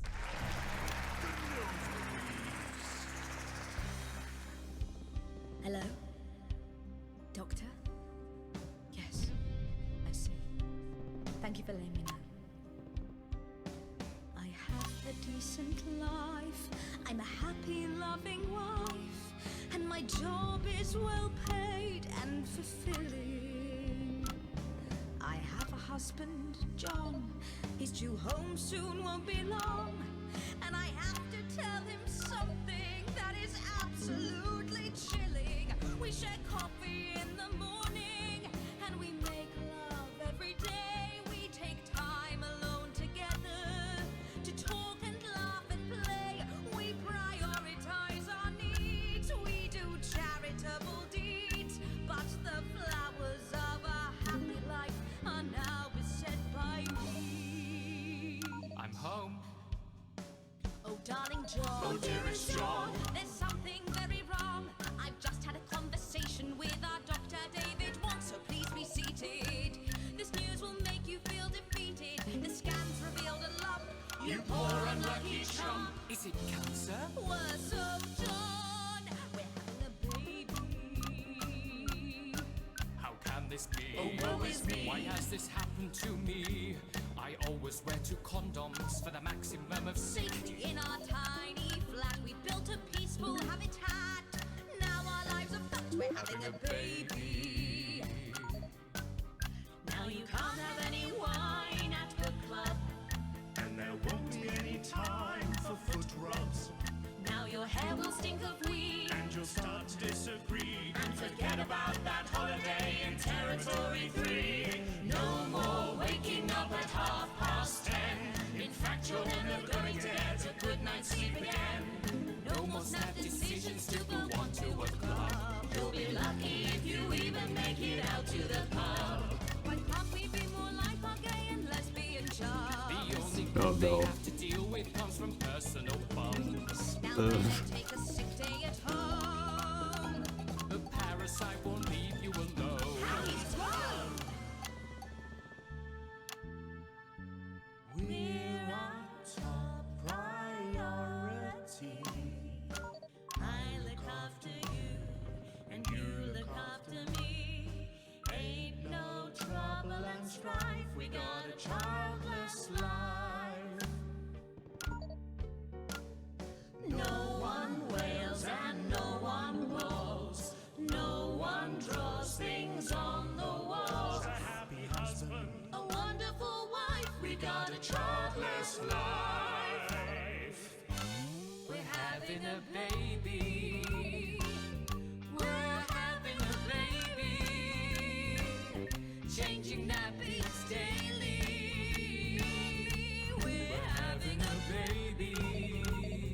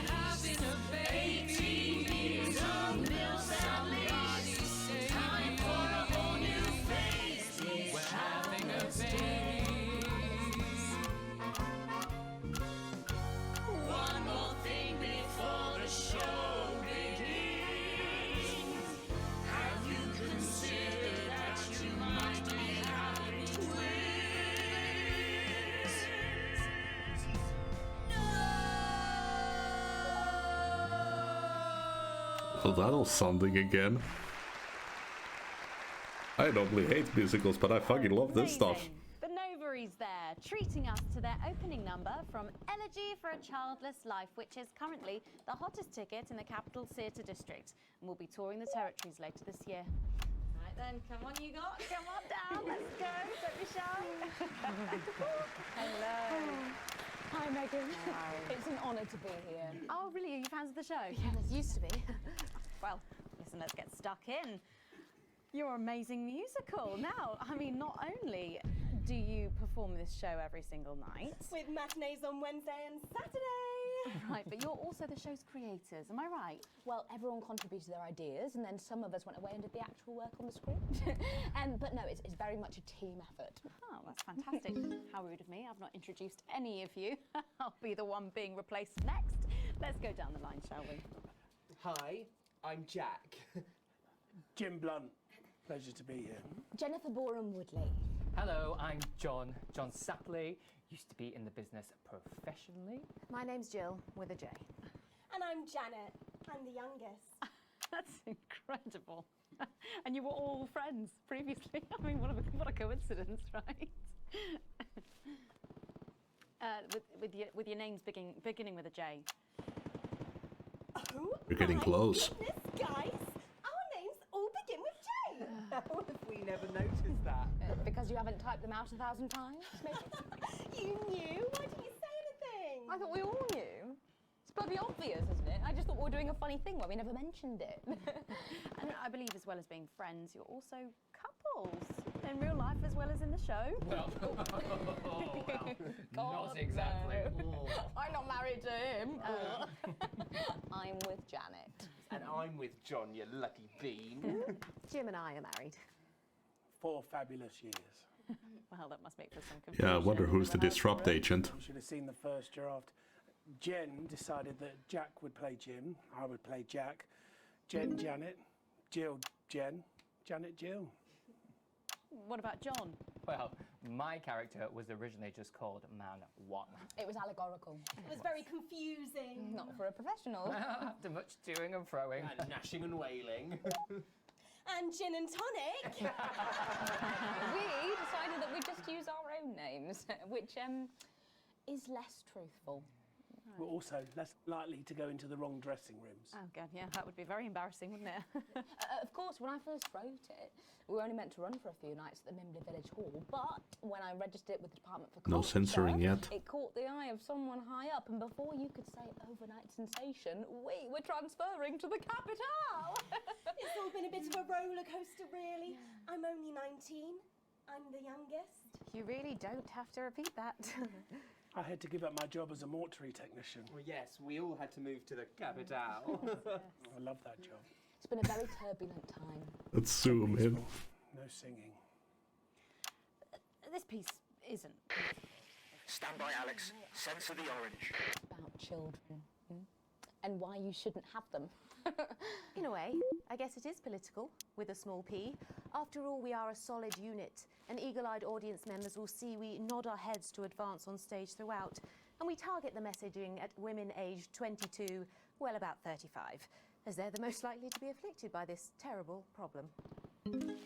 Terrible problem. Having children. Well, you understand, Megan. You clearly agree. This isn't about me. Of course, we see that there are advantages to a family unit, but eagle-eyed couples watch as the little parasites advance on their lives. And there's no time to play the guitar, get through a book, or watch a movie. They're exhausted, passed out on the couch by 20 to 9, for God's sake. You're very chatty tonight, dear. Usually I'm the chatty one, because You're the youngest, we know. It's not a badge of honour, Janet. Janet, please, Jennifer. Oh, well said, John. Thanks, Janet. Got you back. So could you just tell us what is the play about? What happens in it? Well, go ahead. It's a tragedy, obviously. Jennifer, myself, and John have their child, and then the story charts the downfall of their hopes and dreams. And there's lots of singing. And dancing. A lot. My character works at a menu centre for a distribution unit. Eagle-eyed, she sees her friend's rapid advance to a pit of despair. Rapid advance. Becoming a target for children's TV advertising at the age of 22, she decides to take drastic action. Drastic action. I can't really say more, though. probably said too much already. Let's not spoil the second act for anyone who might come to see it. Which should be all of you. Rapid advance at the advertisation. A life without children. But when we play the tape, they're going to advance. Children are a blessing. That's so cool. I've done the research and they're not. Besides, there's already loads of bastards running around all over the place. So. We just want people to have the option of a happy, child-free life without stigma. You know, when I was 14, before I had come out, I had an experience with a girl called Julia Jacobs. She was an experiment, I guess, you know, a chance to dip my toes into the... Fascinating. Well, thank you all so much for coming in tonight. I really hope you keep them dancing in the aisles for many performances to come. The no voice there. And I am pleased to say we can now go back to Patrick Bannon to get the latest from the scene of tonight's horrific events. Patrick, are you okay? Thank you, Megan. This is Patrick Bannon reporting from the scene of tonight's devastating and symbolic attack tonight this evening. An attack which I myself have found myself caught up in. I'm still a little dazed and a little deaf, Megan. So I hope you'll forgive me if I seem that it's time to speak with the Prime Minister. Mrs. Salisbury, that's you. You're still here. The Prime Minister. I couldn't leave, not when there were people that needed help. Any team player would have done the same. I don't deserve praise for being human. Yes, no accolades here. Or Palisades. Or lemonade. Right. So, is the situation now, are we safe? Yes, the security services performs their duties without hesitation. And I would like to assure the public that although there have been some injuries, there were no civilian deaths here this evening. Well, that's good news about the Sorry, did you say no deaths? That's right. No civilian deaths. Oh. Just the 4 disrupt terrorists curtailed by law enforcement who were, as always, so cohesive. If I may, I have a message for your viewers. Of course, the camera, They're right here. On the camera. Stay at home tonight. Do not become another casualty of war. Disruptive had their moment, but as the dear departed Peter Clements once famously said, it ends today. Thank you, Prime Minister, for those strong words of strength. Back to the studio. Megan, now in the studio with Megan Wolf now. Patrick Bannon there. Getting louder and louder. On the front line of tonight's horrifying bombing. Let's get checked out. Fucking Christ. Well, that brings us to the end of tonight's National Nightly News. But before we go, tonight's National Nightly News. Victory is in sight, my friends. You have mobilized. You have come together. From our agents and the television networks risking arrest and getting those words to you, to the many hundreds and thousands gathering to invade team headquarters. As I speak, we are turning the tide, and it is time for change. Tonight we topple their regime, and we also silence their mouthpiece. Channel 1. Time to wake up. Out from the shadows, and they are not the overwhelming force they would have been actioned, and well, it's pretty scary out there tonight. So stay at home. Stay with Channel 1, because the team has assured this programme that the turbulence will soon be over and we will once again focus What the fuck? with equality. Oh yeah, they're right across the street. Let's make tomorrow better. Damn it, Alex. Tonight is the morning of France. Fudge Jack, 9 o'clock.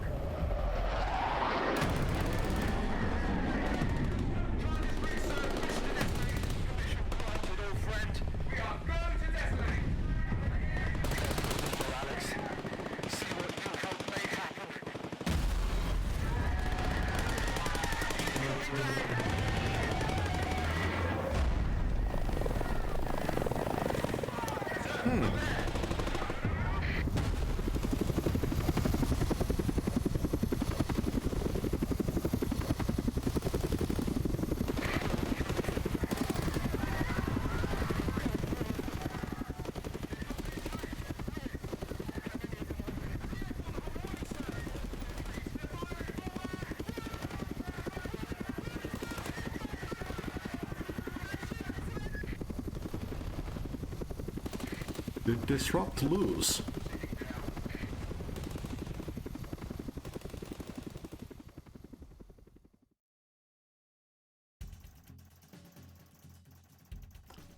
Fuck.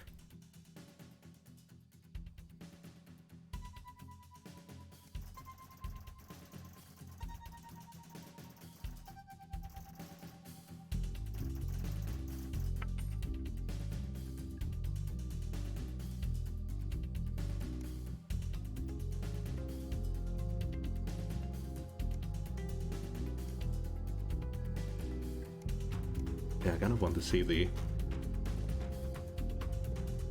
bit that I helped censor. Is Channel 1, broadcasting across the territories. Before we go over to join Megan Wolf and the team for the national nightly news, there's just time to take a look at what's coming up later on tonight. At 6:30 p.m, it's Territory Trivia, where tonight a group of Menu Centre fulfillment executives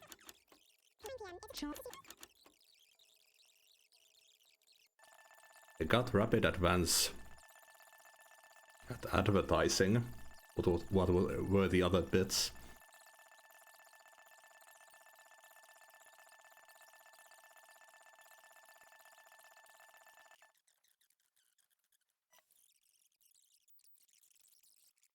This is such a cool feature though. This game is 100% Game of the Year material. And the year has only like started. Fuck.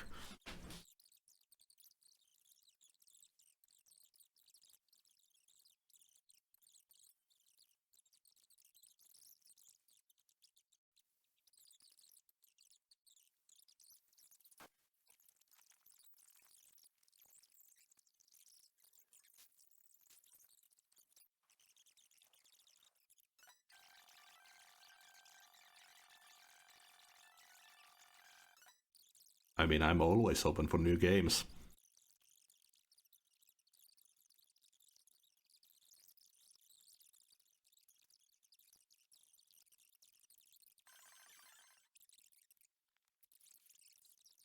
After this section,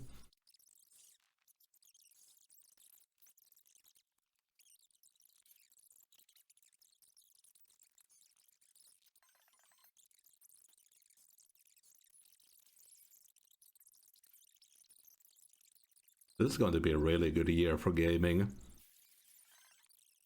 If this game is any indication.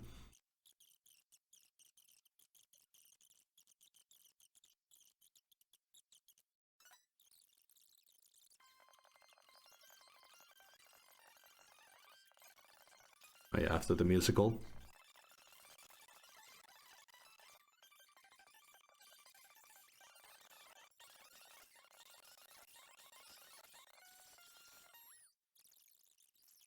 In. Creative.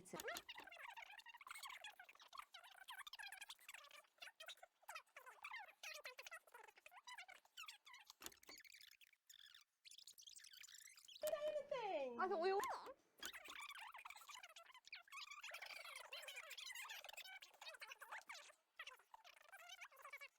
Jack would play Jim. I would play Jack.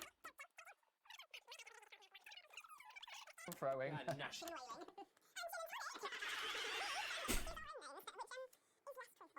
We're also less likely to go into the wrong dressing room. Of course, when I first wrote it, we were only meant to run for a few nights at the Mimbley Village Hall, but when I registered it with the Department for Culture, it caught the eye of someone high up, and before you could say overnight sensation, we were transferring to the capital. It's all been a bit of a roller coaster, really. I'm only. Give up my job as a morning. No singing. Peace isn't political. It's about children, and why you shouldn't have them. There we go. Why you shouldn't have them.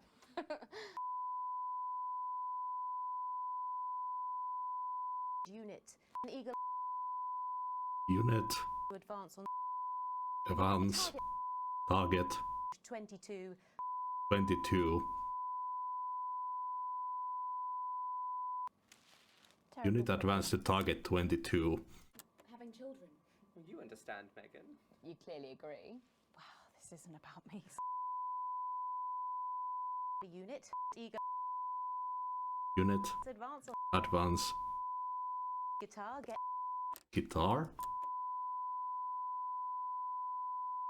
By 20. Very chatty. 22. Yeah, I guess it's just repeating unit advance to 22.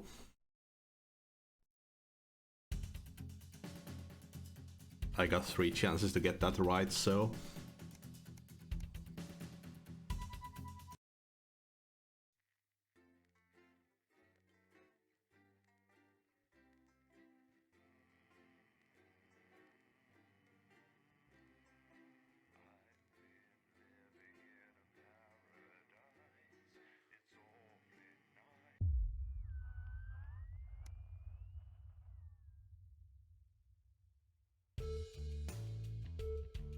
You arrive at work a little early despite the stressful journey in. You still aren't quite sure of everything that happened, though if the swarm of CCOs all over the building is anything to go by, this isn't just a Channel 1 matter.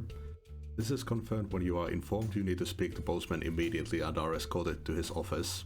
You sit nervously outside waiting for your boss. A few minutes later the bossman arrives, disheveled and with a stern-looking CCO in tow. Yes, Winston, good. This is Specialist Abels. She will be observing this interview. Please come inside and take a seat. The ruddy-faced man bustles into his office and leaves the door open for you to follow. A few times you've been here before, it was immaculate, with everything in its proper place, not so today. Must be serious for Postman to be this flustered. So, Alex, do you know why you're here today? Postman's eyes are sharp and his gaze is fixed on your face from across the desk. Abels is standing behind you, out of sight but definitely not out of mind. I assume to do with what happened with Disrupt last night. What happened last night was nothing short of the culmination of a heinous and outrageous campaign of terror that Disrupt have been reaping on this nation and its territories.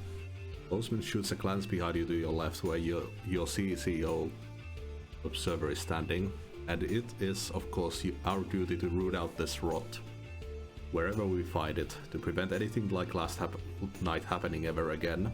I have been asked by Advance to perform interviews with all the staff members involved, and will be submitting a personal review of your performance both during the incident in question and throughout your time here.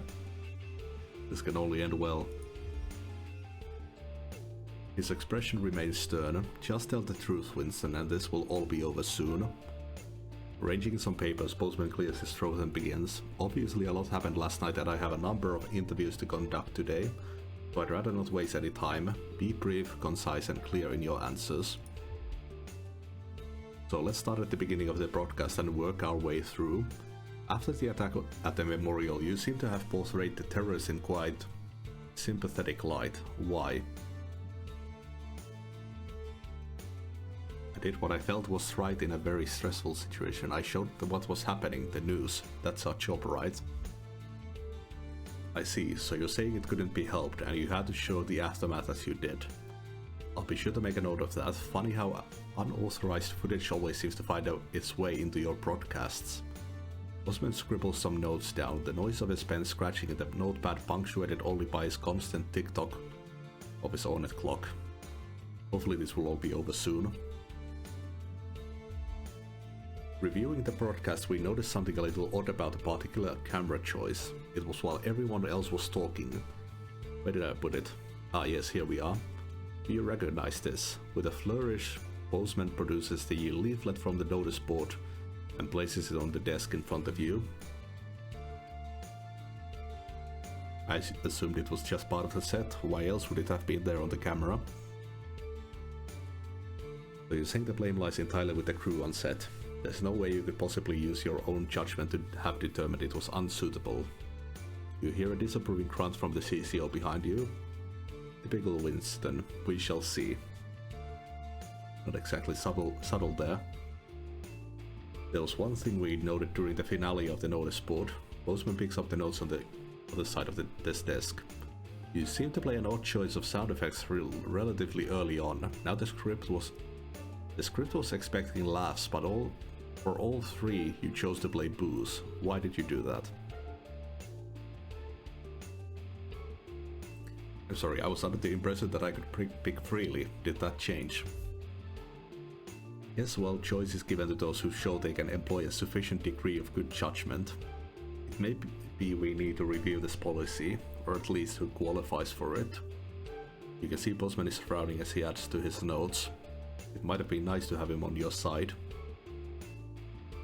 How many of the people would he be interviewing today? Towards the end of the show there appeared to be some issues with the sensor equipment. At this point Bosman pauses for a moment, putting a lid on his pen and placing it carefully on the desk, perpendicular to his notebook. How do you explain the fact that you censored perfectly acceptable language during the final segment?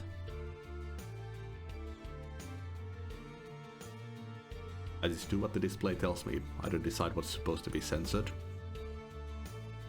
It would be a very strange coincidence that one of our key pieces of equipment were to develop a malfunction at the exact time Disrupt chose to attack. Disappointing but not unsurprising lapse by an incompetent employee seems much more likely, but I suppose we won't know until maintenance have had a chance to check it out properly. Silence takes over as Bosman writes some notes. How many questions will you have to answer? At this point, Bosman took out a pair of glasses and placed them somewhat delicately on the end of his nose. Then the portly man leaned forward to examine his notes in detail. Now obviously we expect the odd bit of interference here and there, unavoidable however. He paused, turning the page at an agonizing pace. Interference is not the same as terrorist propaganda. Would you care to explain how quite so much of their messaging found its way on the airwaves?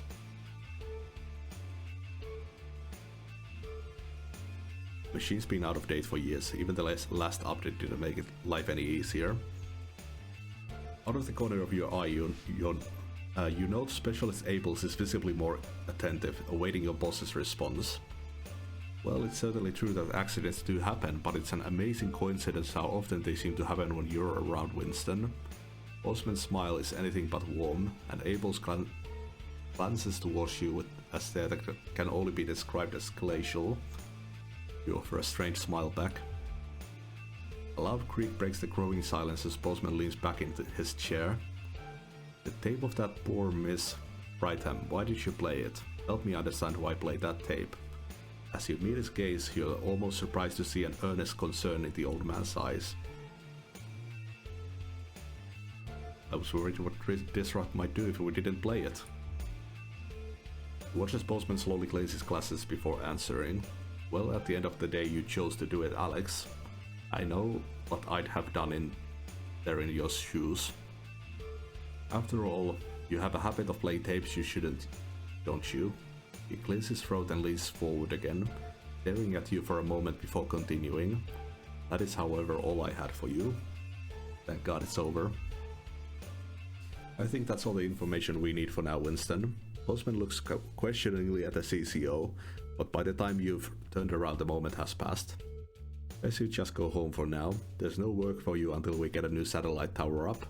But of course don't leave town. I may have more questions for you following the other interviews. As you leave, you see open hostility in Specialist Abel's eyes. Well, you knew there'd be consequences. Oh. What a while.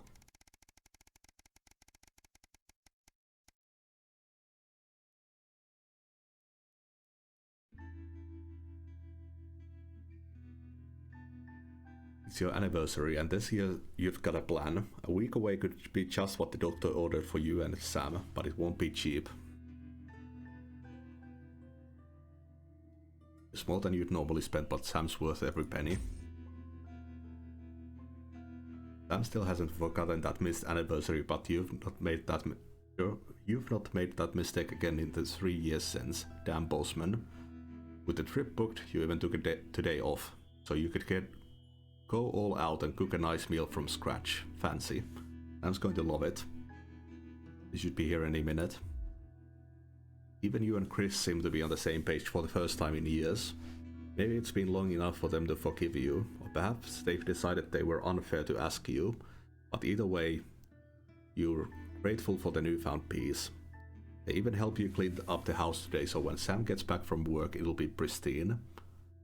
You hear keys in the lock and put the final touches in place. As Sam steps into the hallway, you're waiting in the doorway to the kitchen, dressed to the nines and acting as nonchalant as possible. Alex, what's all this? Oh my god, did you clean? And what's that smell? They give you a quick kiss as they step past you into the kitchen where the banquet is laid out, candles lit with Chris and the children standing quietly grinning. Oh my god, Alex. Happy anniversary, Sam. Happy anniversary comes the chorus from your 3 cheerleaders as Sam turns to you, smiling and with tears in her eyes. Alex, it's perfect. Sam rushes over and kisses you softly, only breaking off when you get a less than subtle cough from Charlie. I've officially accepted into the I got officially accepted into the Community Cohesion Management Program, Charlie blurts out. And how do you feel about being grandparents? Susie continues. Wait, what's that? Kidding, I'm kidding, though it might be sooner than you think. Susie laughs as Sam grabs the door frame for support.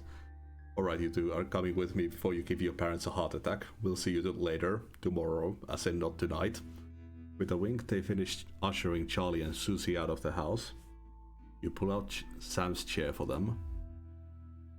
Why, thank you, Sam says, taking a seat and grinning at you. Sounds like the kids are keeping busy. They shake their head as you take your own seat up opposite them. Tomorrow for now, you really didn't have to do all this, Alex. I know I wanted to. I love you, Sam. I love you too, they breathe, admiring the panoply of food you've prepared for them. Now where on earth do I begin? They laugh as you pour the first glass of champagne of the evening. You're very lucky to have such a wonderful family. Who could ask for more?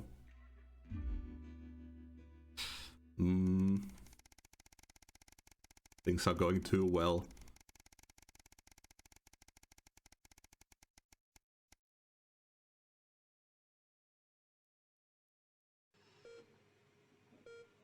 Oh no.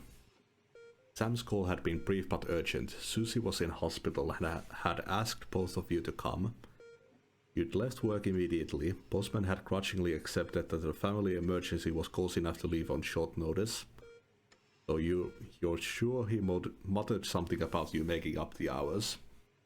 When you ask at the front desk, they direct you to Susie's room. You run up 2 flights of stairs and along the corridor until you find the right room. Another one, that's what, 5. The 2 nurses outside cut themselves off as you push past into the room. Sam is at your daughter's bedside speaking with the doctor. Susie is in a medical gown, both faces are streaked with tears. What's wrong? What happened? The doctor looks sympathetically towards you as you move to put your arms around the pair of them. Susie should be fine after some time to rest, however I'm afraid we were unable to save the baby. Sam hugs Susie as your daughter breaks down into tears. Oh fuck. I know this is hard to hear right now, but it looks like it could be difficult, if not impossible, for you to conceive. Again, I am terribly sorry, and if you have any questions at all, I'll be just outside. The 3 of you are left alone in the room, hugging tight as if that could somehow fix this. Your poor little girl. You wish there was something you could do. Anything, but there isn't. For now, all you can do is hold her close and protect your daughter as best as you can.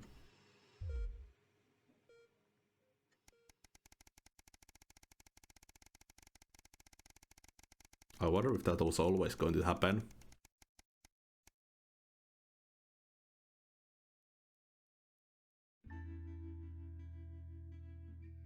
Everything's ready. You and Sam have been trying to watch Bullet Man for years, but you missed it in the cinemas and it never seemed to be in stock when one of you went to pick up the VHS. Now you're just waiting for them to get home so you can start. You hear the front door open as you put a bowl of popcorn on the coffee table. We're all ready to go. Get your butt in here. Sam comes in with a vacant stare, ignoring both film and snacks as they sit down next to you. You have to actually nudge them to break their stupor. Sam, what is it? I've just been let go from work. Tammy's just staring into space. Apparently there just isn't need for 2 nursery teachers anymore. Not enough children, so they can't justify the expenses. Honey, I'm so sorry. It'll be okay, you'll find another place. No, you just don't get it. There just isn't that demand for younger years teachers anymore. Not just here, anywhere. I don't know what I'm going to do, what we're going to do. You pull Sam into a hug. I know things are tough, but we'll think of something. How, Alex? We're barely scraping by as it is, and now, Sam starts to sob. We're gonna have to sell the house. I can't see any other option. We've got too many debts to pay. That's what we have to do, fine. It's only the 2 of us living here now, anyway. I suppose you're right. Still, I hate the idea of losing this place. Think of everything that's happened here, Alex. They fall silent, thinking. Eventually you start the film, but neither of your hearts are in it. Too busy thinking about the future. Still, a house isn't everything. It's the people who make it a home. Home is where the heart is, after all.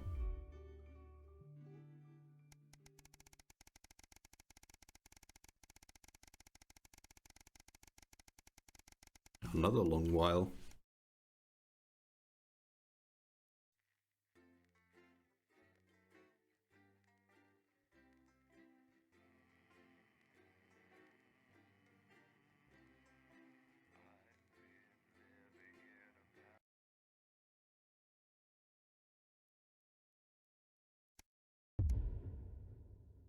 Oh no. That... Winston, I know we don't see eye to eye on much, but things could be significantly worse. Why don't you try to muddle through for a change rather than your established approach of giving me a headache? If not for me, do it for the children, Alex. It's advanced as ill-conceived bring your daughter to work day today, so there's even more people than usual for you to disappoint.